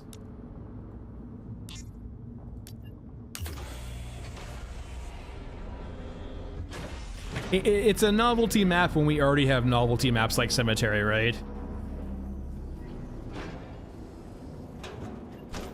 Granted, if their approach is novelty map, real map, novelty map, real map, okay. Like, if we get downtown or shanty next patch, or next content update, and like it's actually like a map like Frozen Swamp, then sure, okay. Like, you're gonna alternate between novelty map and actually interesting map. From a gameplay perspective. Frozen Swamp feels functionally complete, yes. It's still missing some sounds here and there, which is probably why it's work in progress. But like, and it's probably missing some other mechanics too, but like, the map is mostly all there.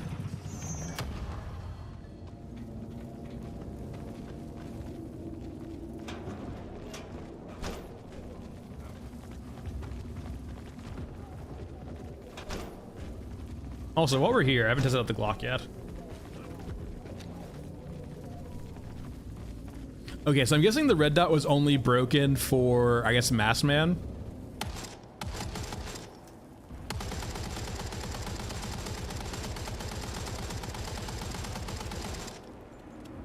I mean, that's pretty good, right? For a pistol. Third person?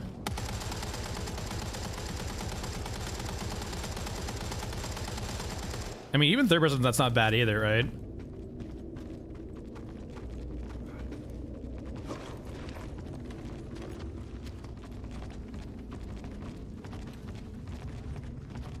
I would say Bless try different characters. I think a few characters might be broken in that regard.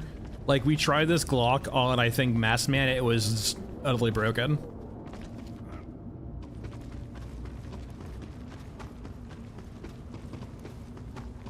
Yeah, the buildings you can go in are cool, but like, once you realize they're one floor and there's nothing there, you're like, okay, well, this kind of sucks. And like, for the most part too, the actual rooms, they're not even like transit rooms, right? Like, they're not like having you go around combat using those rooms. They're just little side rooms, right? Like little spawn areas for units.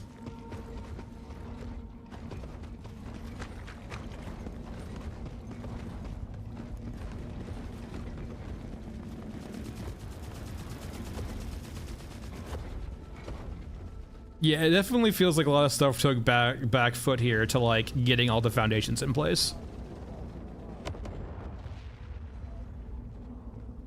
Yeah, I mean, like, that's more like meta systems that will apply to every map.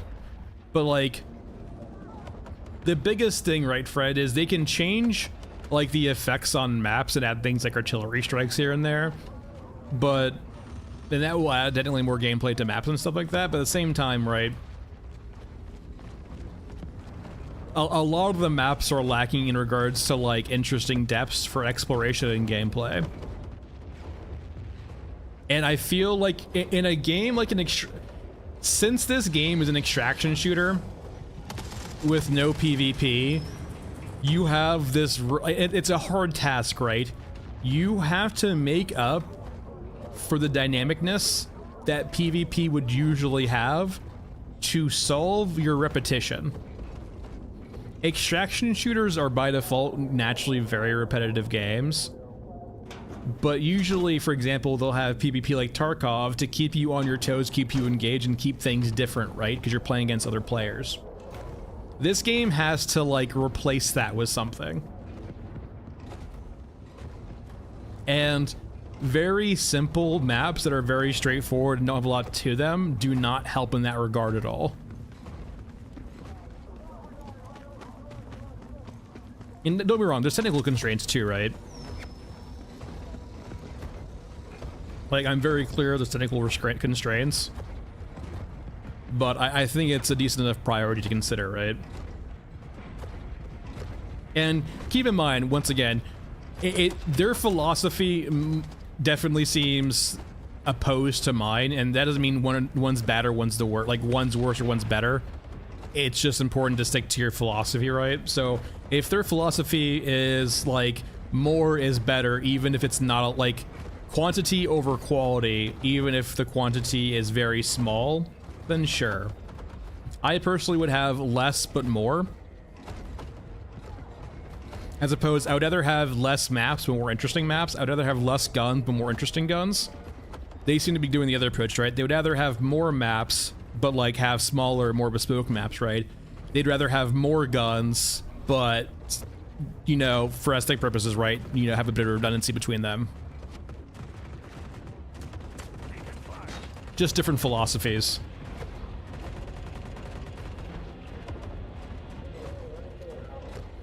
All right, bye. Nice talking to you.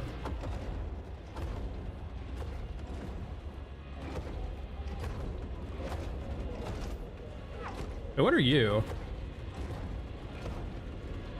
Hold on.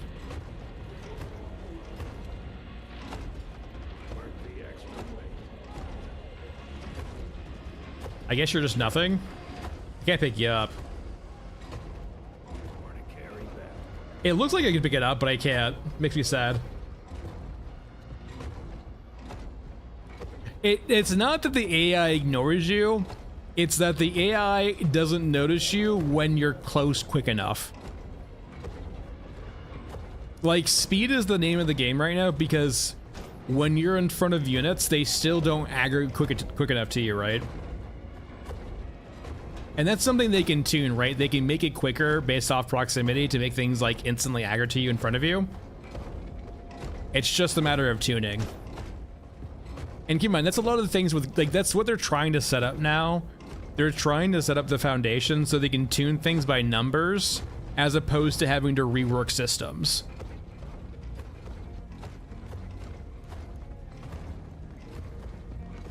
So as opposed to having to balance guns through redoing the system entirely because the sights are broken, or rebalance awareness like entirely because the core system's broken, they're trying to get it to a point where they can just change numbers here and there, and that's how they balance. Because naturally, changing numbers is way easier to balance. A zombie, I can almost assure you we can speedrun the map. Oh shit, we made it.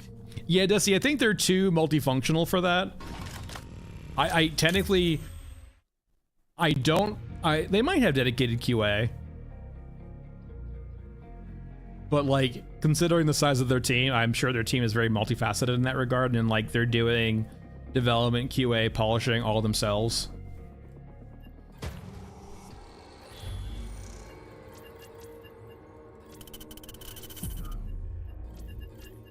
But like, no, I can almost assure you, right? If I go over to Scav Girl,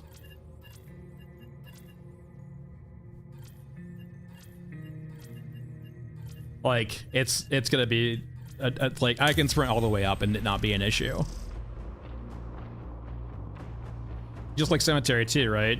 Technically speaking, the grabber when it first sees you bugs the hell out, so you can sprint through some, like every single map in this game you can sprint through basically and not die. It's a better baseline, but it still needs a lot of TLC and work.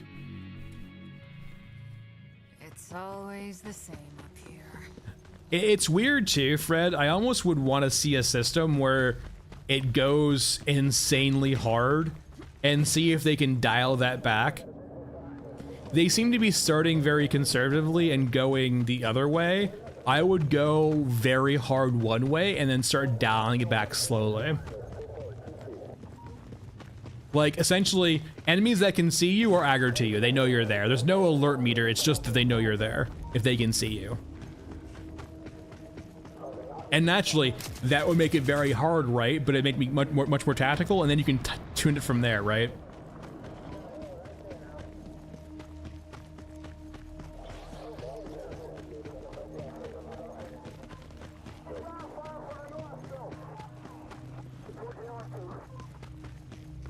It does. It's very basic right now. It's super basic.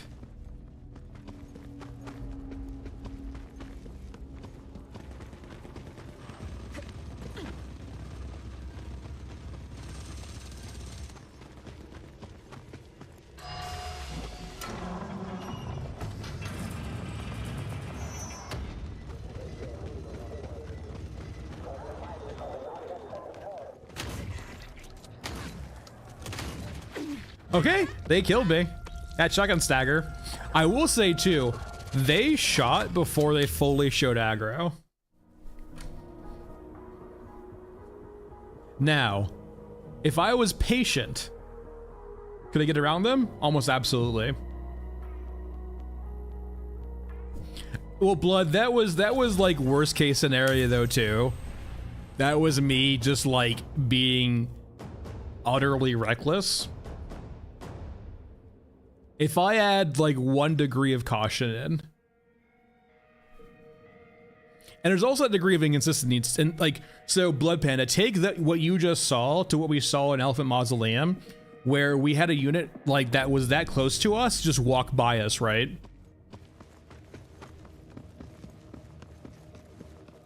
Maybe it's because we're crouched. Maybe the crouch is a little bit broken right now. Let's try that. Let's run back up and see if we can crouch by them. Maybe it was the sprinting, maybe it was the walk or the running.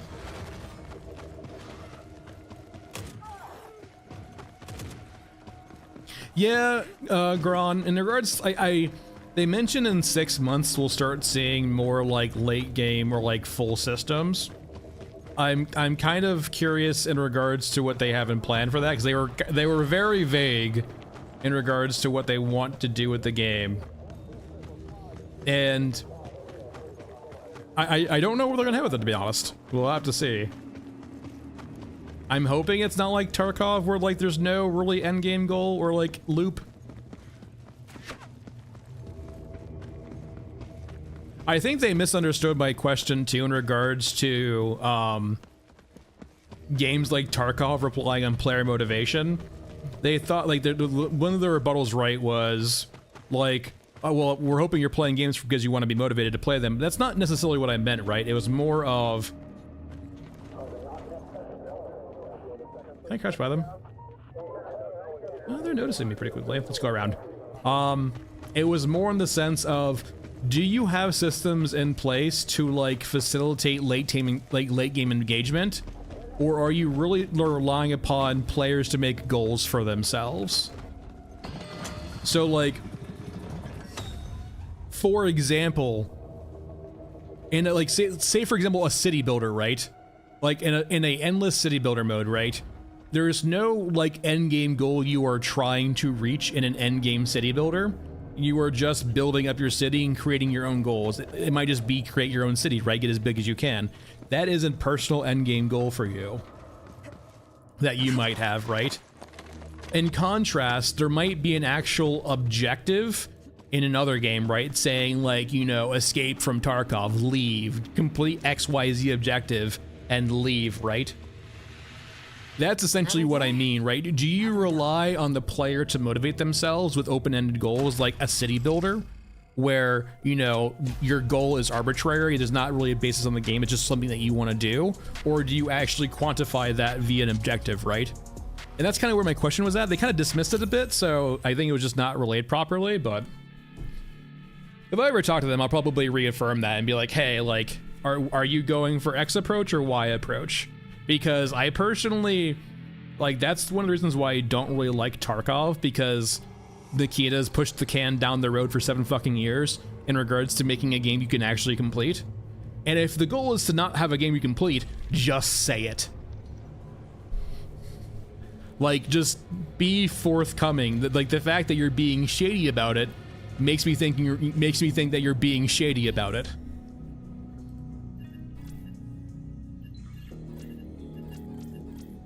Like, even if I don't like your response, your ability to be direct with me is, I will respect that. I might not agree with it, but like, it's your game. Do what the fuck you want with it, right?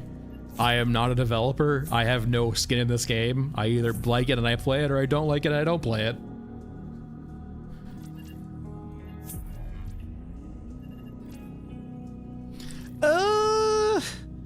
They are and aren't.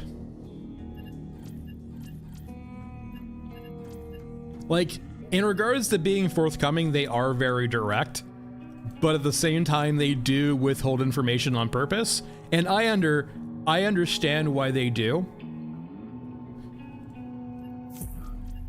I don't blame them, but like, in regards to, I'm saying Nikita is this idea, right? I haven't said Fundog did this yet, right? I'm saying Nikita and Tarkov has done this, right? Where they're not very direct in regards to like their path forward, despite, you know, very much requests for doing it. And keep in mind, it's different for like a game that's been out in early access for 6 months and a game that's been in early access for 7 years, right?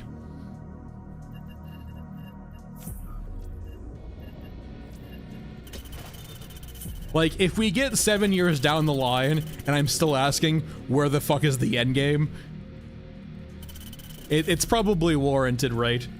If your game is called Escape from Tarkov and you're 7 years in development and I'm asking you where is the escape, I feel like that's kind of justified. And naturally, we're not really close there yet. Oh, I don't think we're ever gonna get a roadmap there, for example, right?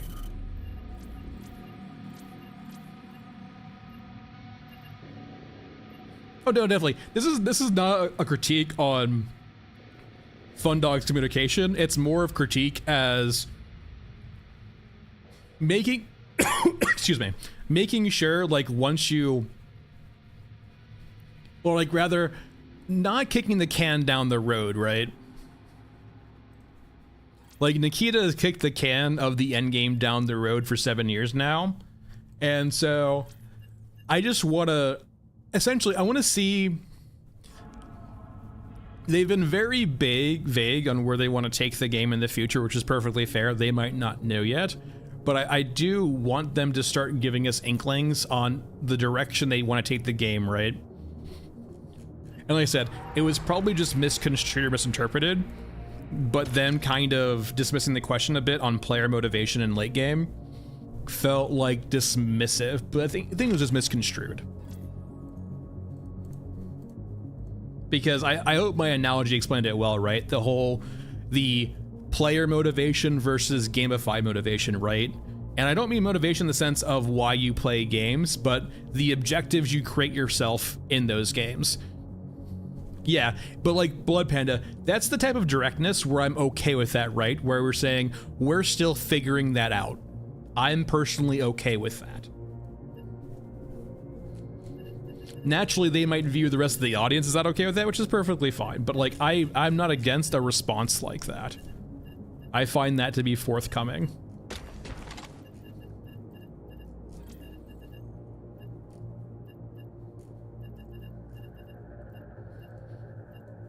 RPK time? Sure, let's, wait, Doom Guy time.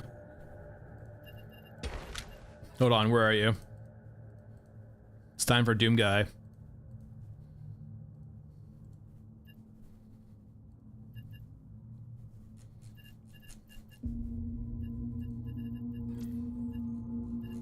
We did a revolver earlier already.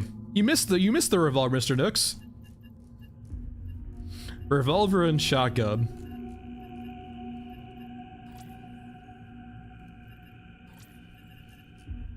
Yeah, I mean it's serviceable for now.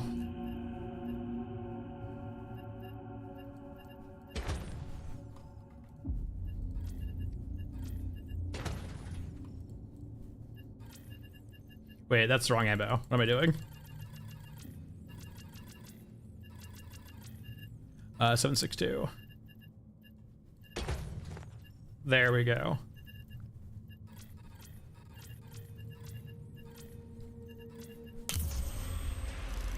But Mr. Nooks, you hold on. Mr. Nooks, cigarettes kill you. All right, you better not pee on the carpet again.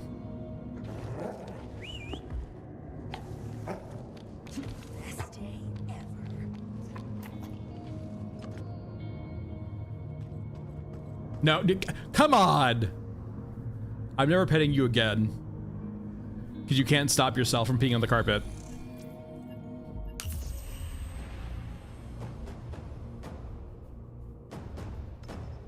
Yeah, I'm not sure Gromjug, if we should be seeing like permadeath focus. Like, it's one of those things like permadeath where you can just subject yourself to that. And the problem I have with leaderboards though, Gron, too, if you've ever played a game with a leaderboard like an indie game, you know what happens immediately? It just gets hacked continually. So I wouldn't even invite that in, right?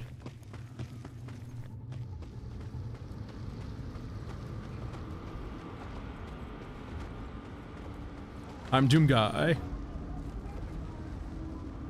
Like, every leaderboard I've seen in a small game is just continually hacked.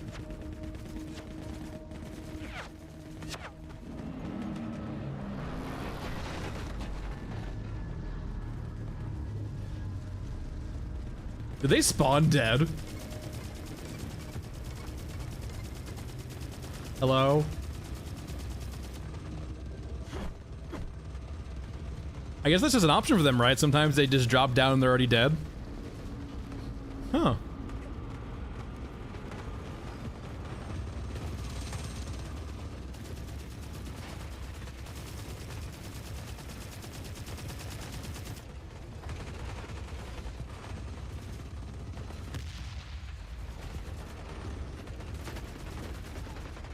I mean, that's neat, right? A certain degree of survival here and there.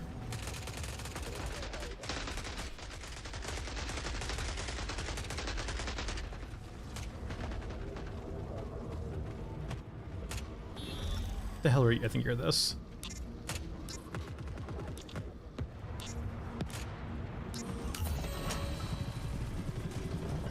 All right. Run, baby, run. Not quite the best, but not the worst. You will escape. You will work. Doom Guy. Not the EXO, not the EXO. Heavy brass incoming.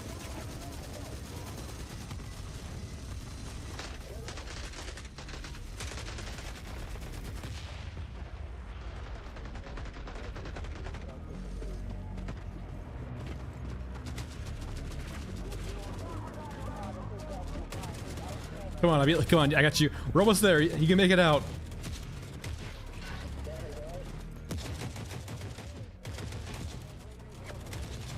Come on, you want to count, you want to count. Give me credit. Minefield?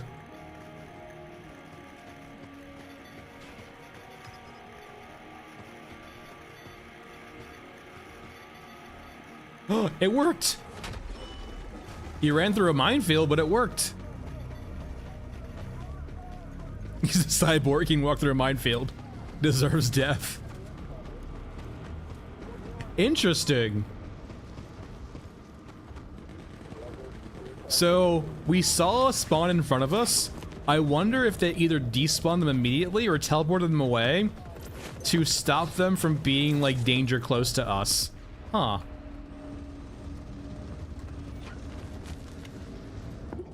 No, I want the gotcha container game. Come on.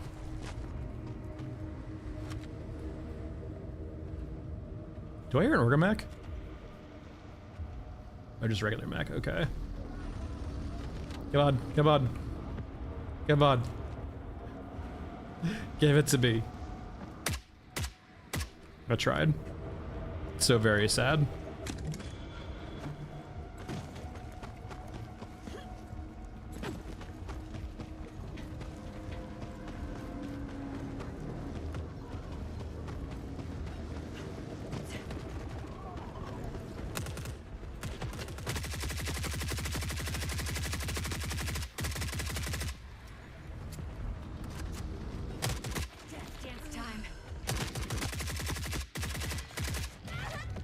Well, that was a grenade to the face.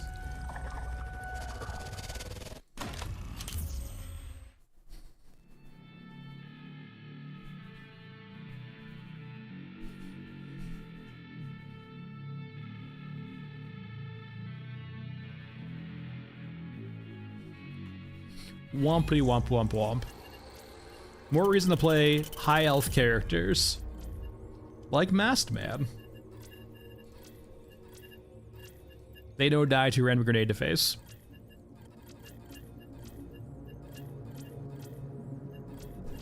Alright. Maybe time for cemetery. We haven't done cemetery in a while. Quick change of pace to being hunted by a dog.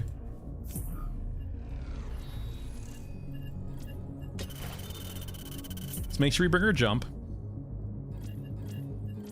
I think we're good here. We don't need to bring ammo.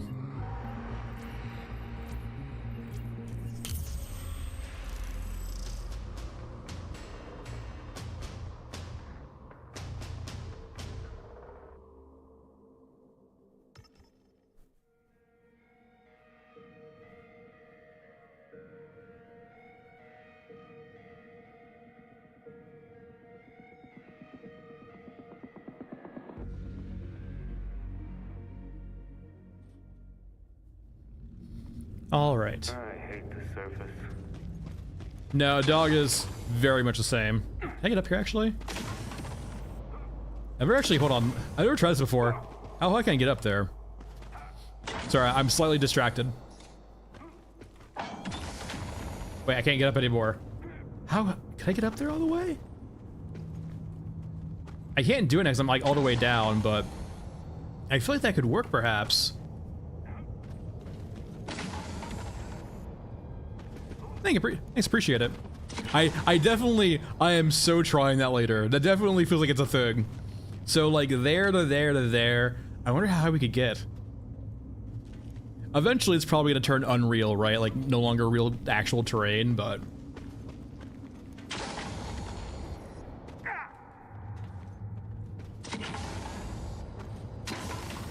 All right, first things first. Is the book there? Damn it, it is there.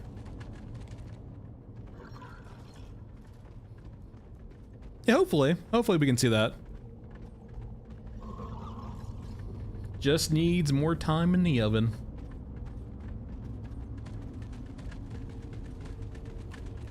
Down we go. Don't mind me, just a slight case of serious fall damage.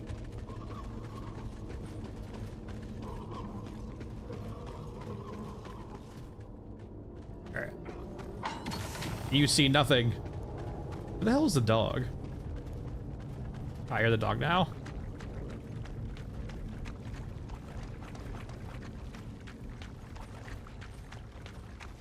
There, we have the books, just need to get the civvies out, and then we need to leave.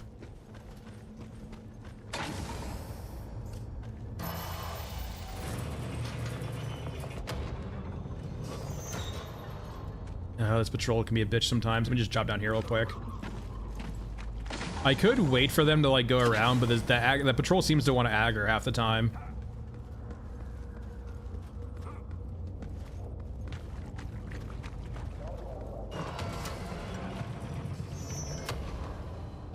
Case in point of speed being the best stealth sometimes, just getting by patrols before they become an issue.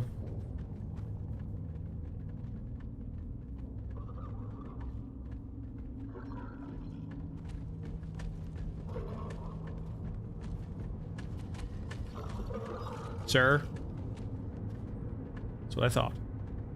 You saw nothing but a gravestone.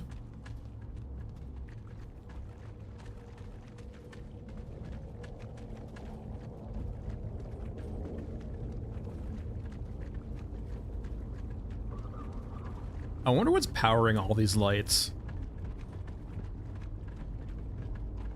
Hey Henslet, how's it going?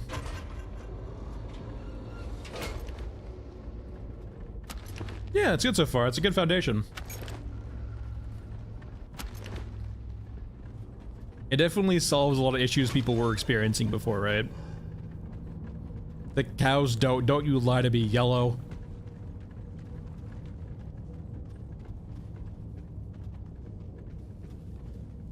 I mean, if it was biofuel, right, powered, like, there's so much stuff in this city, I feel like it's, I don't know, fission, fusion, nuclear reactors underground.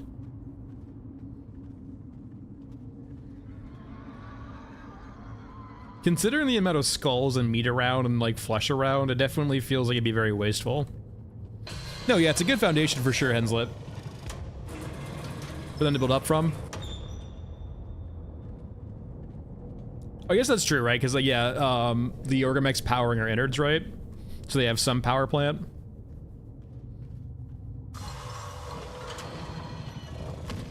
I feel like, at some capacity, there might be cases of that around Ludroth. The caveat being that it's not very miniaturized. So it's not portable, and it's hard to build, but, like, maybe a few of, like, Eurasia has one, perhaps. Wake me up in a year.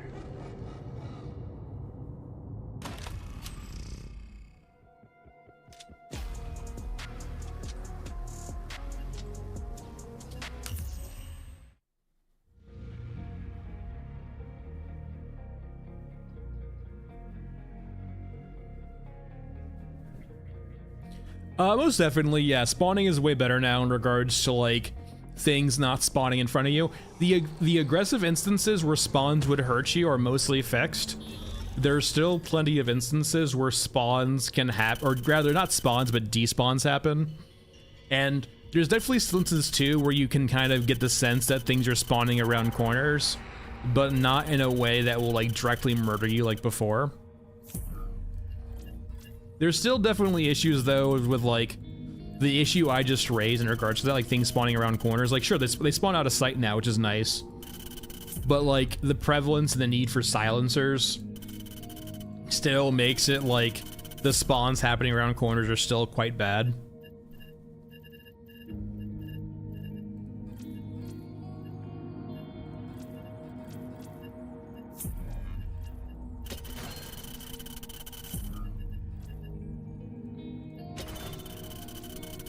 Yeah, there could be geothermal yet, Yellow, considering how deep a lot of these places seem like they are.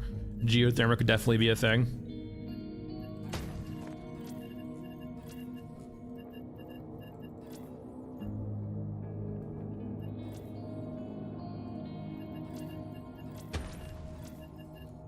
Alright, let's go. Make sure we bring a flashlight.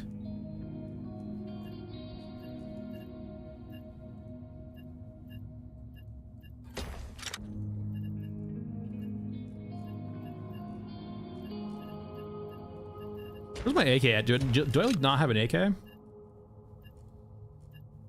there it is.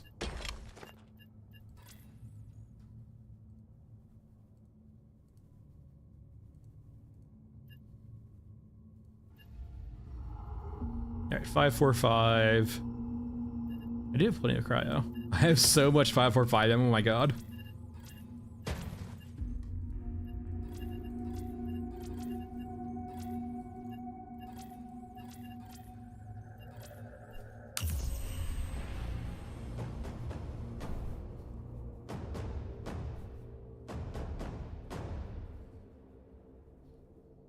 It's not that they're just too easy, it's just... So, Groundberg, you can't just farm water now. Farming water will give you experience as long as you're not prestiged up all the way. So you can definitely just, like, farm experience through farming water now. I hate the surface. The sniper, the only area where I know the sniper spawns, he spawns about halfway up the staircase around some fortifications. And naturally, if he dies to something else, you won't be able to kill him, right? It's like any unit in the game you need to kill. If someone else kills him first, you're kind of out of luck. But I'll show you where he spawns.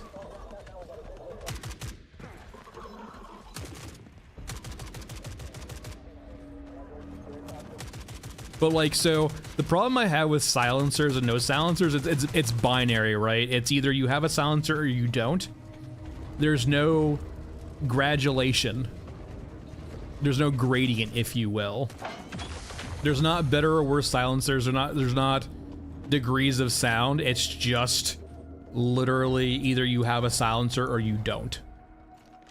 And depending on that binary of 1 or 0, the game plays drastically different. Thanks, Sheb, appreciate it.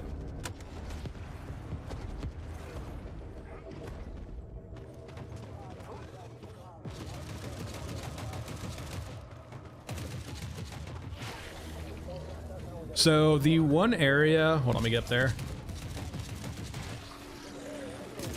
Wait, was the radio not here? Actually, hold on. What if they spawn somewhere different? I usually see them there. I'll have to look around to see the squad.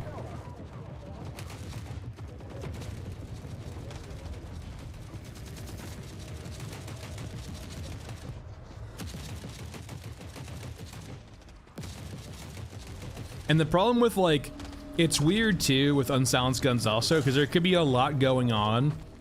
Like, there could be, like, a war being waged, like fire going off, artillery shells going off, mechs fighting, but you shooting a gun will suddenly attract a ton of attention. Okay, so this is where I see the sniper spawn, right here, on top of these, like, in the very front here, right? This is the only area where I've seen the sniper spawn. And he does hurt if he shoots you, but there's plenty of cover around. If you don't see him here, he either might not have spawned, or there's a place I don't know of yet where he spawns. But he's most of the way up. He's right before the last staircase up to the final area. No problem. The other question is, where's the alternate spawn, I guess, for Goose Chase?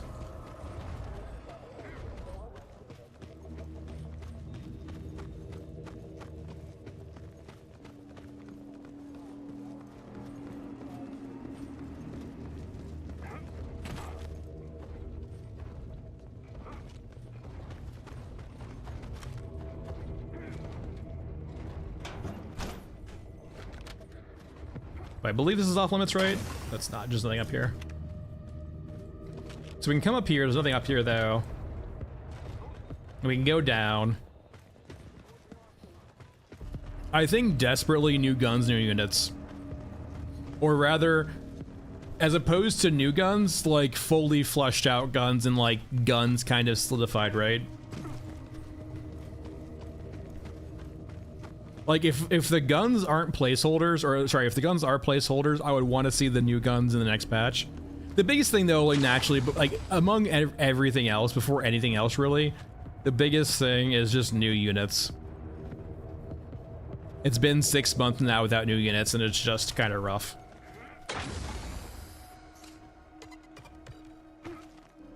So like, for example, right, we can come up here, but this is a spawn area, it seems like.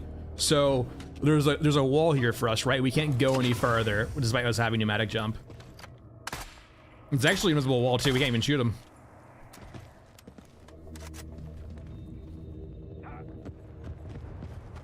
He's hiding. He understands what it takes to survive. Hide in a corner.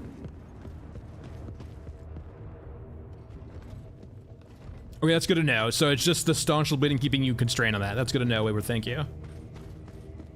So there's a, yeah, staunch bleeding is a very key quest, locking you off from a lot of different quests, understood.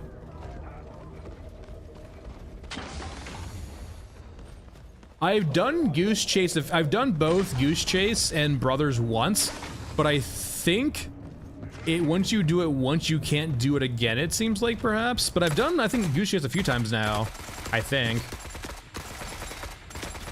I feel like I have.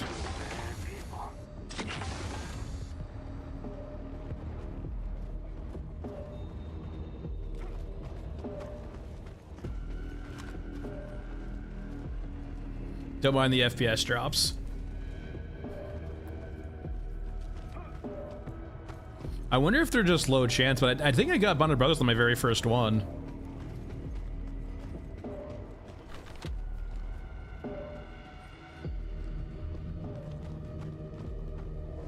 Yeah, that's mostly, Henzo, that's also really mostly a map thing.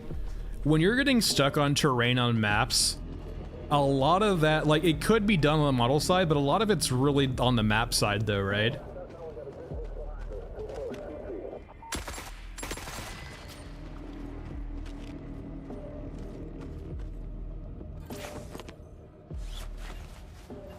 I mean, all things will come in time, right? Like, eventually, especially if no new units come out, right? Eventually, it will be Rat King's time.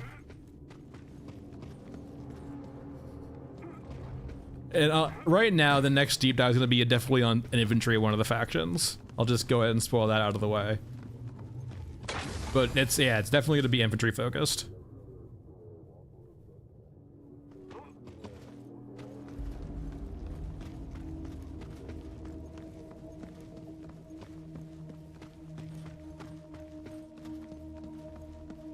Let me in. Let me in.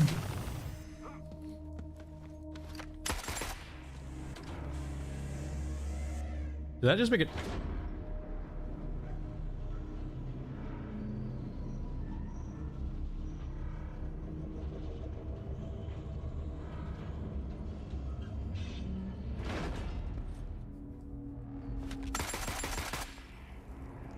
Huh. I'm guessing the door wasn't supposed to be open, and that was like the sound of the doors opening playing.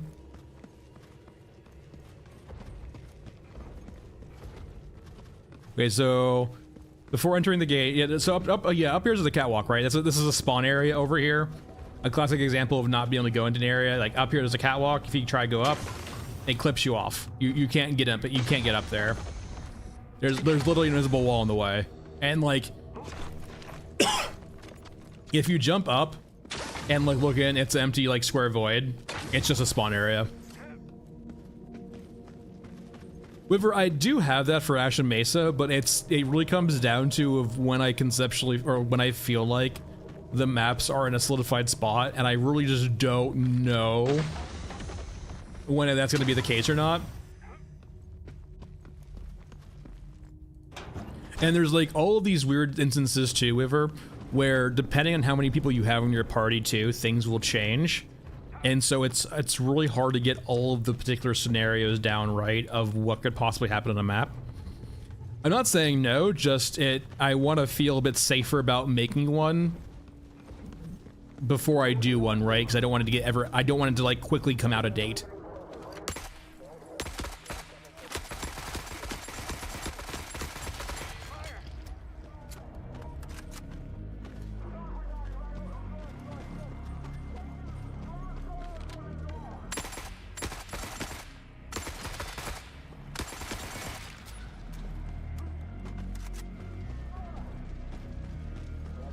I heard there's been like hit or miss with networking. The biggest thing though with networking and performance, right, is like even if there's still bugs, the key thing there is they introduced a lot more logging now to help capture those bugs. So if there's disconnects in the future, they should be able to like capture the data about those disconnects a lot better to figure out what the hell is going on, right? So if the lobby bug still persists or people have issues with connectivity, they can figure out what's going on to cause that disconnectivity now and then solve it in the future. And same thing with more crash feature support, basically. Essentially, they get more data now from crashes to figure out what the hell's going on. So like minor performance increases here and there and then networking improvements, but like it's really just laying down the groundwork once again, the foundation, if you will, to solve these problems better in the future.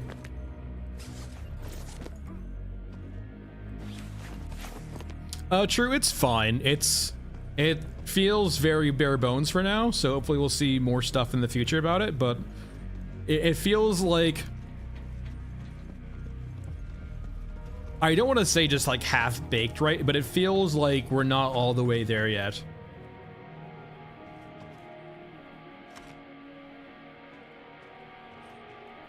It's floating. Also, do you have anything important? Okay, listen to me, guys. I'm sorry. I have to try.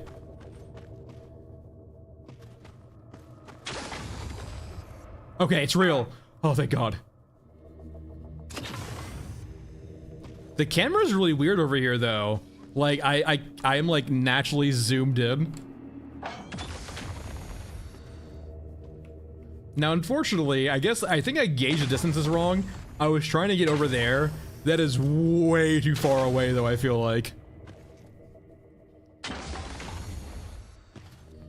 Yeah, the camera over here is very, it does not like me. Well, let me see, are you real? That's real.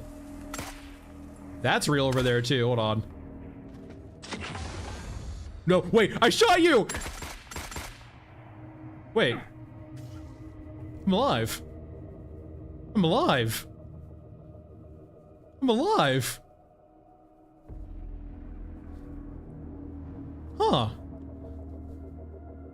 It's a whole new world. Huh. Huh. Huh. Huh. Very curious. Interesting. Curious. Very nice. Quite peculiar. There's nothing here. The world is fake. Okay, that got me.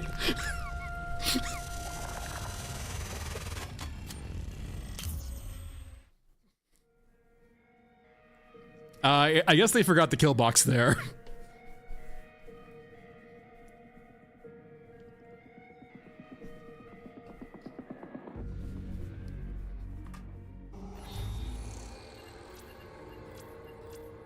Remember, in progress. I feel like I'm gonna get this removed by guys. I would like to state this as a past apology, or I guess apology for the future, if I ever get this removed from just what I do with this damn thing. Remember in the Q&A, right? One of my questions was, are we gonna see more uses for the pneumatic jump? And they talked about their internal discussions of like one of their designers, I guess, mentioning that it's not a fucking platforming game. And that really hit home for me, and it made me giggle. So, if this might not be long for the world, but I will miss you if you go, my sweet summer child.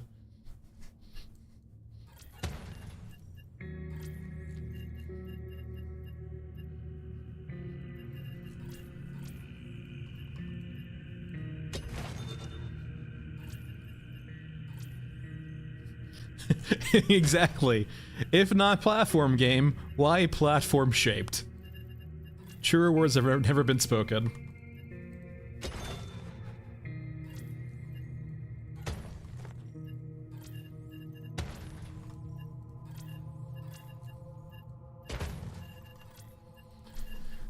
All right. What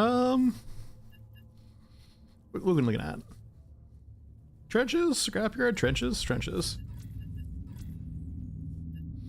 Let's actually do the timed extract too. Well, no, let's start a tunnel and do the timed extract.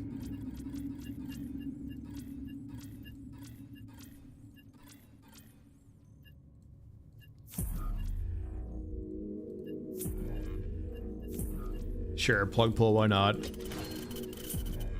Data heist. You know what, let's go ahead and, I'm sure Girl already hates us anyway. Let's just do a quick check. Yeah, he hates us, we're good.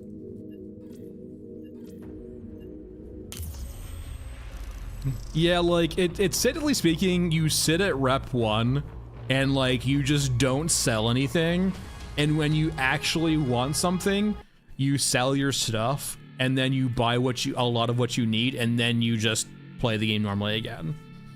The key is to stockpile, and then just smash sell.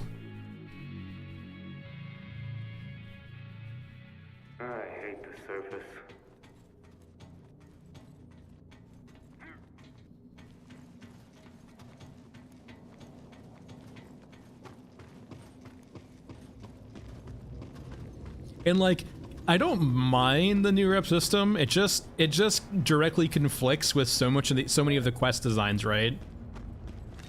Like all of the quests say go murder people. So it feels weird when you get punished for murdering people.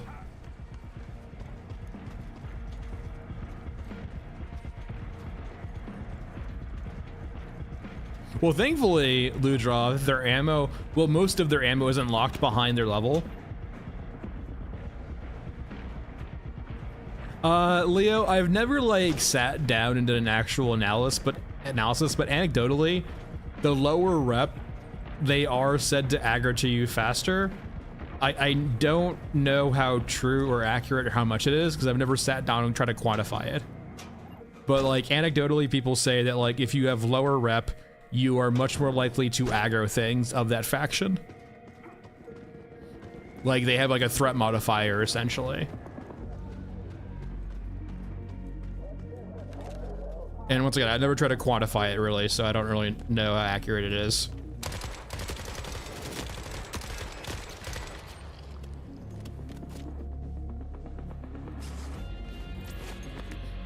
Yeah, they are experimenting a lot. I think they're trying to get to like an actual solid system now.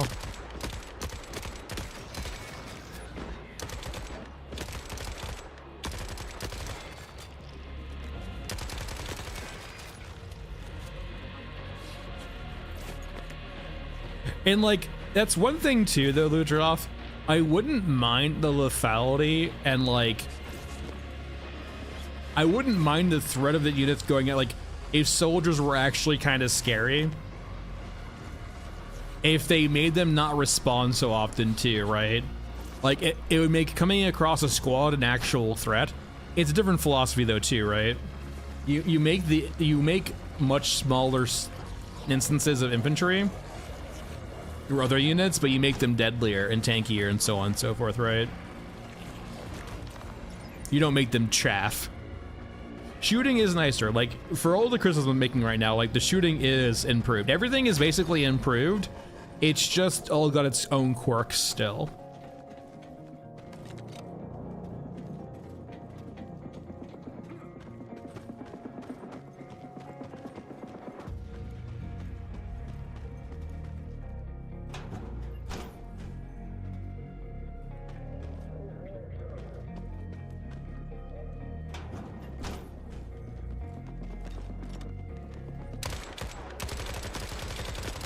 Like, for example, the third-person the recoil here, right? Well, actually, hold on here. The Spectre is going a little crazy right now. Hold on, let me try this out again.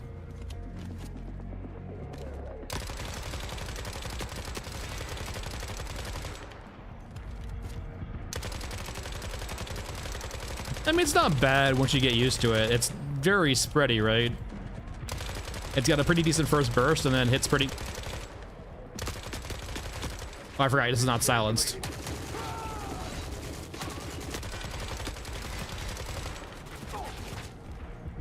I forgot my Spectre's not silenced. Is it an EXO? We're fine. There's a very minor, serious case of people hating me. I mean, it runs a little high in regards to shooting, and like, oh, the recoil's a bit weird. It's like up and to the right. I guess we are playing Massman though.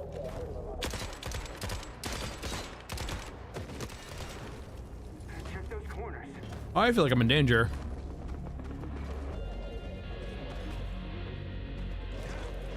What are you doing up here? Or I guess down here. Go, go, go. No, why? Stop crouching. Am I alive? Okay, that was definitely my bum finger. So for those out of the know, Monday last week, or actually no, Monday this week, I think, I cut my finger, my left index finger, so it's wrapped up right now. So it makes things like D, C, V, like R, all of the, you know, core essential features of this game, right? Reloading, crouching, just interacting, a bit hit or miss sometimes. There's a degree of RNG when I try to press a button with my right index finger right now. Sorry, my left index finger right now. I don't know exactly what I'm always gonna get. Sometimes it's not what I want. Carefully extract the good It's like roll to die.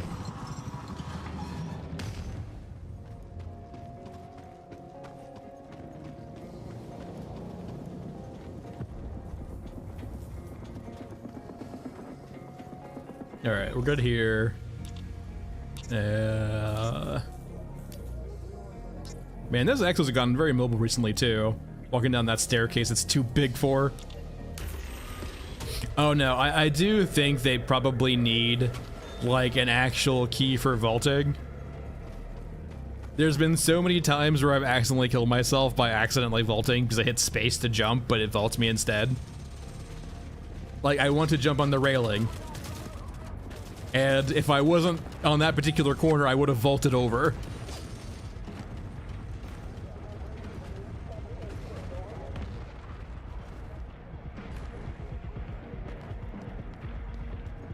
You see nothing.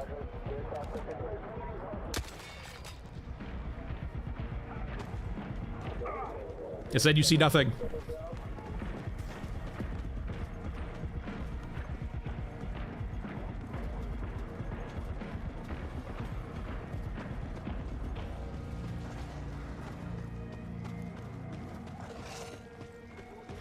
All right, timed extract. Let's go down to semi-auto because I don't have a lot of bullets for this.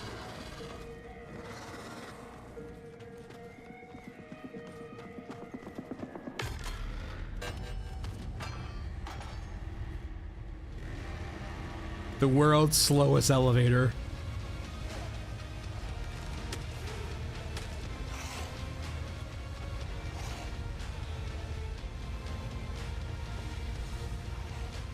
It's kind of crazy, by the way, you can get trapped down there and die. Like, there's no, like, service ladder at all down there. It's just straight death. Just straight death if you fall down.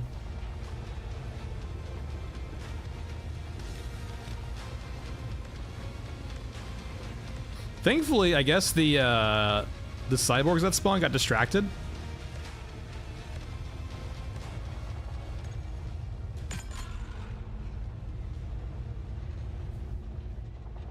Very peaceful.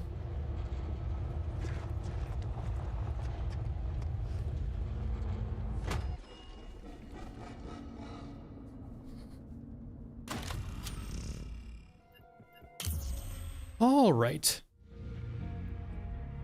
That's going to be it for today, everyone. Thanks for watching. I hope you enjoy the patch. I'll have a patch video probably later today or tomorrow morning to go over the patch and its many little quirks here and there for everyone. Thanks for watching. I'll see you again on Monday. New video out sometime next week, probably a deep dive. But yeah, enjoy the patch. Have a good weekend, and I'll see you later.